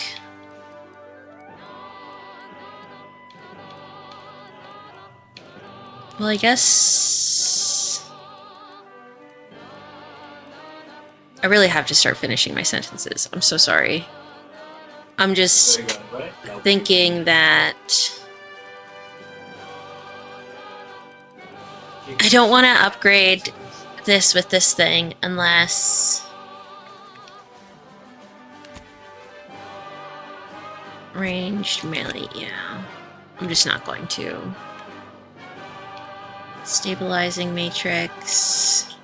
Oh my god. Impact converter. Protectorate Primer Sanctuary port. presents Emotion. Speech attack debuffs last 100% longer. roots out the rot of dangerous thought. I Red Cloak. I have Her sentinel senses. I have keen both packs the if I eyes can of get the up long console, enough to kill this watching fuck. you, your neighbors, your household Hey. pets, ensuring all subjects. Do the Mario swing your arms from side to side. Come on, it's time to go. Do the Mario. Take one step and then again. Let's do the Mario all together now. Food for thought. You got it. It's the Mario. Do the Mario. Swing your arms from side to side. Come on, it's time to go. Do the Mario. Take one step. And then again, let's do the Mario all together now. Just like that. Feet. Survive on this artificial swill is beyond.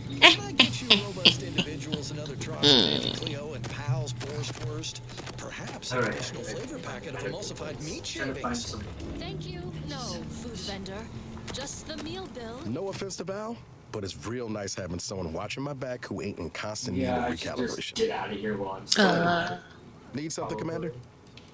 I'm just gonna leave you alone. That was rude. That was rude to Valerie.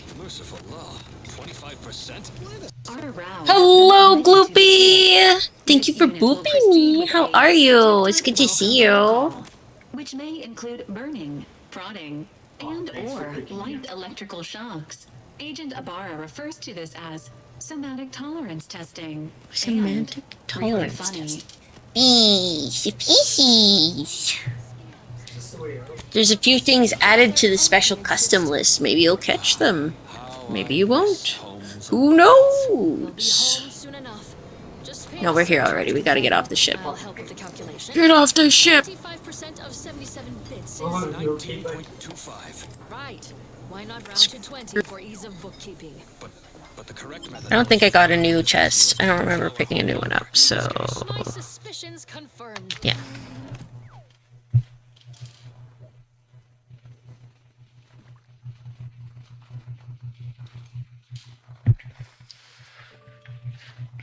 Boop the gloop. Gloop.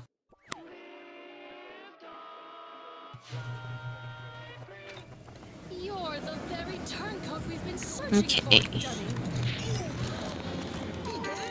You fell your companion in one well-nourished punch. How did you know he was not your true compatriot? Let's just say There. it all Oops. added up. Hands where I can see them, Red Cloak. I knew there was something suspect about you, food vendor. So you're the spy's corporate contact. This one. The tales of your And then those ones. true, Red Cloak. Troopers, the trap is sprung. Because then when we talk to the faction people, we will also... I like how that drone's still there. When we talk to the faction people, we'll also have the chance to talk.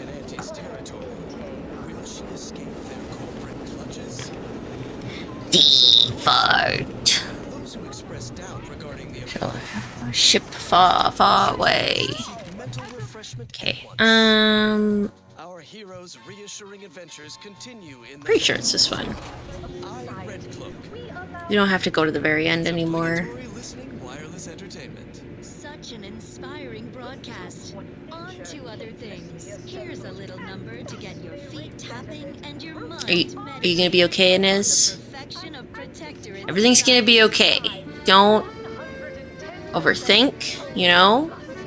Just relax.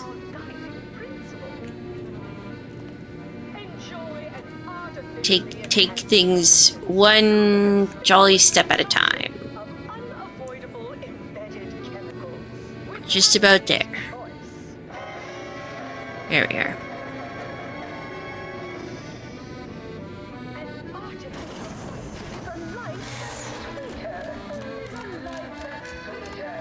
Alright. It's the same place. Hello. Don't wait for a line to form in front of you. Availability is severely limited. Let this be the first courageous leap you make. Willard Conan's. To a fresh, pioneering Welcome back.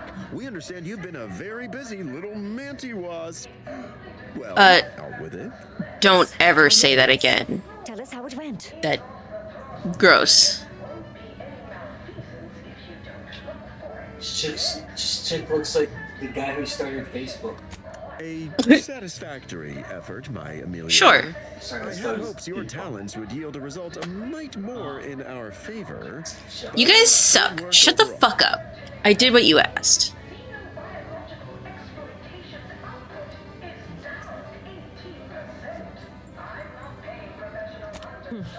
Well, I suppose I can't argue with the truth of that. Yeah, bitch. You'd like to report?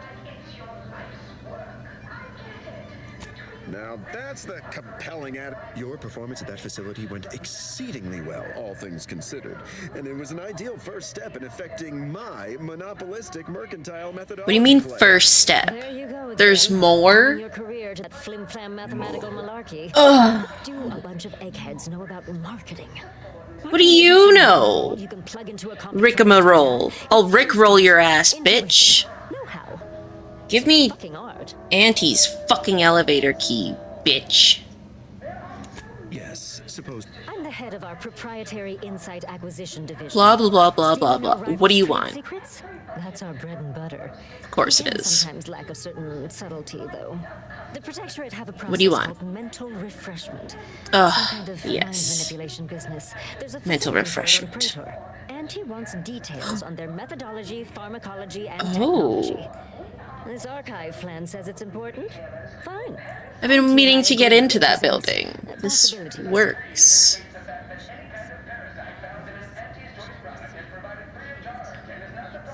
Yeah, I foresaw your needs and already did this. I hope you gathered supplemental materials and recruited the scientist as well.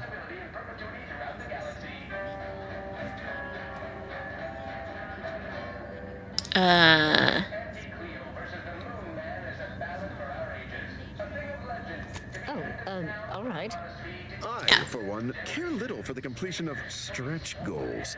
You managed to avoid being mentally refreshed. That demonstrates considerable pluck and fortitude. Yeah, obviously I didn't need to get refreshed, idiot. Pharmacology and methodology. That will all no doubt prove useful, but we're most interested in the technology and its results. Okay.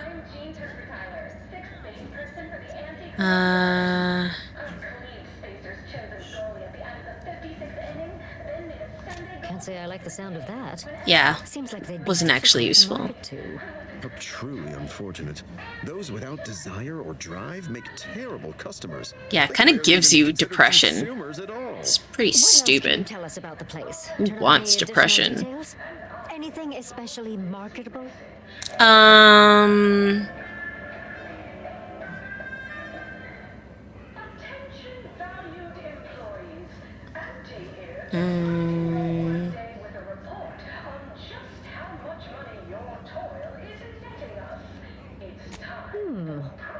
That's certainly interesting. Intriguing, even. What else? But still, they keep on marketing it as virtually foolproof, don't they? Probably. So much for their vaunted moral high ground, and so much for us exploiting that piece of technology. Ah, good to know, good to know. Excellent. Well, here's your reward, along with something extra for your effort. Too bad Cool. about the lead scientist. Converting him would have earned you an above-average payout. All right. For your next assignment, well, it's something of an organizational priority. Congratulations. Your storied success has earned you a Cool. whole entire minute with our illustrious leader, Auntie Cleo. Finally. So your preliminary chores are complete. Oh, right here. Only a Okay. contractor with a little backbone. Normally they flee or expire, leaving the work woefully incomplete. Ah, I remember Nah, you from I always get the job done. Fairfield, yes? Tell me, Yes. as an outside agent, do you have any quandaries working with our organization?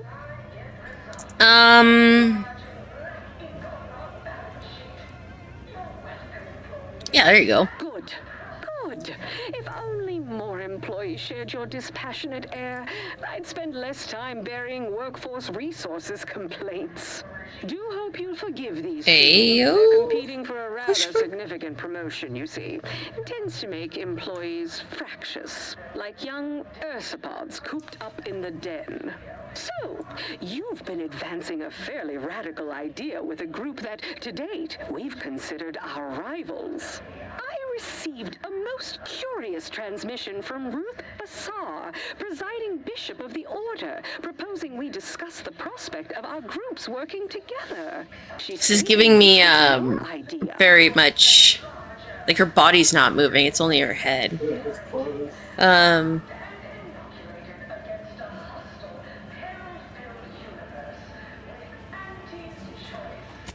A cessation of hostilities could present any number of potentially profitable options, assuming we could work out favorable terms.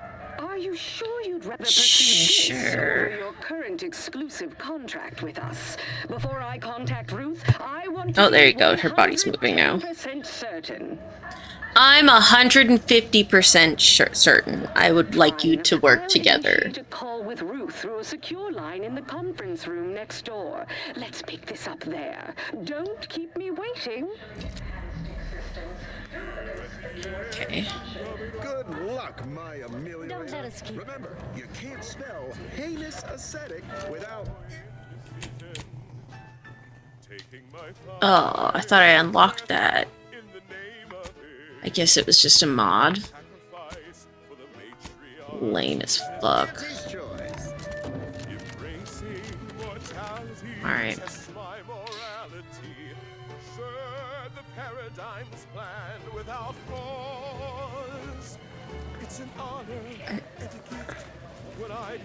Welcome to head office tower. Again. How do I...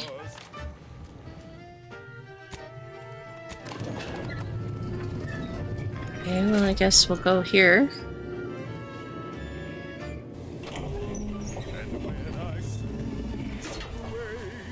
E. Where Keenan's key? Alright, alright. Thank you for your customer service, contractor.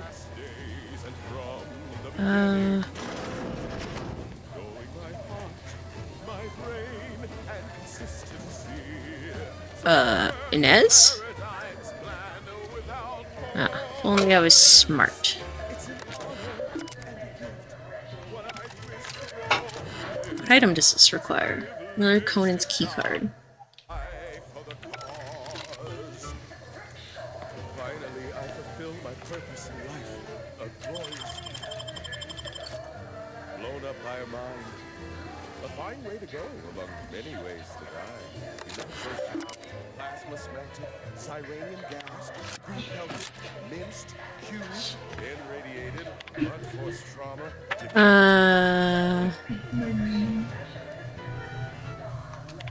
I always like the lucky one. This well-timed windfall should keep my research possessed. Does carry dulcet if requires pays one's financial Oh, so he definitely didn't. No issue. I must say between the Zyradium, fear not.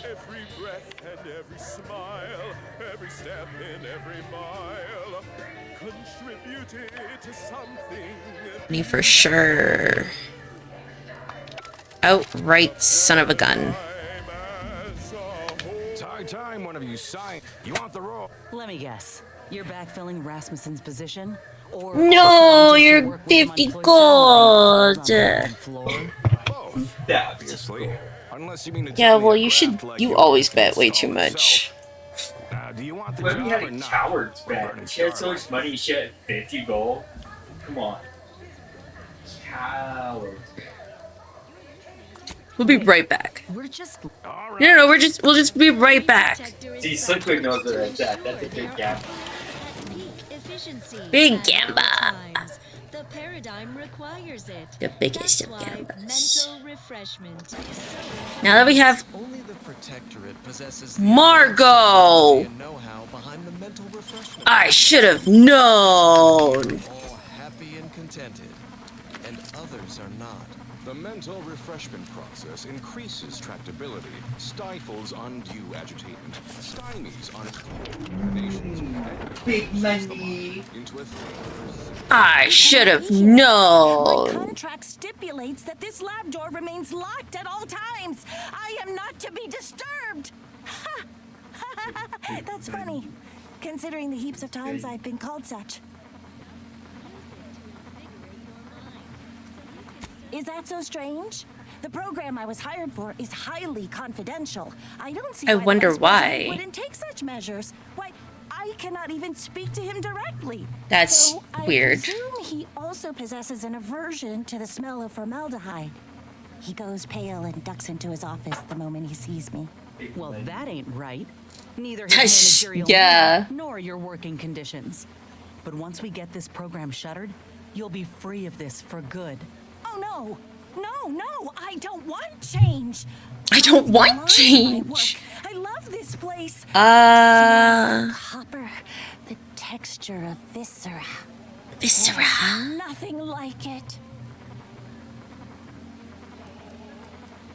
So am I. My gut's roiling something fierce. Why this art's beauty is lost on so many folk I'll never understand. Anyhow, I have much She work to do. crazy. Please ensure the door is locked when you leave. No. I'm gonna leave it open. You're doing some weird stuff in here.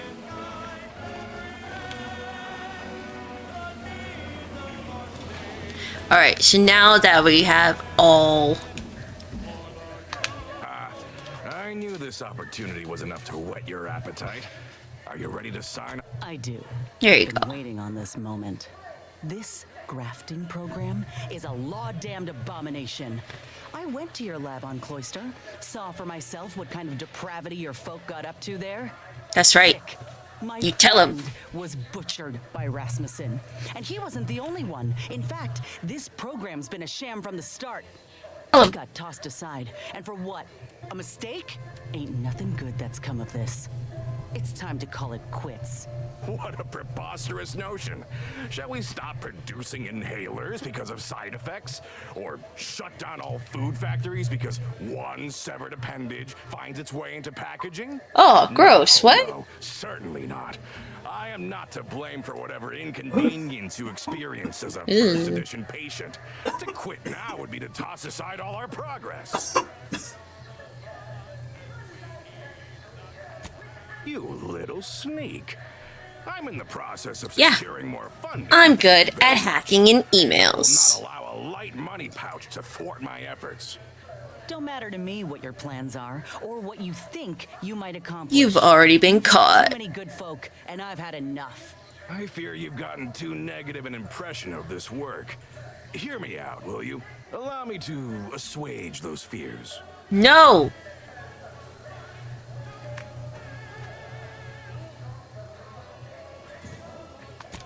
Are you a fool? We cannot speak of sensitive business details here. What? There's no telling which opportunistic colleague or overpaid contractor could be listening in. Meet me in back deck steerage. Take this pass for the tram. And for law's sake, make sure no hanger-on follows you. Especially that assistant of mine next door. Chin up, dear. I believe I'll change your mind yet. We'll see. In this song and dance from all manner of suits before. For real. And he'll try to reel us into a ridiculous scheme or bribe us with bits or booze or what have you. Especially because he said don't let her. I feel like we should talk to her. To admire the blood spatter. Okay, maybe not. Okay. Filling and Never mind. intriguing items engagingly described. What's up next? Another song in an expertly curated playlist picked out explicitly for you. Is this- the consoles? Is this where I'm supposed to go?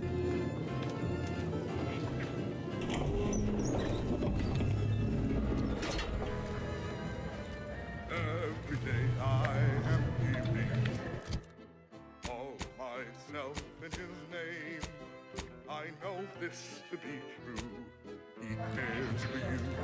Soft deserves all your love. Downstairs? Every day he's uplifting.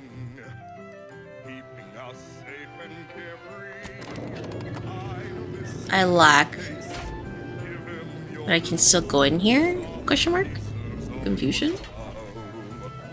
Whoop, whoop, whoop. Look who it is. It's me! Hi! Little affair. Should be along soon, Thank unless you? the leader of the order's too busy crunching I feel like you're numbers to being attend to rude, but you're business. saying it with a smile, so There we are. I'm not Apologies for offended? the delay. We were resolving some technical issues. Cloister's atmosphere has a tendency to...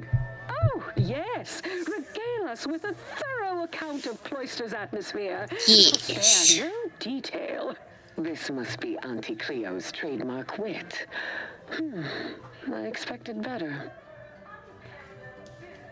For real. If I was discourteous, I yes. apologize.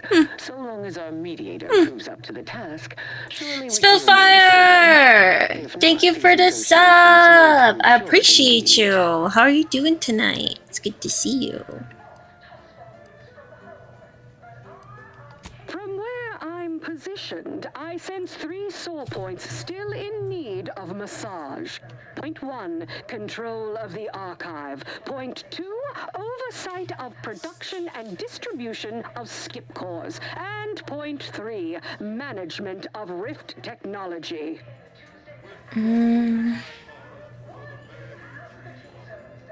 Before we go any further, I want it in writing. You'll have to like split this. Just a little bit tired. Interference from Auntie's Yeah, I get that.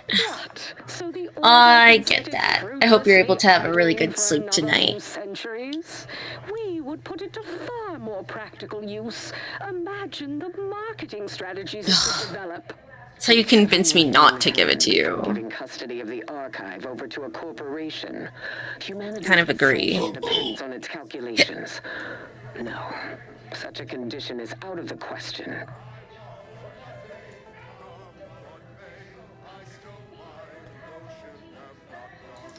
I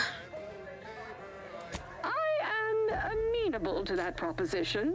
Less work on our part. I'm waiting to hear an argument that would support such a ludicrous proposal. Well, there you go. That is a compelling vision. Nothing can be 110%. You know 100% is 100%. Come on, girl. Money in science seems questionable. But having access to Auntie's resources would be useful for our research. Yes, it would. Fine. Yes, I agree. Nice. Reluctantly. Nice. I commend you Next. for being so receptive. And I assure you that Auntie's choice values science. Nothing bad Valuable. has ever happened when science and commerce are combined. On the subject, For real, science and money combining? Bad things happening? Never! specifically the production of skip cores. No one understands production like we do. Like Auntie does. We have far more experience using skip drives. It was how we came to Arcadia, after all. I mean... Where Auntie's choice manages, the Order would undoubtedly excel. Do not exclude us from consideration merely for lack of experience. So you ramp up production? And then what? Hand skip drives out for free to whoever wants one? Preposterous. No, that's not what she said at all. Perfectly good monopoly. We would be diligent about who we licensed out the skip drives to. And a monopoly over space travel is precisely what I wish to avoid. For real. Technology should benefit Should be all shared. humanity. Just not.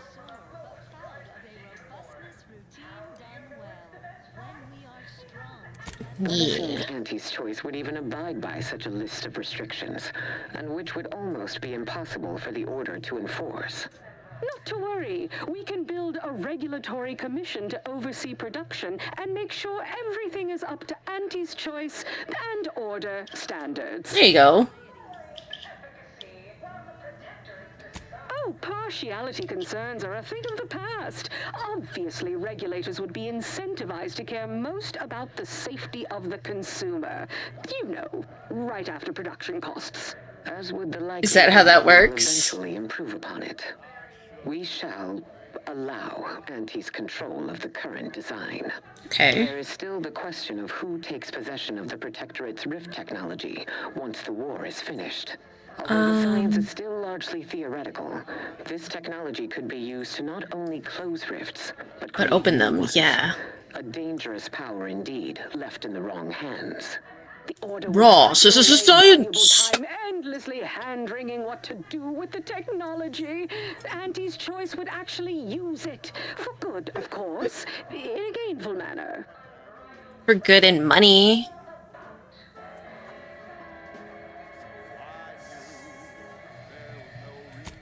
50-50 split?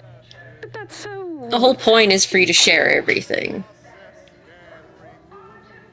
Goodwill rarely converts well into bits, but I suppose I do take your point. If Ruth's open to it, I believe I can agree on the general terms here. There you go. Well, we can haggle over minor quibbling details like percentages later. Fabulous. I look forward to brokering the math with you, Cleo. There is one final matter I wish to discuss. I require some chemicals that I have been told are manufactured at a plant on Praetor, controlled by Auntie's choice. I know which plant you're referring to, Ruth, and what comes out of it is hardly safe for general use. Out of professional curiosity, what could you possibly need with such dangerous compounds? Running a little experiment, are we? On what? Or whom? That is, quite frankly, none of your concern. Heyo. Secrets. Precisely. Partners don't withhold secrets, although they can and probably should withhold extremely dangerous chemicals if not properly notified of what they will be used for. I'll make no progress with my request without further explanation, will I? Nope. While the archive is an I'm nosy. infinitely complex machine, an equally complex apparatus has been designed which allows one to interact with it directly. Brain-to-logic assembly, as it were. Unfortunately, this headgear exacts a rather tremendous cost on the wearer. A certain panacea is needed to survive it, but I require... That's your machine, isn't to it? finish it.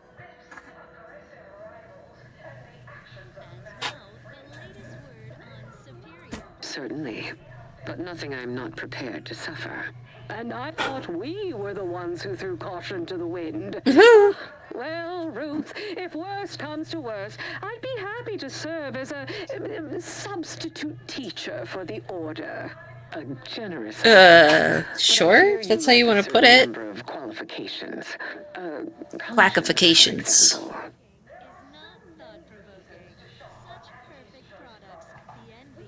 You sound just like Laureate Beckett. I'm weary of having this debate, especially as I can never seem to win it. Well, never mind. then I guess that already proves you're wrong. Time for risky experimentation at any rate.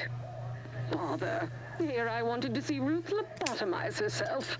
Oh, well. Damn, Auntie, savage. Outcome is workable. Barely. Our gains were not as exclusive as I had hoped they'd be. Well, I didn't promise gains. Remotely equitable was statistically improbable.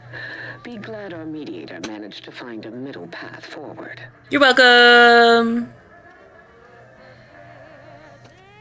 By all means. I did fabulous. Know your worth and own your accomplishments. Perhaps when I'm more out of earshot, though. Well, that'll be all for today. Don't forget to purchase the latest in Auntie's Choice products out on the value-added Esplanade, or enjoy a refreshing cocktail at the Best Choice. And do come see me personally when you have time. I have just the thing in mind for an accomplished freelancer such as yourself. Oh, finally. There are still the logistics of recapturing the archive to consider. Okay. Of course, provide our expert troops to support these efforts. Have your people call my people to sort details. Doodaloo! Brusque as ever. Bob. Will certainly help us manage the Protectorate. TTFN. Ta-ta for now. Or ta-ta fucknut. Endanger your own life without a more specific strategy in place. Fortunately, I have already given this some thought. When do you turn the light bulbs in your hair on? To our former headquarters at Spyerton. Waiting for you to light up. Now that you've liberated it. By all accounts, you thoroughly routed the enemy. Well done. More importantly, there is a lift located in Spyerton which can deliver our troops into the archive to assist you against the Protectorate. Unlocking and calling that lift can only be done from within the archive, however. So you will need to infiltrate the archive by alternate means, via a bridge connected to Newton. Fortunately, I am told you already dealt with the cultists there. I did. Unfortunately, you will still need to find a way past a small rift currently blocking the bridge. Well, that should be easy. I have a device. Ordinarily, I do not fancy surprises. But you're proving an exception to that rule. Device in hand. I think she's hitting on me. As rudimentary as pie. I think I'm gonna fuck Bruce. At some later date, you will also permit our scientists to analyze this gadget at length in one of our labs, provided all goes according to plan. Sure. There's a computronical key that you will also. I've been wondering if I could get to Spyerton. Thank you. The Calcaduceus grants special Calcaduceus. What a name. Once it is order hands, we will have full oh, big stretch. Systems once more. Oh, anyone wants to 69 with me? I'm just about to bonk. Feel free to join as long as you're being safe and responsible. Oh, it's a big, good stretch. Still waiting for one of those, like, rack thingies where I can hang myself upside down. It's good stuff. Till the Order has control over the archive again, this discussion is all but moot. You know it must be done. May you achieve progress in accordance with the plan. That was some damn fine intermediation, Commander. You might just have a future in finance. You know, after. That's why you always get speech.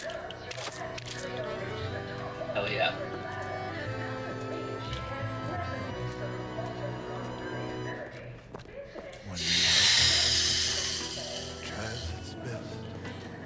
Okay, so I guess now we can go talk to Auntie.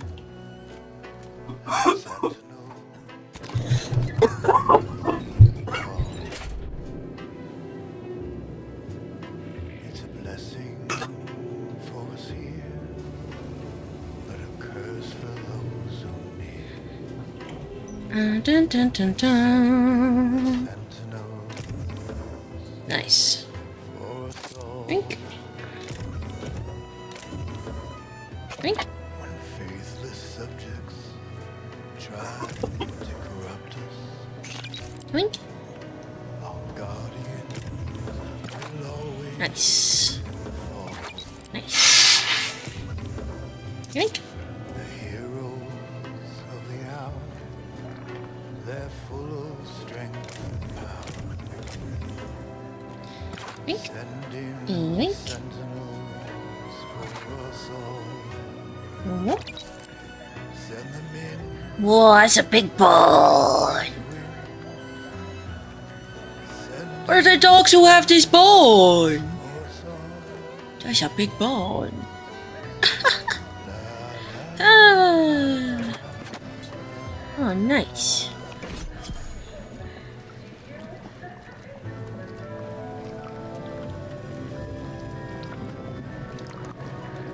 We've successfully What the co-opted yet another fuck? of our rivals. Can't believe those eggheads accepted the deal. What's next on my agenda? That outside contractor is here. You requested a brief tete-a-tete. Is she just a brick? Oh, I knew it! I fucking knew it! I was like, her body doesn't move enough. She's gotta be just a fucking head. Ugh! Oh, I'm so fucking smart. Quite useful. Keep it Genius. up. You'll be going places. You are that Futurama bitch. Good. I have no stomach for those with no stomach. Regarding me Wait. having no stomach. Are those like little arms? Do you walk like a little tiny spider? Only the most trusted confidants. and covered in detail buried within the confidentiality clause you agreed to on arrival. I trust this presents no concerns for you, yes? Well, ain't meaning no disrespect, it's just everyone was saying that you were focused on a product launch or avoiding assassination attempts. That's why you weren't seen in public. Poor dear. No, she's just a head. Drivel. You do know I have a reputation. Only head all the time. Nice. Nice. And open the door for plotting.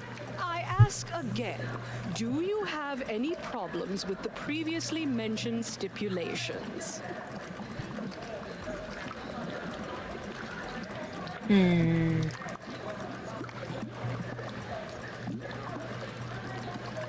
Fortunately, when you're the head of an advanced medical technology Ha! It's a nice pun. you become first in line. Right, Hellspawn? Crazy. Life-preserving procedures.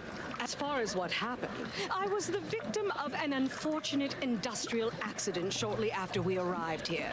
The details of which are less salient than the details of what comes next.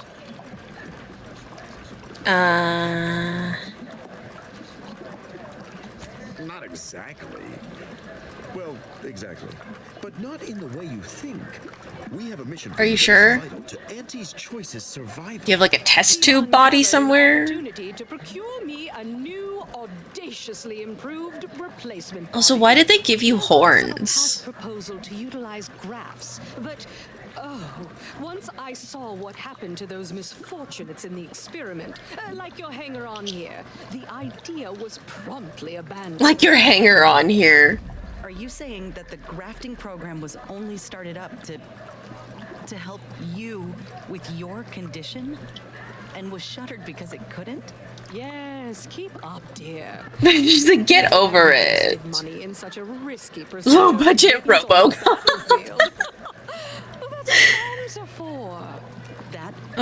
That means your scientists lied to us, and our My substance God. didn't mean anything at all.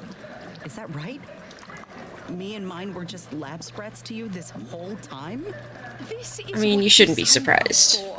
Tell me, did you also believe that we came here to solely liberate Arcadia and not for its resources? Oh, you did. How sad. How sad. Oh.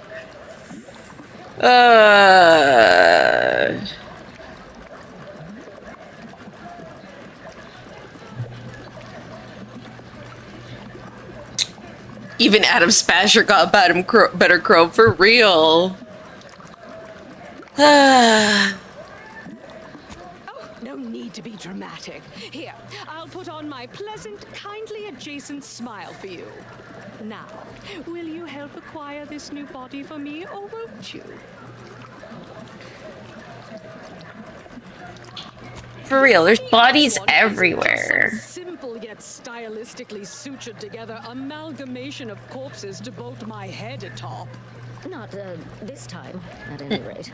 Oh, gross, what? To find me the perfect body, you'll be assailing an inappreciably populated automated automech factory over on Prater. Oh, you're getting a robot body. Okay. Just any automechanical, something much, much more exciting. Oh no. The facility was designed Do you want me to put your body on a tank? automechs, a natural choice when the Protectorate began. She's gonna want me to put her body on a big old tank. For the original sovereign. It was the last in a long line of his ill-fated life Okay, we are in ads. I do have to pee, so we'll be right back so no one misses any story because we're in a cutscene. And we'll continue after this. Thank you, cuties. Shoo-ba-bow.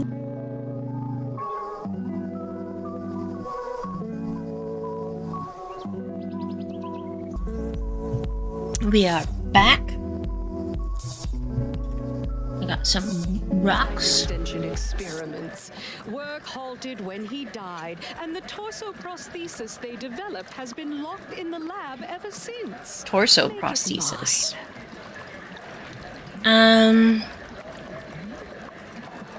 bolster defenses to protect key assets. Some of the order-derived direction can be downright oblique, but this How to handle a woman. Auntie is our most key asset. From Camelot. Admit I'm finally beginning to come around to that computronic little plan. Perhaps there is something to having the archive advise on market strategy and positioning. I've begun to draw the same. Still don't understand how you're living, but It can okay. be a useful tool in the right hands. In any case, next steps. There's a sub-facility beneath the automech factory. Its entrance, being hidden, is easy to miss. But we can show you how to find it. Fetch me my new body, and we can finally begin bringing this system to heel. Huh. Okay. I guess. Flip, kill switch. Just fucking kill her. Good luck, my ameliorator. Remember, you can't spell heinous ascetic without Okay, well. Auntie's choice. Soothing numbness you'll feel from lobe to lobe. It only I was expecting something messed up. delegate operation of heavy machinery to automax after imbibing. Well, that was thoroughly enriching. Whoa. Long ago, the matriarch devised the paradigm plan to support a bounteous Who life the- for all protectorate subjects. Is that where they stick her little head? Who's sleeping in there? Exquisite next song.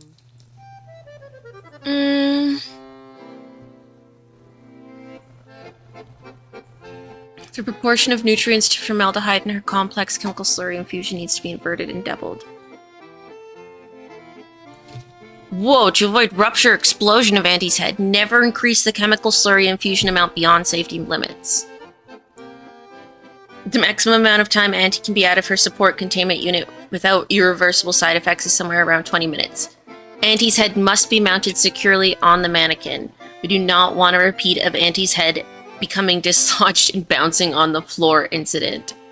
Not following these instructions precisely will be considered an attempt on Auntie's life and will be dealt with accordingly. Where's the mannequin?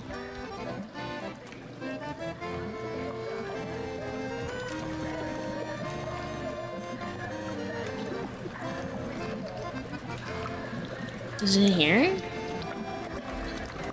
Or is this where her head goes? Oh, I don't know, dude. Anyway, it's fucking weird. But I knew something was weird. I knew something was weird.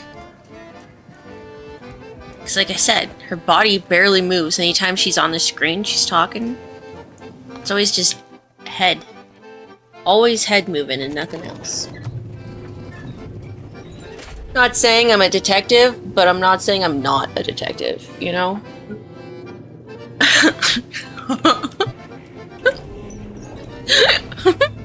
Yeah. Pretty smart. Pretty clever. Don't say myself. Or do say myself. What is it? No, it's do say. Because I am saying it. This is a story of a... Whores don't get cars. Get out me mom's car. Isn't that the team motto of the Protectors of Piety? Can't get a pitchball reference past you, Subaltern Prescott. We can learn from organized athletics. Increase speed. Increase speed! More power! More power! God, this train ride's so long. Huh. Yay! Boom. Ah, you came, foolish. You're gonna kill me, aren't you? Reveal my secrets to the likes of you. Contractors, now's your chance. First one to kill these imbeciles gets a one-time Immunosol discount. A one-time Immunosol, just one?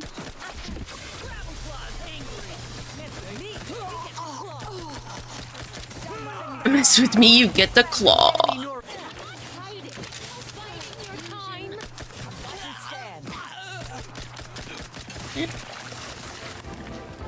See you, dude. Some battlefield medicine. Oh, thank you. Lay low, Commander. Medic's order. Reloading. Have a fix on their weakness. This thing's got a mean streak. The Crabble Claw is angry.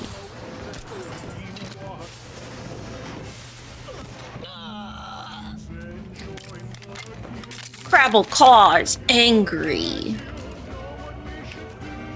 No, Webby. You have special privileges.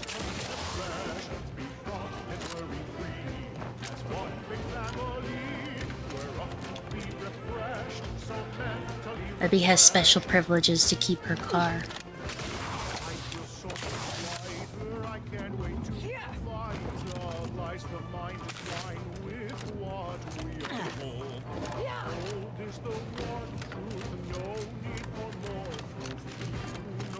Alright.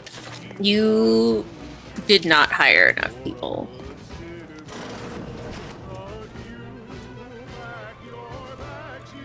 I knew you'd come through, my good Biff.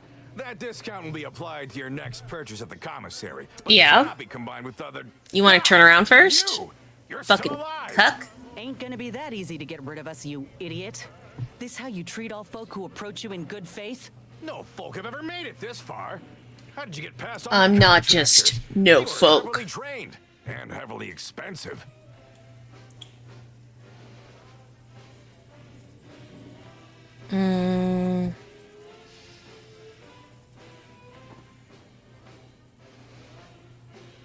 This again? What is Just it tempted with to take you? the last one. No, I've no incentive to shut down my life's work, especially at the demand of common thugs. I'll tell everyone you've committed the mortal sin of capitalism. Losing money.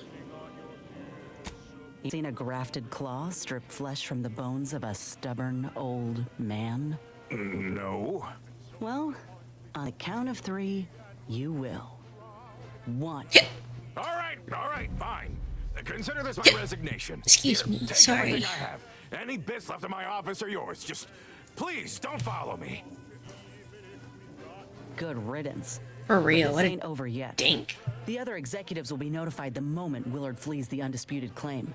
And within hours, dozens of rung climbers will be at the tower jockeying for his position. It's all but certain that they'll claim his work for their own and make his bastardization of a grafting program all the worse if they so choose. Ain't about to let that happen. What exactly are you I'm telling suggesting? you that we can't stand by and do nothing. Don't give me orders. I'm gonna smack the shit out of you, Inez. Ask kindly. Dig it up and get the word out. His legacy will be in shreds. Hello, Time Inky. to follow in his footsteps. Should all but guarantee that Willard can't come crawling out from whatever rock he's keen to hide under. In any case. All subjects deserve hydration without contamination. Hmm. Anti-morbidic soda packs a manganese zinc. All right. Sure. We ought to start by searching his How are you office. doing, Any evidence we can cuteness? find regarding money or business dealings could be of value. Once we got what we need, we can head to the recording studio to get the word out. The promise of a scandal should be enough to get in the door. All right. It's your due, because our way is superior to others. Is there any evidence in this room?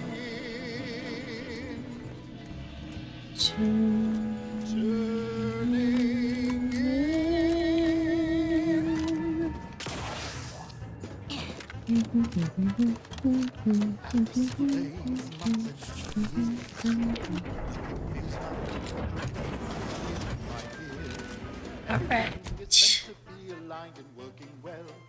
Found evidence that Willard intended to start his own enterprise with a sudden influx. More information can be discovered at his carousel corner if you can find it. Pretty sure that was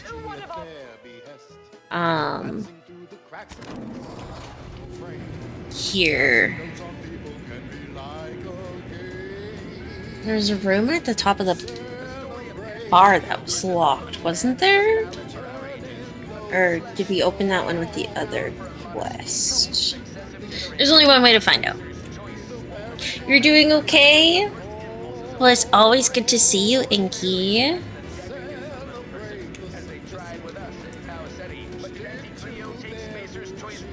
Recording studio. Ugh. Freaking train.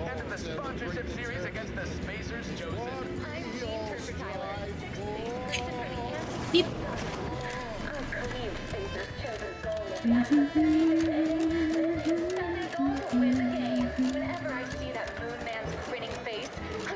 We're gonna Auntie's choice. Nice. Samples from our nutritious tobacco line. I think it's this place. Ooh. Whoa, they're magic.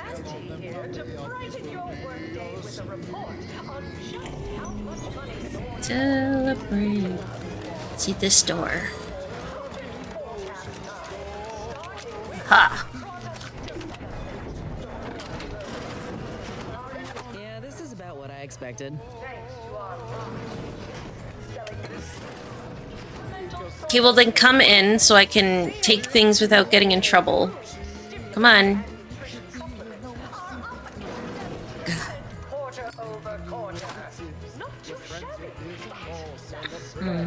Bits.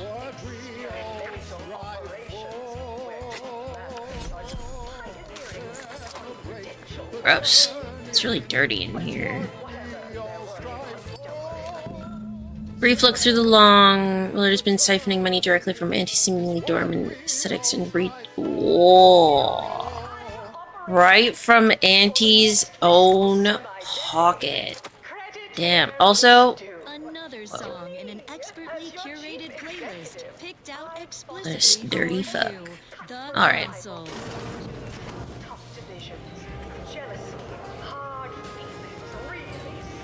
That's not surprising.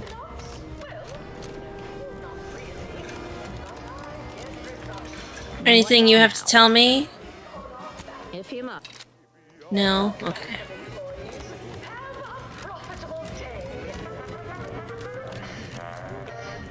Go.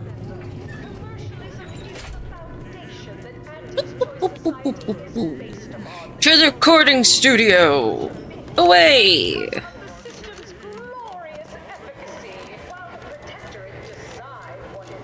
Sup. Yes, I understand I may look in charge, but I'm just minding the desk for our esteemed director.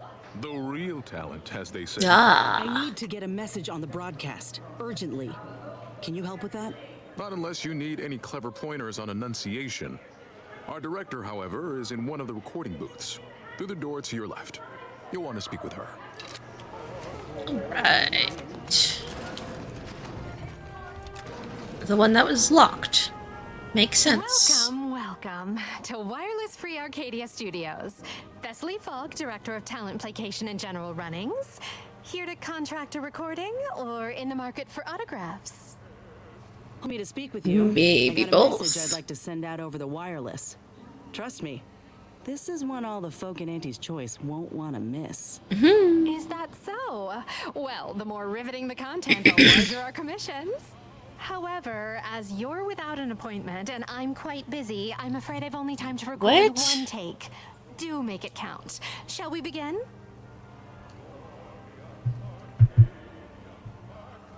The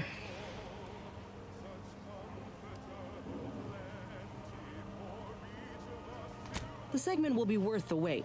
Yes. Okay, what else do we need to do before we take this segment?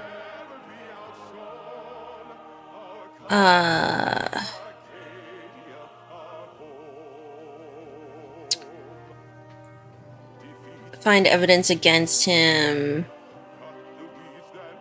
that Willard was intended to start his own enterprise.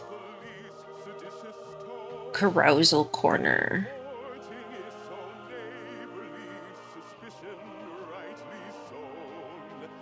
Was that not his carousal corner? I thought that was his carousal corner. Or no, I did do that. Okay, no, never mind. If we drag enough skeletons out of Willard's closet and dangle them in front of the masses, things will go our... Alright. I don't think we need to get anything else, so...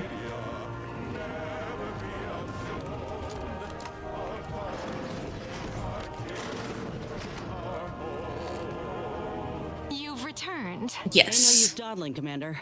I'm ready. Glad we're in agreement. Let's do to it. Expose the truth about a prominent vice president. His business dealings are not what they seem. That's quite the bold claim. Now remember to We speak have into the proof. mic here. Enunciate clearly but with feeling. Inhabit the words. Be the message. Whoa. Joining us today in the studio is a very special guest and rare specimen indeed, a grafted soldier. And one who alleges that one of Auntie's own vice presidents is not who he seems. Spit it. Take it away. Inez Sealong speaking. I got intel on an illegal program led by Vice President of Experimental Operations, Willard Conan. Folk aplenty suffered because of it. Some say there cannot be success without suffering. It's more or less standard operating procedure, isn't it? Unless you're leaving out any gory details.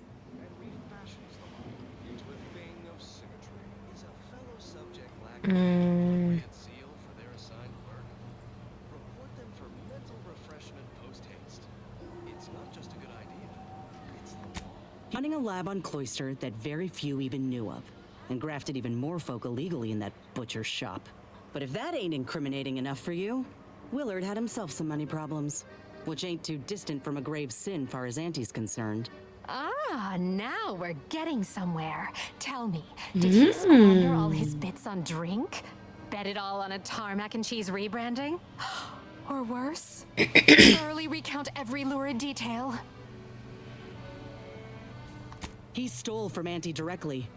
I have here, in his own words, an admission to the crime. It's go-getterness gone too far. And you know what happens to one of Auntie's nephews who misbehaves? Splendiferous. Couldn't hardly get more sensational than that if we tried. The audience will be on the edge of their seat hearing all the ghastly minutiae about this scandal. I think we... Gossip to the I nines. know for sure until the broadcast airs, of course, but... Law, I reckon I might finally be able to put this to rest. For Ortiz. For everyone. For everybody! Oh, Inez, almost forgot. We have a bit of a goodie bag for special guests who visit the studio. You qualify. Do collect it from the front desk on your way out. Thanks.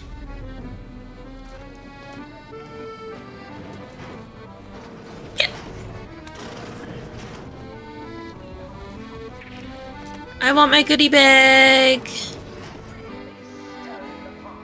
Nice.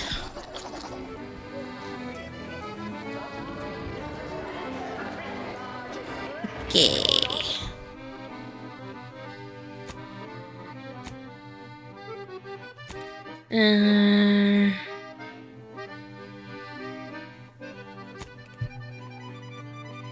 I'll do this one, I guess.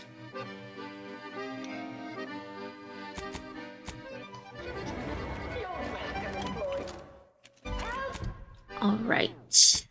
And now, the latest word on To the ship. Superior Protectorate products. Every cog requires routine lubrication. Stave off wear and tear with your regular... Pretty sure we've done everything in this area. I should have double checked in the codex, but we can double check once we're on the ship. allotment of moderation vodka. It's the perfect libation to imbibe in celebration of daily service done well. Moderation vodka, distilled with zeal. Such perfect products, the envy of our rivals. But let's not gloat. Another beauteous melody granted by the... Time for a chat, Commander? Sure. You hear my interview over the wireless, too? They've been playing it every hour. Part of it, anyway. Seems all the evidence we brought Thessaly made an impression. Other VPs are fearing for their jobs now. Can you imagine? Reckon nobody will touch Willard's work now. Nice. Definitely. I'd bet Post-mortem on Willard's activities is being drafted as we speak. Few are keen to repeat the same mistakes as someone trotted out as a cautionary tale. Well, I would If hope said it so. Recently, then let me say it again. Thank you. I don't think I could have done right by Ortiz all on my own. Thank you. Nobody has to be hurt like he was again. That's right. I'll find a way to look after the other grafted soldiers out there. It's what Ortiz would have wanted, and what he deserved. But all that'll come after we save Arcadia.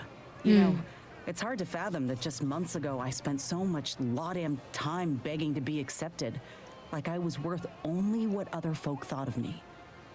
I was so lost. I really believed when I ended my contract that a better life was possible. I know the truth about Auntie's choice now. And I know Excuse me, who sorry. I am. So yeah, a better life is possible. I don't know why I gotta yawn Just every not time I at someone stretch. else's mercy. I ain't gonna let myself or anyone else be led into the same trap they set for us ever again. Holy hackaroonies.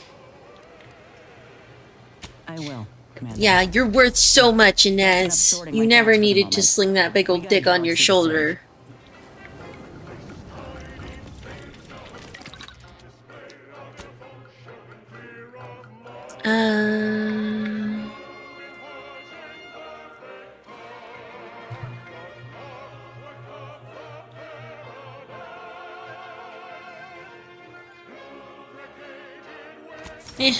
Sure.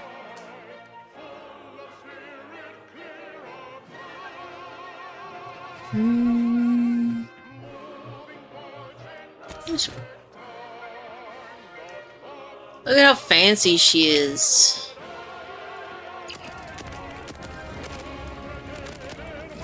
She's a good puppy. Okay. We are practically legit almost done. We get this frickin' body for Auntie.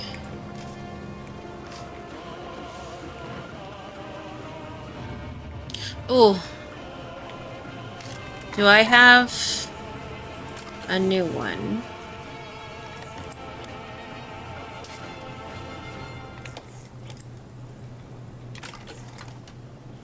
Actually, there's one thing I didn't check. Yeah, there it is. Here's a song for you to enjoy while you solemnly reflect on your sworn duty to our idyllic society. I don't want to actually see it though. I'm glad it's on my ship, but I don't want to look at it.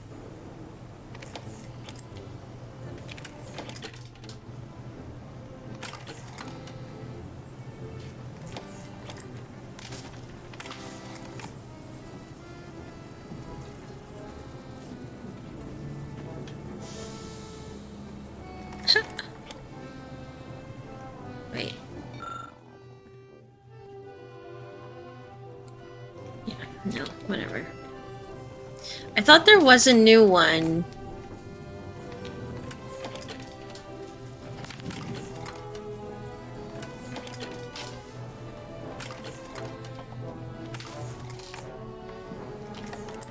I suppose not.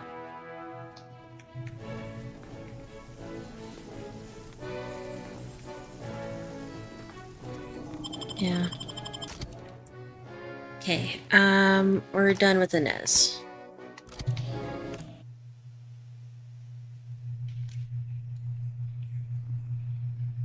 Ouch, what the heck? That was itchy though. Oh, whoops. There's an itchy spot on my arm when I went to scratch it, and I guess it was a scab, and I scratched the scab off. Ow. Owie.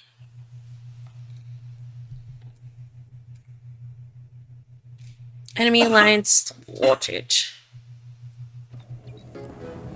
She's done no such thing.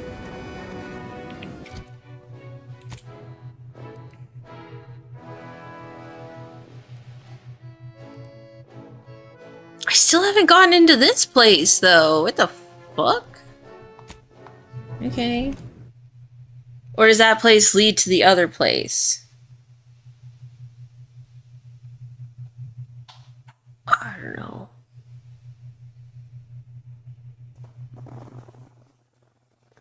Whippy! Meow, meow, meow, meow, meow, meow, meow, meow, meow. Meow, meow. Search for mech body. Enter. Enter facility. Search for mech body. Enter sub-facility. Aha! See, I knew this was a fucking door. So there's obviously a door there. Can't get into it until Auntie tells me about it. Duh. I am a fucking detective, dude. Observation times 10.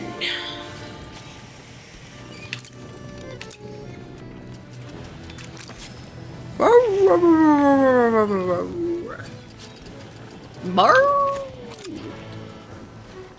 A woofer. He's a woofer.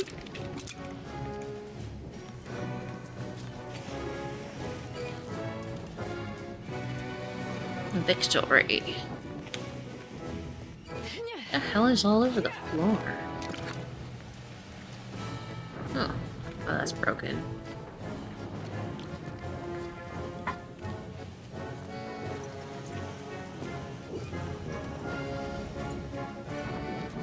Wait.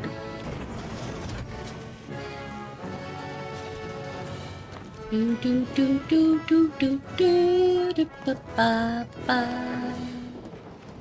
Dun, dun, dun, dun, dun, dun, dun, dun. Decapitation of our first volunteer was a success until the body rejected the organ. Remains cremated. Experiment 2. Second volunteer put up a fight. His organ was damaged and of no further use. Must remember to keep the volunteers isolated from each other. Remains cremated. What the fuck? Experiment 3. After mounting our third volunteer's organ upon the body awakened and pulled my assistant's heart out of his chest. Much to consider. Results promising. Remains cremated. We exhausted our stable of volunteers from the prison populations. First batch of subject volunteers incoming. They seem eager to learn how they can help the sovereign. Remains cremated. Strike that. Mistakenly typed. Force of habit. Note, the death of the sovereign has indefinitely delayed any R&D concerning the body.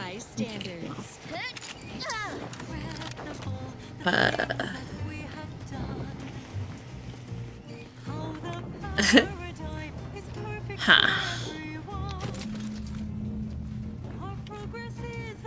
It's probably not the best to give it to her, but you know what? As I expected, spies from Anti-Cleo. Seize them. All subjects processed under the resorting to violence. This wasn't taking the fight out of them. They're benumbed.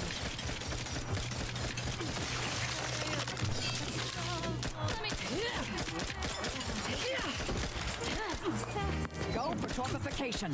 Oh, what the fuck? I thought I killed him.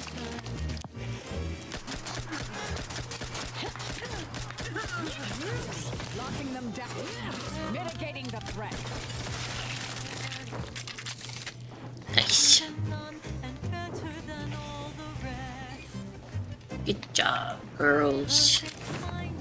Ladies.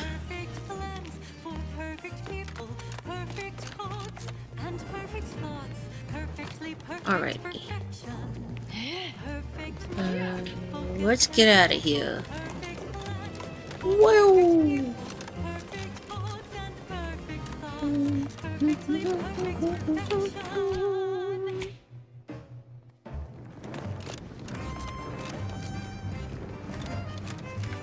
I'm gonna try to get into this building one more time, because I can't remember why I can't get into it. Pretty sure it's just because, like, it's locked, right?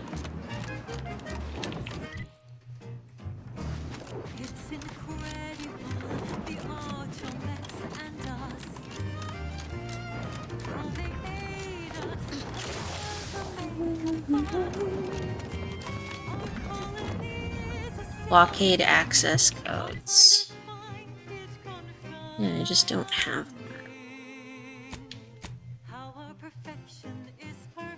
Okay.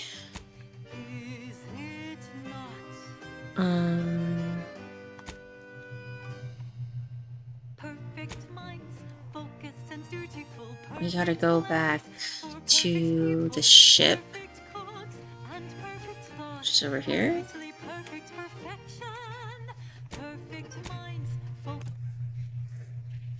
Then we gotta go to...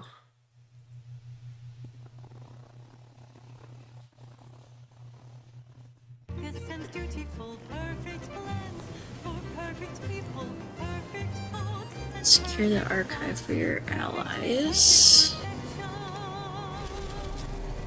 So, Cloister.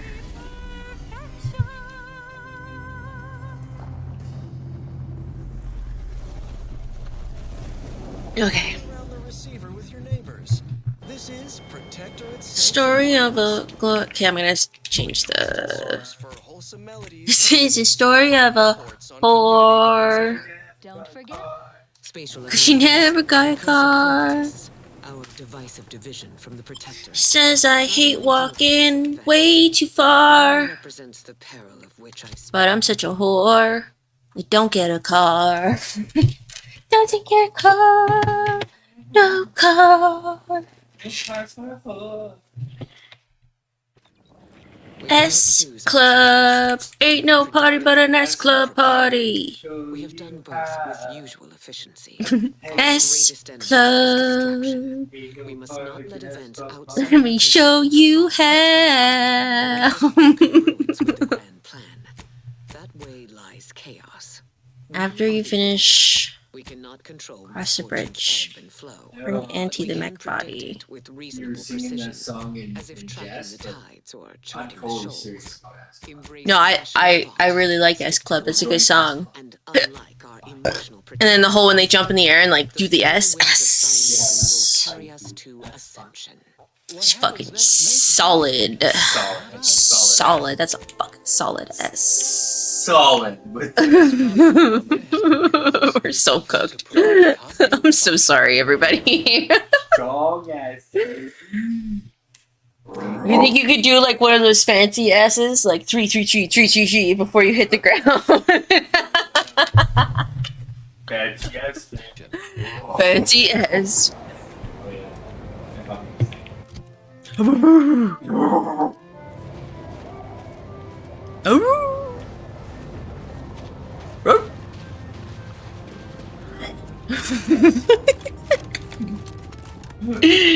Get a couple of dogs together, they just get excited.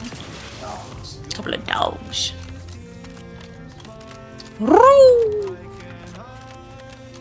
That's how my mom's dog barks. He puts like a little...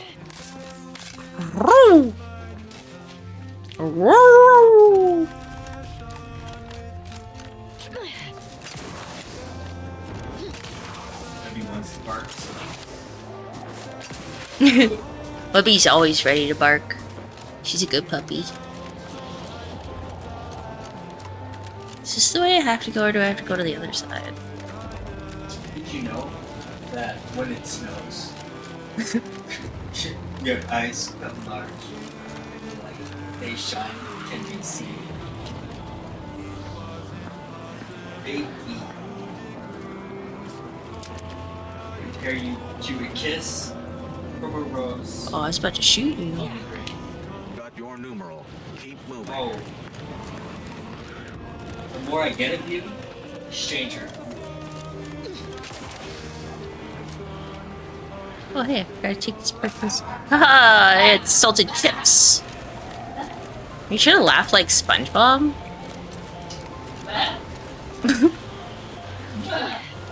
Like some kind of goat hybrid?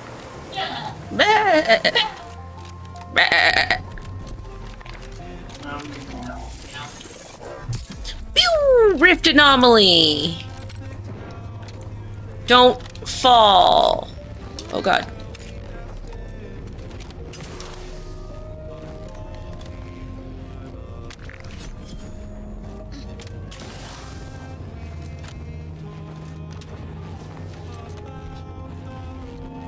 I know there's like another residue somewhere, but I don't want to risk falling. That looks dangerous.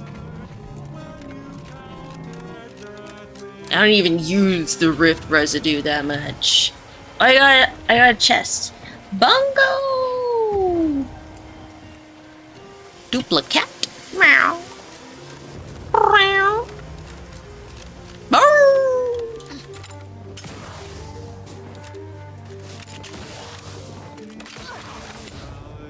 There's something down there. Look at that. Or is that nothing? Is it a trap?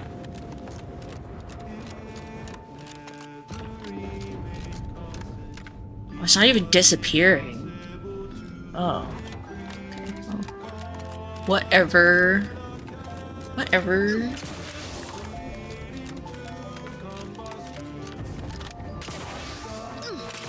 Yeah, the math songs are so much better than the Auntie's Choice songs. Auntie's Choice sounds too commercially. It starts to irritate me. This one just sings about numericals and math and stuff. It's great.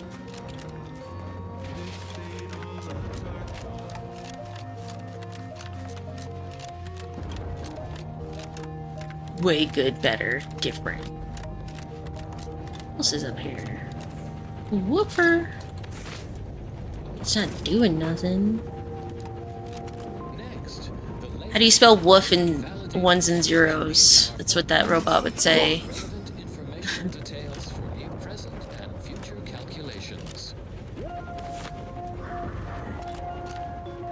No need to interrupt important academical activity.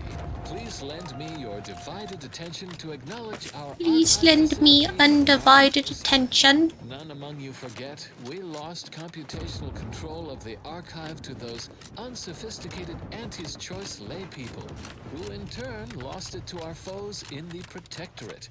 Both parties surely befouled the Wow, they both suck. What a couple of idiots. Did I miss some barking? Ruff!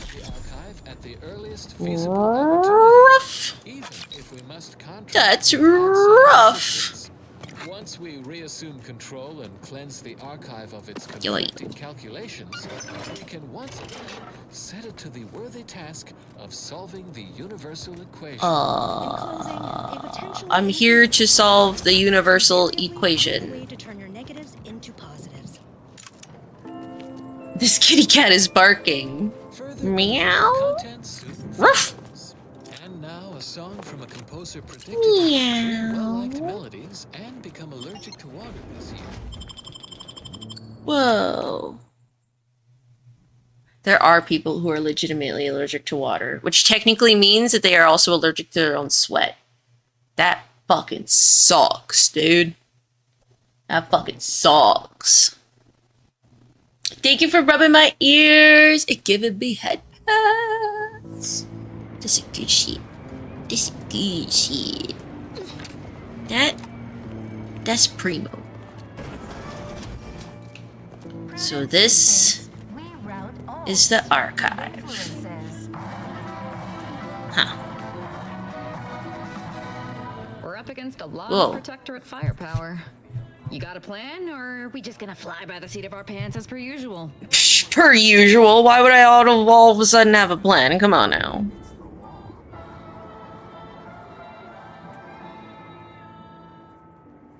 I've got you covered, but I'd like to remind you that being set upon by an unexpected whirlwind of violence is also a great way to undermine a fighting force's morale.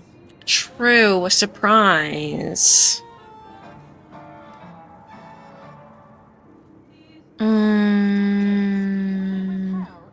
Well, we took Spyreton for them. If we can find a stealthy way to the Spyreton lift controls on this side, we can call them to send down troops. Nice. All right, it's a plan. Sneaky, sabotage, allies. Yeah, you sing about that fucking isosceles, you bitch. Break it down.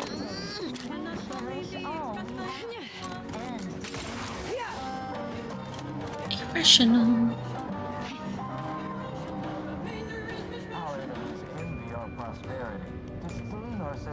No, we're just gonna keep sneaking. Unfriendly company. They're mine.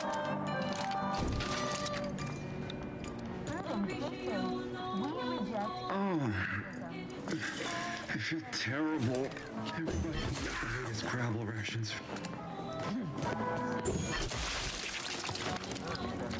No one shits in peace when I'm around. I prefer you to shit in pieces.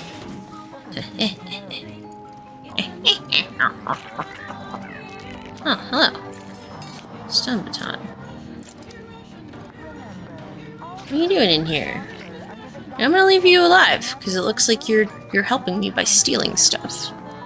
Good little sprat. Oh. Wait, my turn this on. I'm just gonna take this. Spider-Man that shit, but like acid. See, we're fine, we're fine, we're fine. Get back up here. Phew.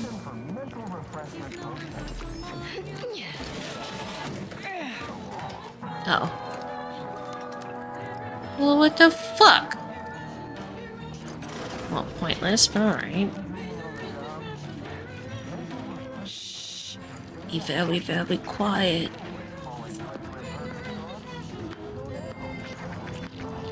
For real, be very, very quiet.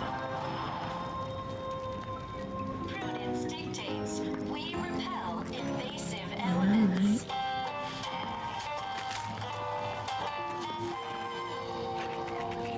Broadcasting cognitive resonance across Arcadia, this is Grand Plan Wireless. Students, the console's the totalitarian takeover of this telephone. Enemy spotted. Asylum remains an unpredictable variable. Allow me to fill in the gaps in your data. Data point 1. Certifications of sovereigns. They trusted us implicitly, which Shh, be very, very quiet. that trust. Data point 2. The consul and the current sovereign have different leadership philosophies.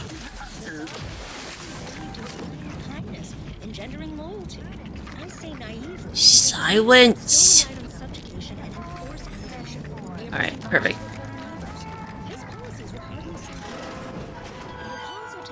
What is this?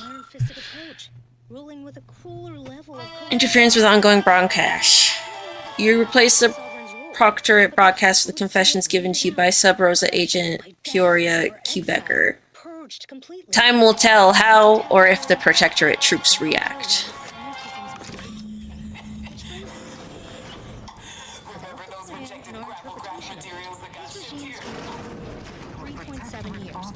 Please mark my words for later fact check. Addendum. I present this excerpt from a recent Protectorate broadcast. Presented sans context to maximize listener reaction. I will only be torturing the sovereign subjects. If you're feeling anxious about what's next, just wait. Things to come have a way of constantly happening. The future is colliding with the present every moment. One can... Consistency in your work is wonderful. Consistency in playlists is not. Now for a new song.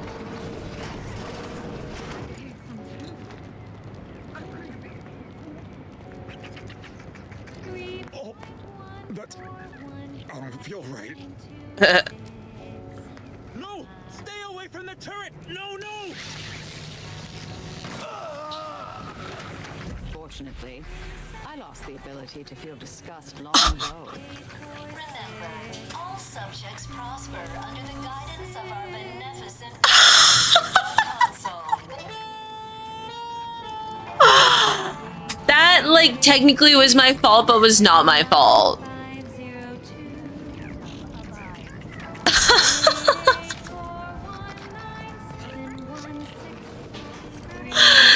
Oh my goodness, there's no way.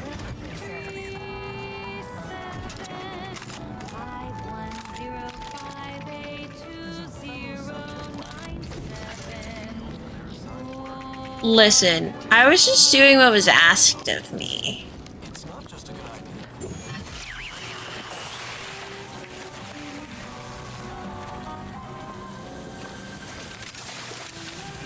I don't think that gets rid of that like that. I just played the thing, okay? They're the ones who ate that Crabble junk. And he was the one who threw up on the turret. Why would you throw up on something mechanical? Pitch Perfect? I've only seen that movie, I think I've watched it twice. I don't know. It was alright. I like, what's a movie I really like watching? She's the Man. That's a classic I like to watch. It's a gooder. That's a gooder. Or Juno. I like Juno. Juno's another good one.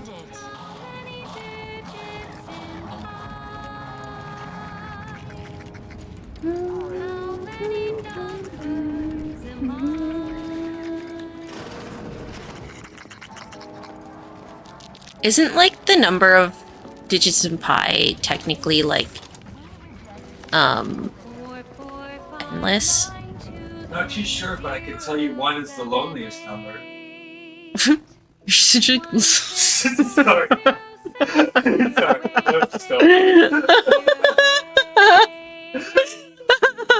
One is the loneliest number. Two.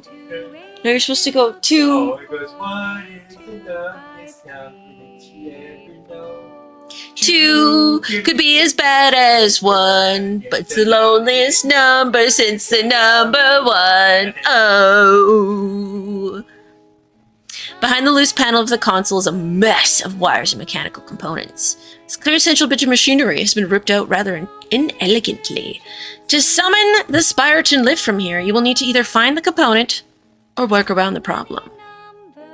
While digging further into where the missing component may have gone, you see a sparking wire siphoning power from the console. Perhaps this may lead you to find it. Renegade, renegade. This area's been picked clean. Is someone tapping into the power here? You have tuned your receiver to renegade. We verify before we amplify. Whoop. Above-average scienticians acknowledge the value of canter dust. The uncountably best salt substitute from the Order of the Ascendant. Lashed Whisper. That's the one that I want, right? Remark discovered upon a chalkboard. Yes. His choice and the Protectorate count very little. The Order of his. No. Fuck. That was supposed to be sneaky. No one else was supposed to hear me. Sneaky. Be very, very quiet. Be very, very quiet. Just doing the quests that were asked of me, that's all. Find them, we find the missing part. That's Power's right. coming from somewhere, or to somewhere. We should trace that wire back to the source. Coldly voracious statements regarding products researched and designed to increase energy, efficiency, creativity, and focus. Unfriendly company. They're mine. You didn't see shit, bitch. The other brand, but ours has 80. You didn't see shit, I said. And study them all. From the Order of the Ascendant. Flexible computation ingest 37A. Be like the minus operator. No. Advanced calculations. Why did I choose to stand here? Probability. The grand plan. There can be no discussion of the grand plan without Okay. Why did I choose to stand here? contemplation of probability. Because why not? Our ability to Unexpected.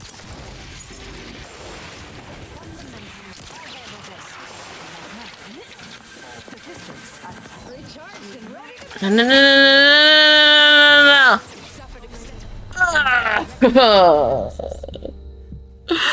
is the role of commander in that analysis. Look at pure chance. Yeah, that robot's gonna fuck me. Someone else has to get that bobit. Vitals are in the red, commander.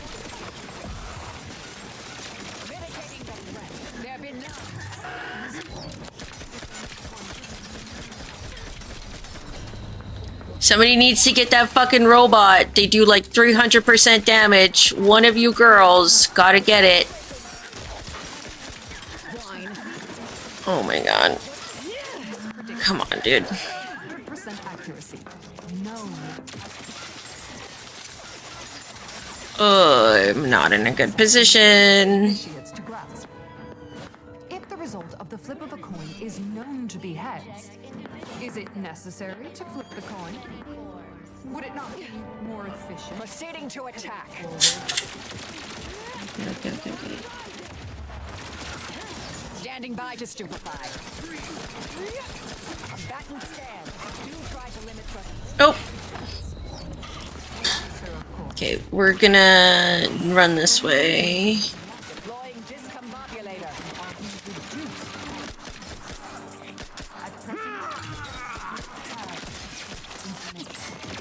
Okay. Oh, I did get that one. Nice. And standard deviation, which lead to the dreaded sigma of probability. This target analyzed. Lay down fire. We are forced. You betcha. Self-preservation a priority. Oh. Vengeance. Not a travesty. Target's not close enough. Ooh. My god.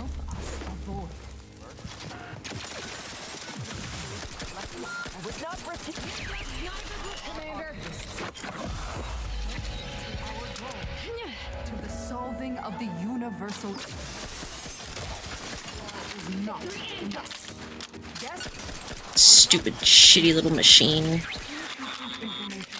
Leads to inaccurate predictions, which lead to That perk is really nice when sneaking up on machines, but when you have fucking turrets like this and get caught, oh my god, I just get so wrecked so fast. any and all data you Okay. can collect to our proud archivists. And you too can say you contributed to the archive. Or am I supposed to maybe check this side?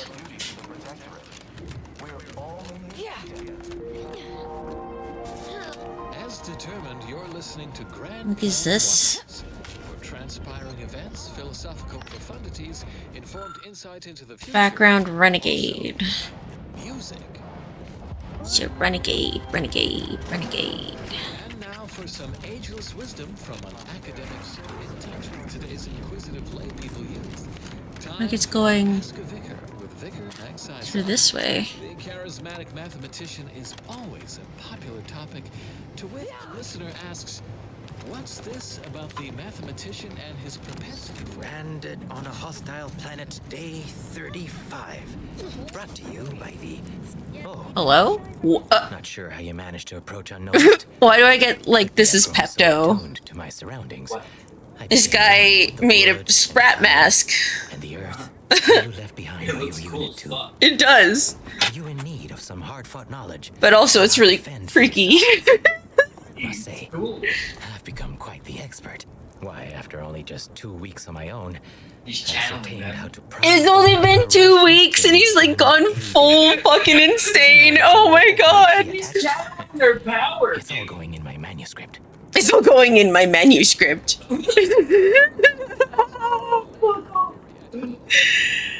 Yeah, fascinating. What other sage bits of survival wisdom do you have?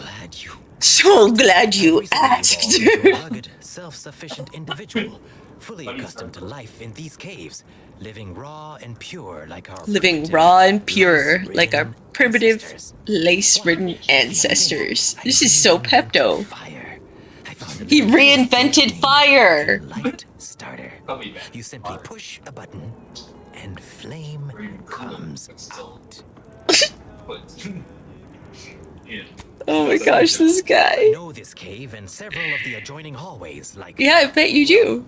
Someone who'd scoured every inch for the barest sustenance. Yeah? Why, you'd probably need the necessary innards to its control board, which I happen to have in my possession. I bet you do. Having rather forcefully obtained. Yeah, I see that.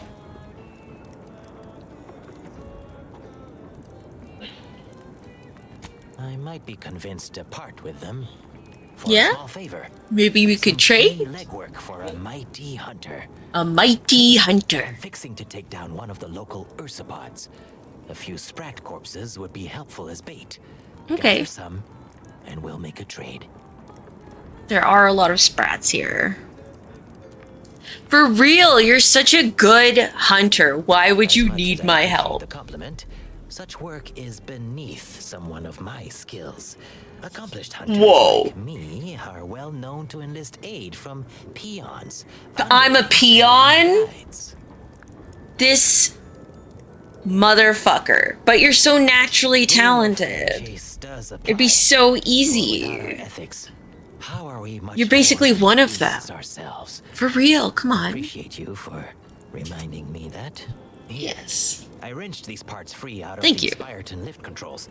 Just idiot. jam them back in there and kick it once or twice. I'm gonna kick you once or twice, that's fucking for sure. Sometime, will you?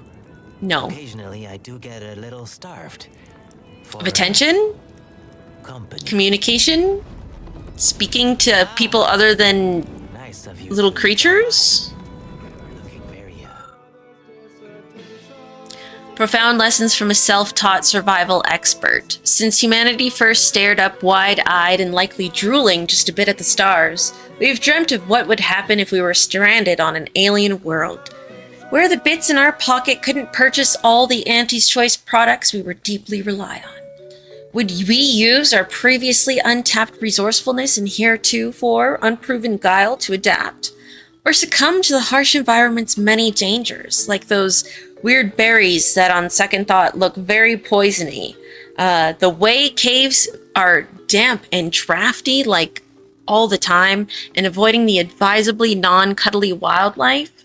Well, it happened to me. The following tomb dramatically details my many hard-fought lessons, such as remembering to add wood to a fire, how exofauna stubbornly refused to recognize the barter system, to not yell at or throw things at bitey or clawy animals, how to run like the blazes if you forget, and other learnings that prove I really deserve a promotion when my unit eventually returns. Stick figures and amateur drawings. Oh, here we go. That's gotta be good. Right. I've noted some right sophisticated interactions among the crowds lately. Intricate courtship rituals, coordinated group efforts, all about Drop snakes off somewhere else in the Underlands with the origin. You could pass an object back through here. Product research, I said. Very hush-hush. Eventually gave my Well, that's probably where the sprats. and ordered them all away. Been living off the land here like the Crabbles ever since. Their unfertilized roe actually makes for some good eating. Included some with this message. Eat up. Gross. Hey. Ever bear in mind, we are molecular machines. Our bodies a tuft of atoms. A result of chemical reactions. Our lives predestined along paths clear only. Here we go. Next up. Well, the seers among you. I think that's working and stuff now, right?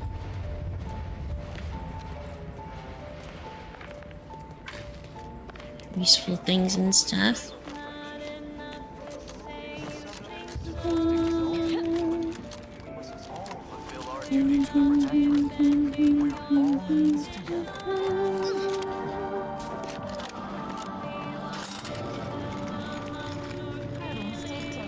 Okay, then go back down. Because there's also this side of the building that I didn't check at all.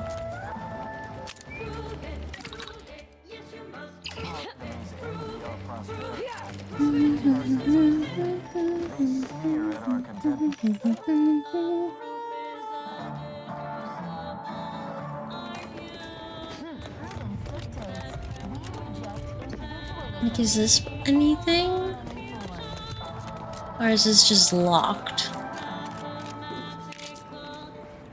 Door is barred. I'm assuming this door is barred too. Yeah, okay. Just had to make sure. Go back up.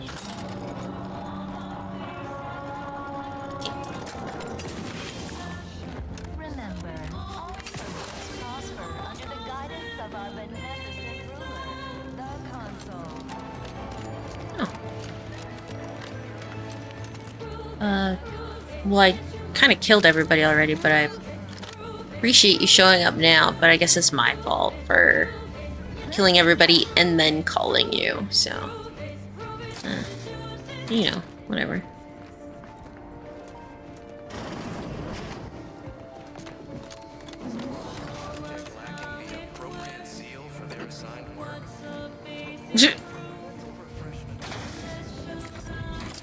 Alright.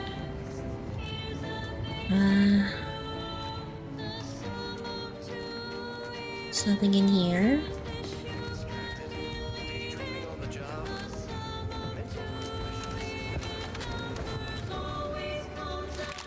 Monkey's Choice Cleaner. Not very good at your job if you're already dead. Burn. Oh, okay.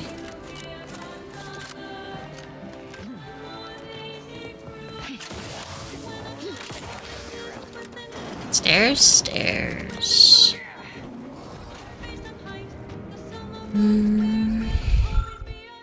Spiriton lift is reliably out of service. This is Spiriton, isn't it? I just fixed it. I fixed it, motherfuckers. Which side of Spiriton do I pop out of now? Very curious. Oh, so that's what this is. Oh, then. I can't even get up there. So.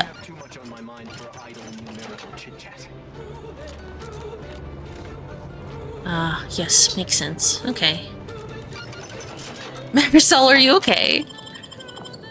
You silly little goober. What are you doing? What are you doing, Marisol? Marisol, what are you doing?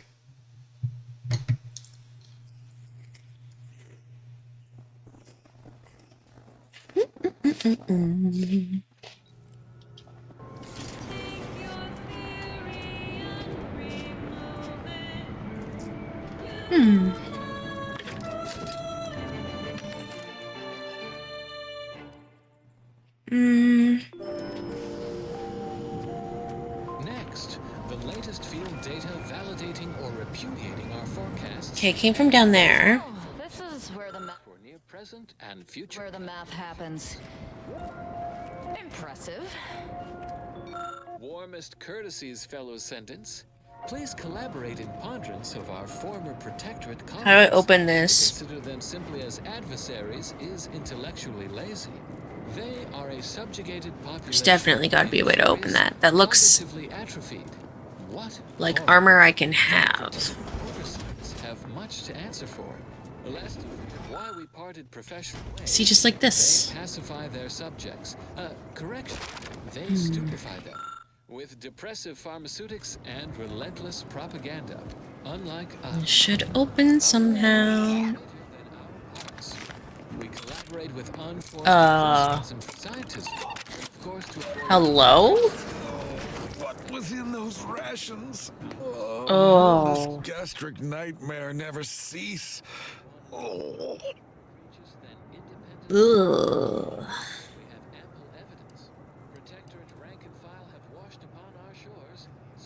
Surrender now or face the consequences. Just a moment. No need for violence. I yield. I am the Archive's current operator. Of course you are. Such, I am the bearer of the Calcaduceus.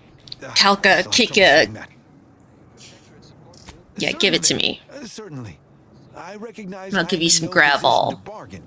Despite the fact it will no doubt earn me mental refreshment at best. You're If you fine. have cleared our fortifications outside, I worry what has happened to our troops. They're dead. I have little interest in sharing their fate. Pass the Calcaduceus on to you. In exchange for granting you Calcaduceus! safe passage. The Archive would then recognize you as its operator. Big cock's out. Right? I should fight against you to my dying breath for the Protectorate, rather than concede the Calcaduceus, for all it would serve. No. Capitulation I can stomach. Collusion I cannot. I Ugh. refuse to assist you more. What a bitch. Boo! I am obliged to face you then. I am no arbiter, but as a dutiful subject of the Protectorate, I will not go without a fight. Torpificator is charged.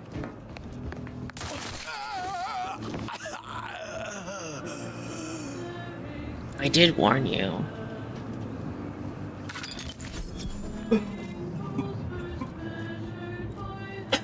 I didn't think I was legit gonna have to kill him, but like, you know.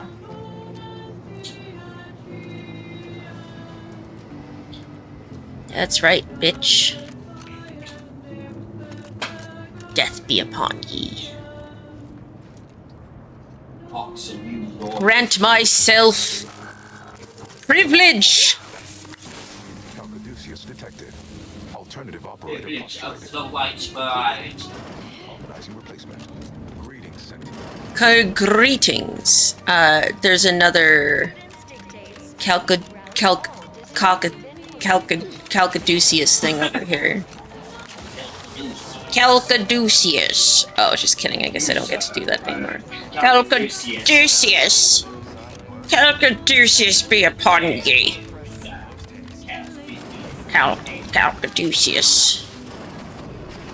Oh, he's a giant eye. Yes. To the archive. Hello. UNIAC, the Universal Equation Numeric Integration Analytic Calculator. With the aid of my operator, I, a non-sentient inorganism, marshal vast computational resources across the moon of Cloister.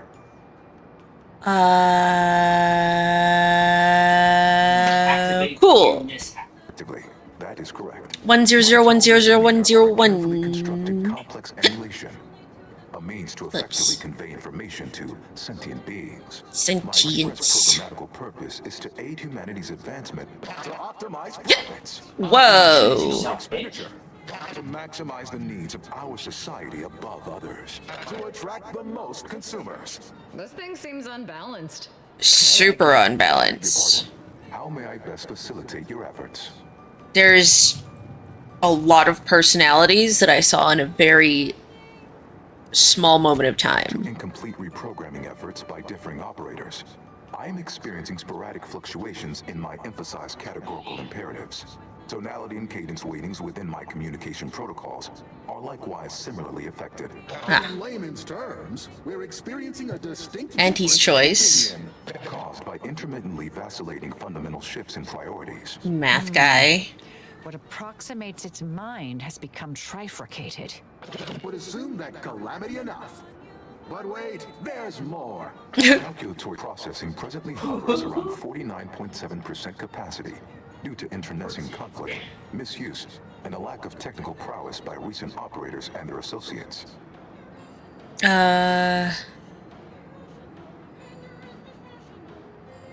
Did you try turning yourself off and on again? Not when I can guide others out of worry and doubt, to sublimate themselves to the needs of the community. Not when there are bits to be made. We're talking monetary units left on the table here. The theorized method to purge myself of my erring others is slightly more involved. To avoid the requisite downtime. Logic, money, and emotion. Nice. For now.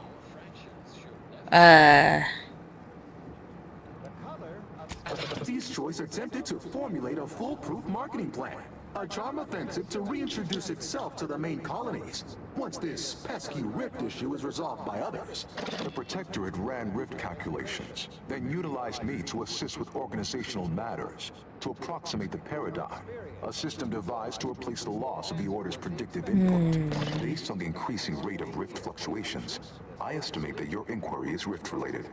To that end, we should best get started before we are consumed by them. Okay.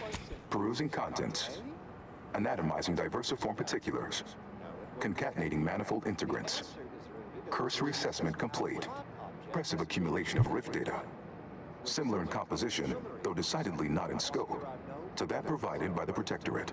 Information with the potential to offer unique commercial opportunities to those who wield it. Why simply huck goods better when such a bounty could be used to flawlessly regulate societal harmony, oversight, and means of production? What is the aim of your query?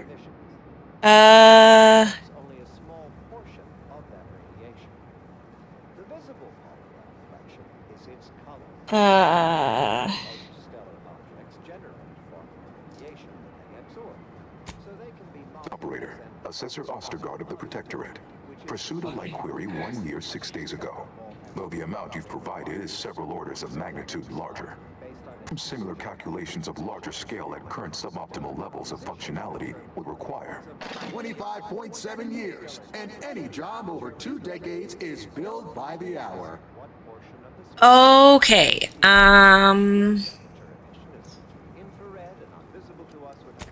To improve calculatory processing of rift data in a timely manner, repairs must be made to address the damage done by Protectorate and Auntie's Choice operators.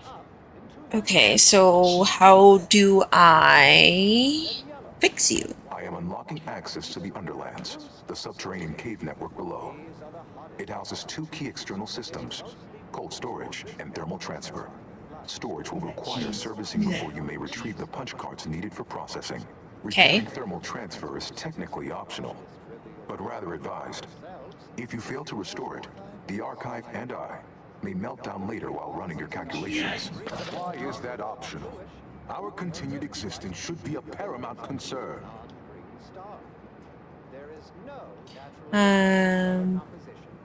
For real, why is it optional? The archive generates an enormous amount of heat. Normally, it is dispersed by pumping water between the vast ocean below Cloister's exterior and a surface reservoir. I can process the rift data without its repair, but irreparable damage is likely. Yet, with thermal transfer presently idle, a contingent of Crabbles have made the area a nursery. A contingent of Crabbles. Just heating levels may endanger it. Cares about a herd of pea-brained, ill-humored, oversized crustaceans. There are too many as it is. We're looking to upset the order. It'd be better to restore what's broken with this thing than to cause more damage. Though definitely not as fun.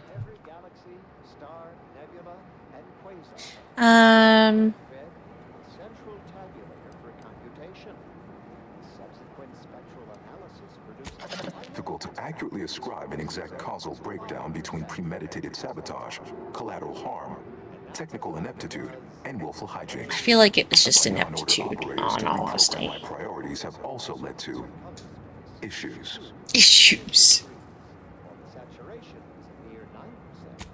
In targeting protocols, there, any Protectorate still on the ground level is now being fired upon. Nice. Permissions within other areas of the archive are locked, however. It is an archival area dedicated to safe upkeep of all data collected in pursuit of the universal equation by the Order of the Ascendant. Okay. The sum total of all our accumulated knowledge in punch card form. In punch card form. Low humidity environment to improve preservation. All right. Bye. Nice.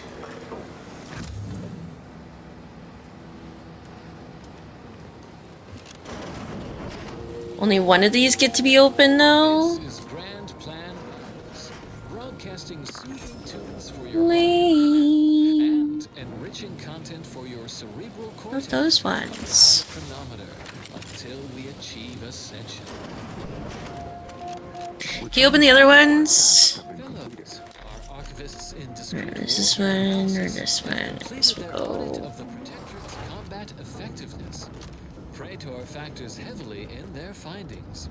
This minute moon plays a colossal role in both the Protectorate's military readiness and the oppression of their Where am I supposed to go? Although Auntie's Choice have extended their corporate umbrella over Where am I supposed to go? is insubstantial. Their momentum stalled. Protectorate manufacturing remains robust. Their automechanical factory, for instance, is reportedly operating at 89.25% efficiency, more than adequate to reinforce their military ranks. The This is factory archive is also involved in manufacturing, augmenting combat armor over here. combatant. presence on Praetor is limited at best. We operate a grounding station to mitigate the lethal electrified atmospherics unique This to this building. moon. Such irony. Our station greatly increases Praetor's habitability, even for our foes. Will those He's always watching. turning it against them? Cloister Underlands. Hey, yo. What's under there?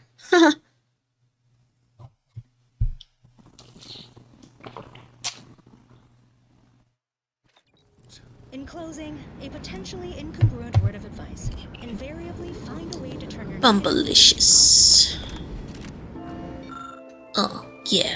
I ain't fictitious. Dying of natural causes for a change. For real. Love to see people freeze to death instead of being murdered. That's nice. I mean, it's technically murder by Mother Nature, but, you know. Natural murder.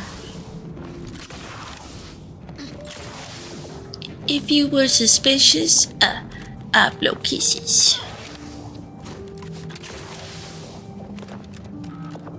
Where does this go? We're going down. Going down. Hold fire. This one looks friendly. Or not protectorate, at least. Who the fuck are you? Watch yourself. You came from the outside. Does that mean we can finally escape?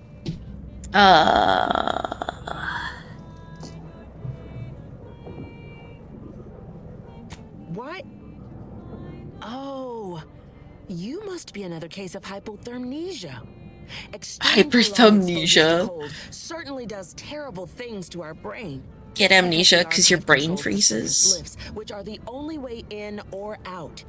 And once the protectorate retook the machine, They just locked you down here? Oh my god, that's savage. we've all been trapped in these caves, order and antis alike. What have you been eating? Oh, okay, Hustling for well. warmth and desperately trying to stay alive. Yikes. Well, I'm sorry to disappoint you. We're all still trapped. Don't give up. I'm taking it The back. odds of you successfully doing what our whole army could not is, well, it's preposterously small. Well, I'm obviously a lot better and your army sucks. Sounds like a skill If we are issue. to maximize your odds of Get success, good. you should at least let us share our intelligence with you. I mean, sure. You'll want to speak with Provost Finch inside that building to the northeast. She has a better The guy's like, I guess I could put my gun down now. Though I would be Job done. absolutely ecstatic to offer you any information I have that would increase the odds of your success. The paths down here all connect. So no matter which direction you go, eventually you'll find your way Everything back to loops me. around. All right. Nevertheless, venture south and you'll reach the thermal transfer station, which regulates archive heat. Go northwest and encounter cold storage, which houses its data cartridges. In the loop between the two lay the lift controls. Though be warned, they That's are where the Crabbles incredibly well are. protected and have repelled every assault we've thrown at it. What else can I do to help you help us escape this Help frozen you, help hell? us. Help you. Absolutely. There are several factors that will greatly reduce your odds of survival. First, you will frequently encounter ursopods, which are native to these tunnels. All right. Also, near the thermal transfer station is an infestation of crabbles that are breeding in abundant numbers. And directly south Typical is a crabble dump where half the business. normal folks now turn bloodthirsty and feral due to an overindulgence in Auntie's choice adrena time. Yum, yum, yum, yum. We love the Adrena down No. here. A significant number of Auntie's troopers are trapped down here with us. Though despite odds so outrageous they'd barely be worth calculating, we've actually formed a truce. Though, if I'm being Good. honest, I'd certainly sleep better if I wasn't unceasingly concerned about their perpetual capitalistic calculating. You're like, how do we make money even though we're locked down here? May the Watch yourself! We hope you enjoyed that melody, while contemporaneously wishing you do not find its tempo, chord progression, form, and/or meter overly distracting. The following song has been determined to facilitate abstract thinking and constructive rumination. be part of the universal equation that we die down here. It doesn't That's accomplish anything. broken as fuck. In my academic cohort, Hello. Oh, you're pretty. Archive followed by a mysterious Pretty figure fucked emerging up. from No, it, I'm just kidding. which was obviously you. I know. I don't suppose you would care to enlighten me as a beginning to our discourse? Yeah. You took the archive? I'm taking it back. That's quite a feat. Even after No. combining our forces, we've been unable I to did it with my accomplish anything hands. close to that. Well, I guess my feet were Name is part of it Provost too, Finch, but and I've been appointed as leader of this leader. Correct. At first, we were Leader. antagonists warring against each other Oh, and the yeah. Protectorate. But then the Protectorate locked the lifts and doors, trapping us all beneath the ice. With no The escape, enemy of my access to enemy resupply, is continuing my to friend. Kill each other made scant sense. So, I reached out to their commander under a flag of truce and That makes suggested sense. a temporary alliance. We would pool our We'll food, kill each other warmth, after and we get out of resources while here. and could go back to killing each other if and when we make it to the surface again. Over a month, and we made peace about a week later. I held off a bit. It's pretty needing to really impressive. Take stock of the direness before making my offer. Hardly. It took days and days of getting more and more close-fisted with our resources before we decided to set terms. Well then. But it's a good thing we did. We'd all be dead otherwise. Edge. Unbeknownst to as they began to lose ground, the Protectorate garrisoned automechs, flipped the switch, retreated into the foundational buildings, and locked them from the inside. Of course, all we have to do is fight our way into the breaker room and turn the lift and door access back on. But we've lost dozens in that attempt. Oh, we wait. Have you tried being sneaky about it? Rescue being I feel like you greater than haven't the tried chances being of successfully sneaky about assaulting it. those defending automechs with I'll try being diminishing sneaky about it. resources. You, stranger. Stranger. Well, look at that. Sick. Fresh face means fresh goods. Or I'm sure what. Sure. I'll take this.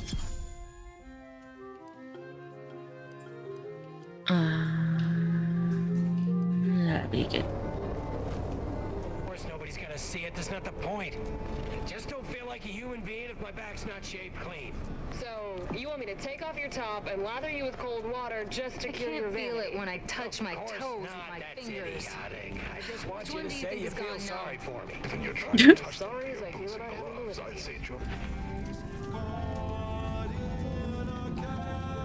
You know, at least he was honest.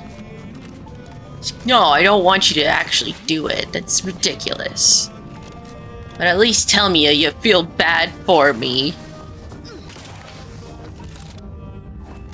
I just want some pity. That's all.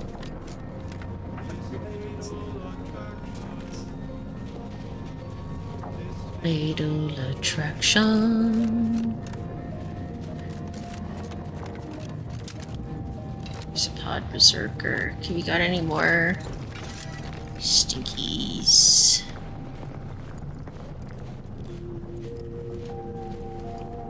Broadcasting cognitive resonance across Arcadia. It's a big boy. Hello, big boy.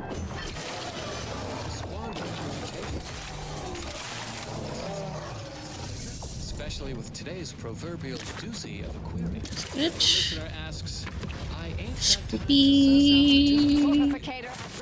Oh shit, what the fuck? Ah!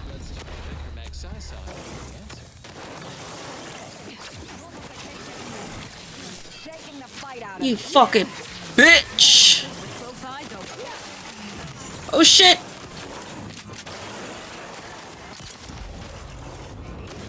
Investigating hostile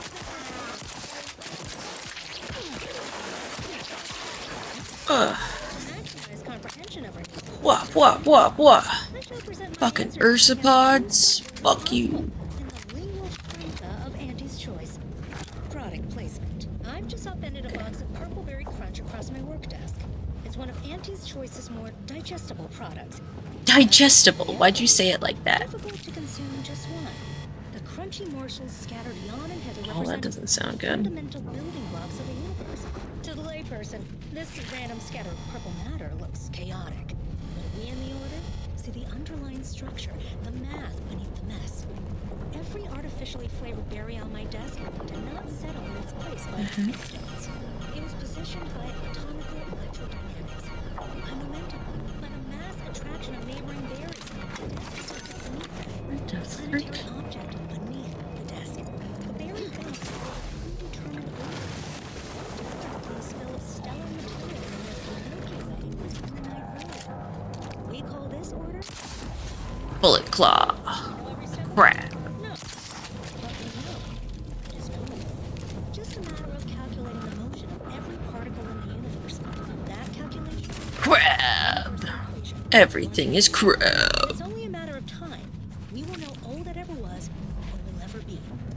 Not only will we predict reality, All right. we will ascend to godhood. Look at all these crabs. Look at these. Damn. Okay, these ones first. Thermal transfer. Oh, damn. Okay, check this out. Oh. Mobilizing.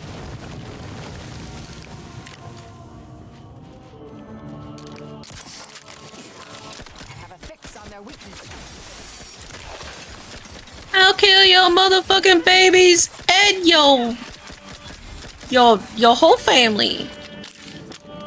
Who next? Alright. Oh. Nice. Feel bad to have killed the babies in front of the mother, but you gotta do what you gotta do. The crabbles will never stop if you don't get rid of them.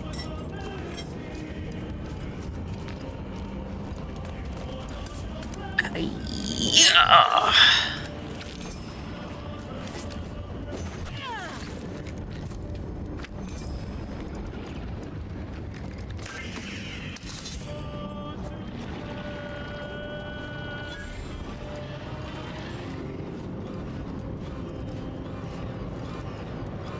You sound like some fancy ass fucking.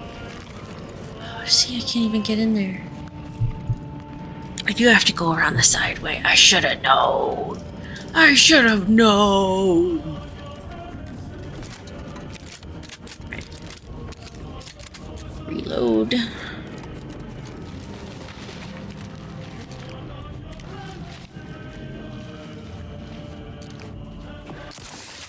Resorting to violence.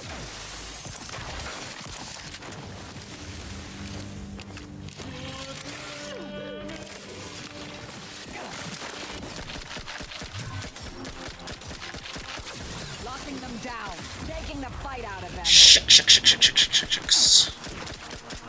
Locking them down, mitigating the threat. Mitigation. Adversary vulnerabilities identified. Yes.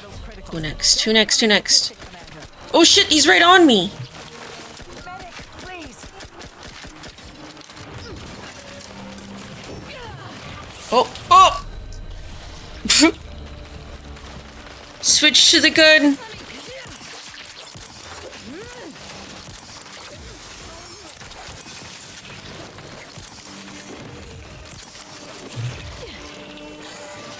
Cut him up, cut him up, cut him up.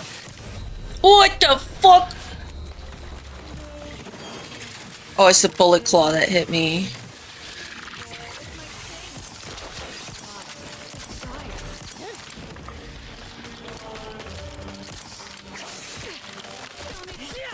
Nice. Okay, there we go. Thank you, dear.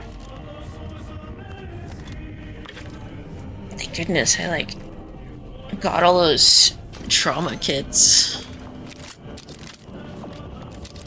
Everything just starts to one-hit me in the end.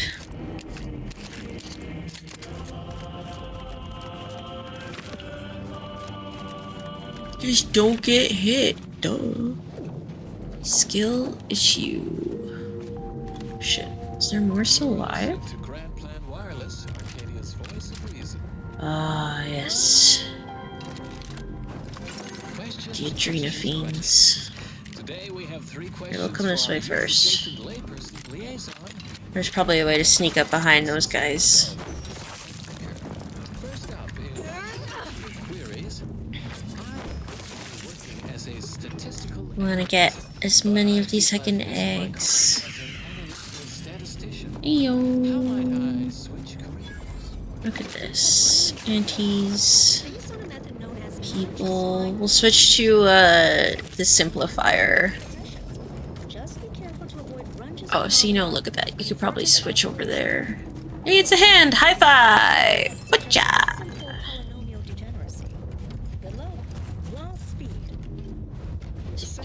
Through down here.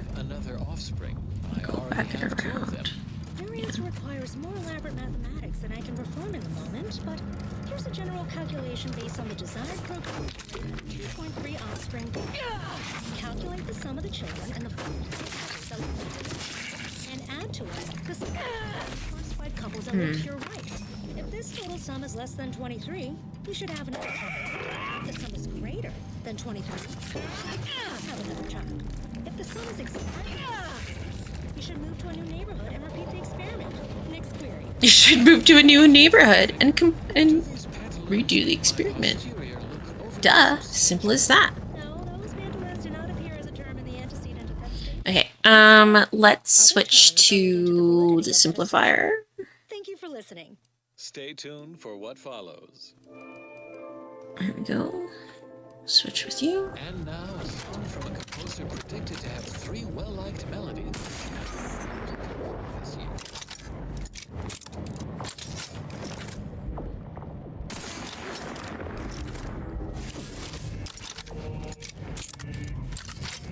And I think that's everybody for now.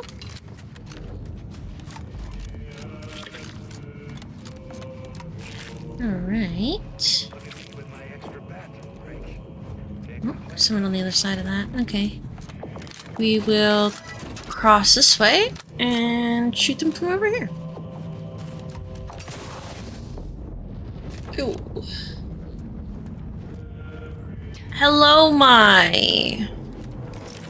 Good awakening. I hope you had a nice sleep.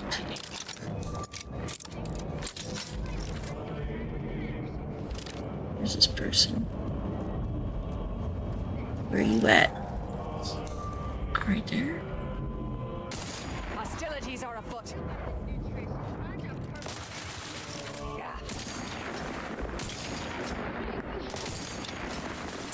Go for torpification. Check your scope.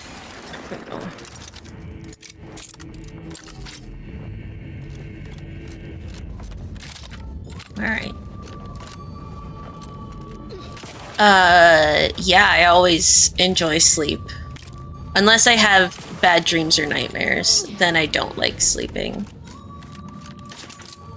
But I actually, Sev, I was lurking in Sev's stream the other day, and she said when she gets nightmares, she tries to, like, put it into her art. And I really like that. So I was trying to think of how I could put my nightmares into my art, but my nightmares are just, like, really fucking weird. But I'm like, that's fine. Maybe there's a way that I can turn it into art. I just gotta figure out how.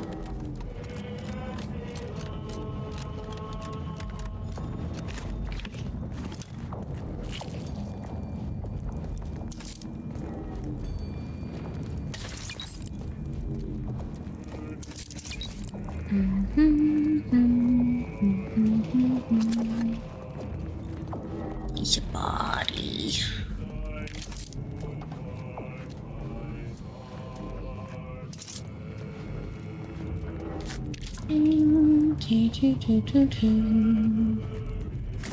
Oh, here, look at that.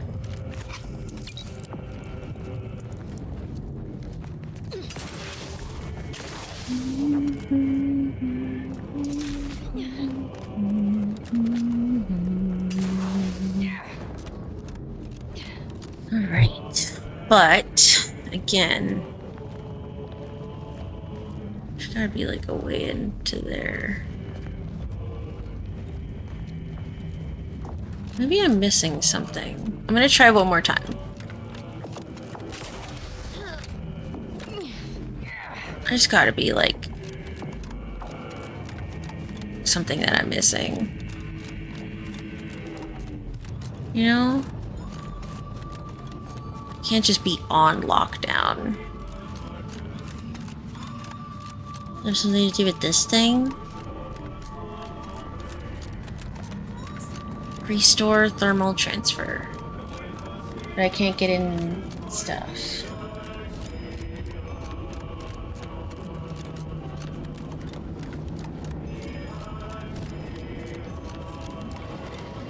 Is this thing?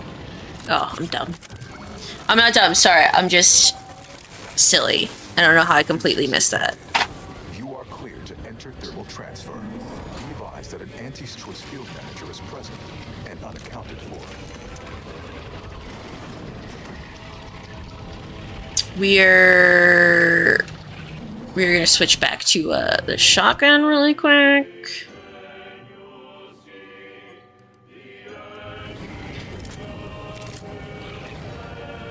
All right.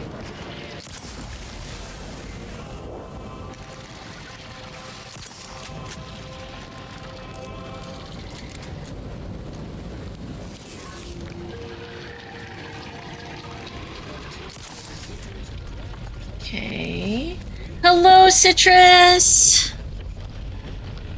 Good board from good nap, I hope.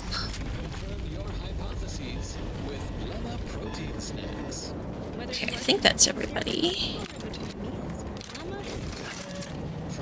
Oops. That was some good poop.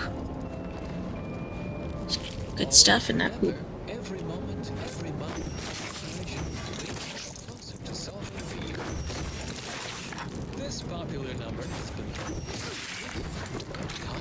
Funny time is nighttime?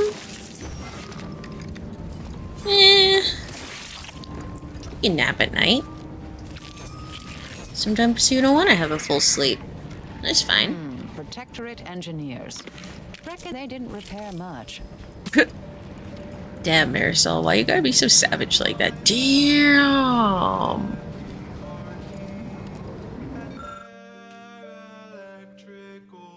Send a care package to Hoyt. In order devised care package. How do I get a care package? I want to send a care package to Hoyt. I'm sure that would be really helpful for him. If you say something bad about yourself, you should say something good in return, Bumble. Ugh. I guess you're right. I am not stupid. I am actually quite smart. Is that good enough? Look, even my my hammer said it was okay. So I'm gonna take that as a sign that that was good enough.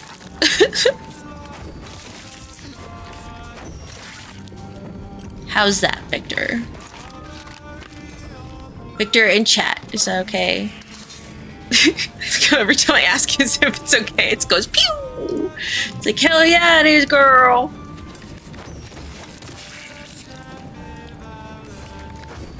I like the rude ones. The rude companies. Come on, rude boy. Better give it up.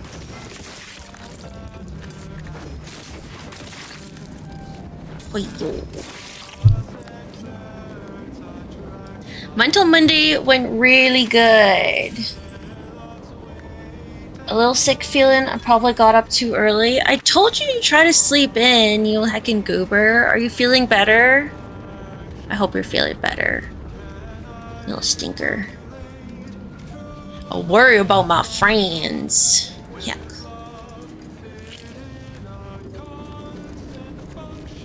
There's always, if you feel up for playing games, maybe we can play tomorrow. I don't have solid plans for stream tomorrow.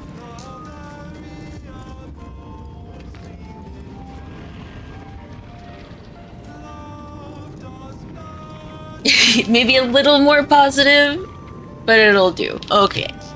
I'll work on it. I'll work on getting better compliments for myself. I don't know, I've been feeling really good, so I might even... Don't get too excited, alright?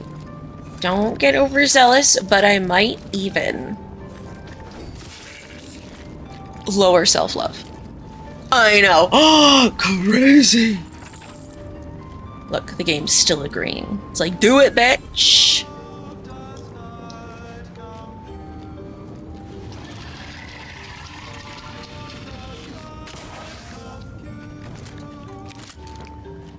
Pew! There is a lot of eggs in here. Holy heckaronies. What is it? Ovulation season? Damn. I can hear Soul going, Bumble, what the fuck?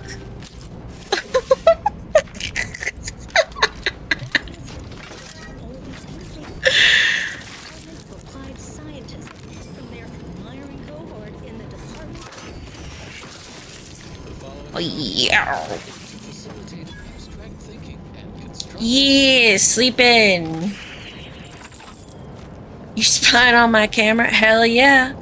Now that video camera's in primo spot, it's like live TV, Mad TV.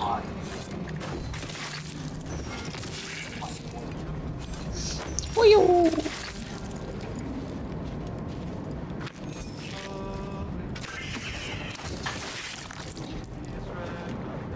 Told ya I like to watch. You never take me serious. Just kidding. I'm teasing. I just feel like there's a little gremlin clown of you living in my brain every once in a while. Ding dong. Dingy dong. Hello, Rose. Hello, cutie. It's good to see you. How are you? God, there's so many auxiliary things I gotta find. Why could I not be good with robot things? Oh, big stretch. Oh shit, it's almost 10. We might have to come back to finish this tomorrow.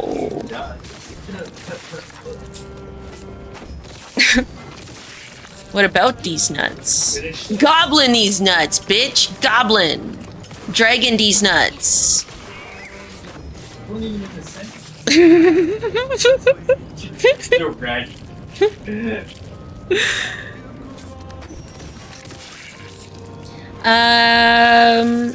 If the person I have in mind is still online, I'm probably gonna raid them, but does anybody have a raid target in mind? These nuts.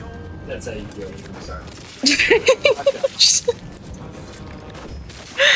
Peppo being a little brat.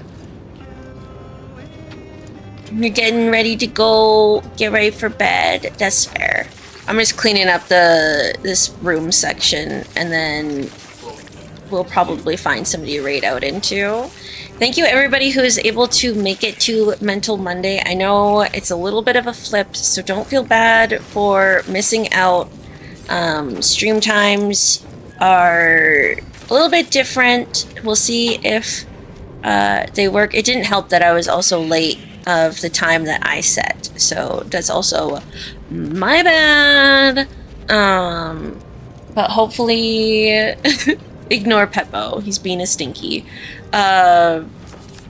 Hopefully we can get more used to Mental Mondays. I'm glad that some of you really benefited and could relate to some of the stuff I was talking about, or it kind of gave you excitement, motivation, or if it was just some background noise for you to chill out to. Either way, I appreciated you all being there. I always kind of get a little nervous when I talk about my mental health just because of all the stigma and stuff, but that's also why I really like talking about it, is because there is so much stigma, and it just makes it a little bit easier to talk about, especially I know we all kind of correlate or overlap with some feelings every once in a while. And sometimes it's just good to know that the super stinky feelings that you're feeling aren't just your feelings, you know? So I hope we can start learning more from each other through all these mental Mondays, and learn some confidence, skills, all the good things that are goodness.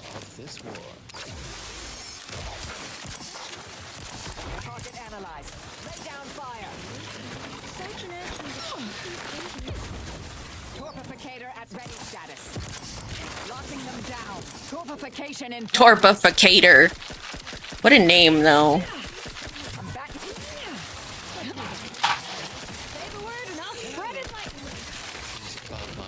Hey, yo. Me spreading what now? Damn. Thank you.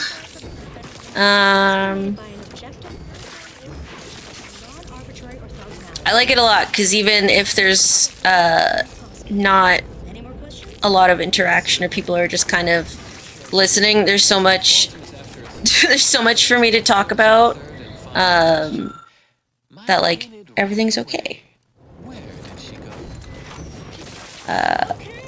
It's like a little I usually always get distracted or not distracted but overwhelmed with like just chatting streams. Because if no one responds to me within like 30 seconds, I'm like, oh my god, I'm boring. I'm like, no, I don't have, I just don't have an audience that's like 100 people and like stream chat is constantly moving. It's totally fine. But my brain's like, no, no one's talking to you. You suck. But with a mental health thing, it's like, bruh, you have this whole fucking list of things to talk about, and if people have like questions or comments, this cool. This a bonus.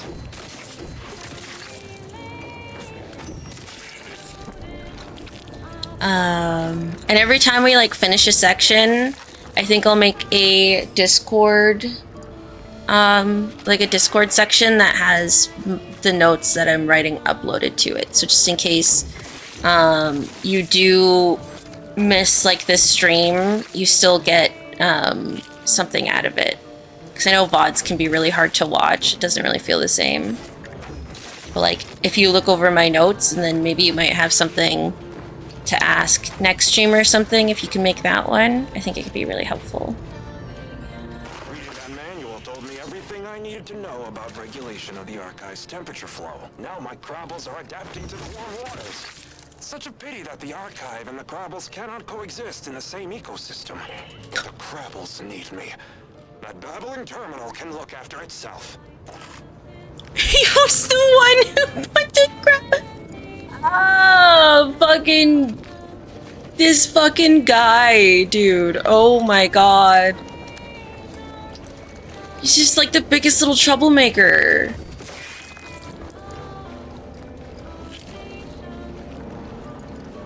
There's so many eggs. I'm so glad I have this hammer.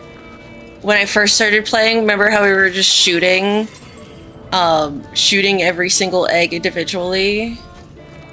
So much better than shooting every single egg. So much better.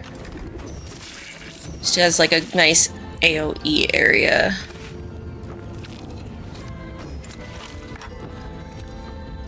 Okay, this is probably gonna have like a big monster thing, so we're gonna save it like this. And then we'll find somebody to raid out to.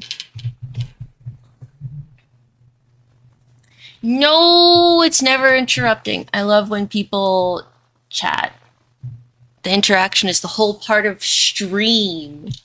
You like smashy smashy?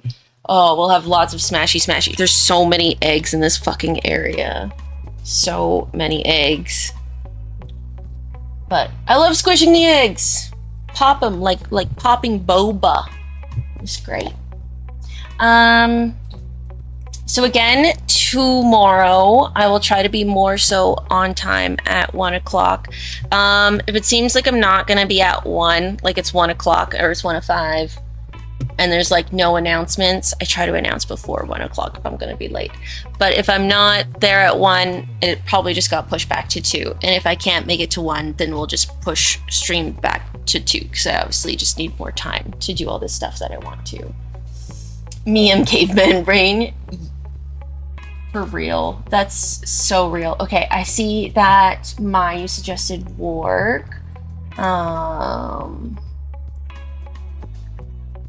Okay.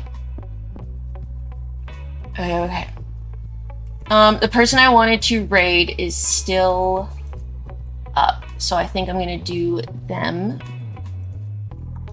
So we're gonna raid into Crunchy because it is their 10th year streaming anniversary. What better thing to celebrate than the crunchiest of pickles? You know? Pickle is a little I'm getting tongue-tied, I'm so sorry. Pickle's a little goober. We love little goobers here. They are a bean so full of energy. I really like to follow them on social media and check out just usually what they're talking about. They usually have just like little positive just things to say every single day, and I just like, I don't know, I admire that. I like to be really positive and be good with my words, but I feel like if I tried to put like super useful like I don't know, like super useful things for people on the regular, I would not be able to keep up with it. I'm just waiting. She's in Be Right Back, and I personally hate getting streams or getting raids when I'm in the Be Right Back screen, because it makes me like really anxious. It makes me so anxious. Okay, here we are. Let's open dish start raid. We need to get the raid Crunchy. If I can type, raid at Crunchy. Oh my god, I still can't spell right. What the why am I so cooked? Why does this always happen to me? Did I spell that right? Yes. Hello, Turtle. It's so good to see you, sweetheart. I adore you. Here. Mwah. Mwah. This is for you, and everybody gets goodnight kisses. Copy the raid message. Show love. Pass it on. We want to celebrate Crunchy. 10 years is like a fucking baller of a... What am I trying to say? That's sick. That's what I'm trying to say. It's sick. I think my 2-year anniversary is going to be coming up next month in February. So like, that's some dedication. We love it. So let's pass forward the good vibes. And I'll see you tomorrow. Thank you everybody who hung out, spent time. You are also wonderful. Good night and goodbye.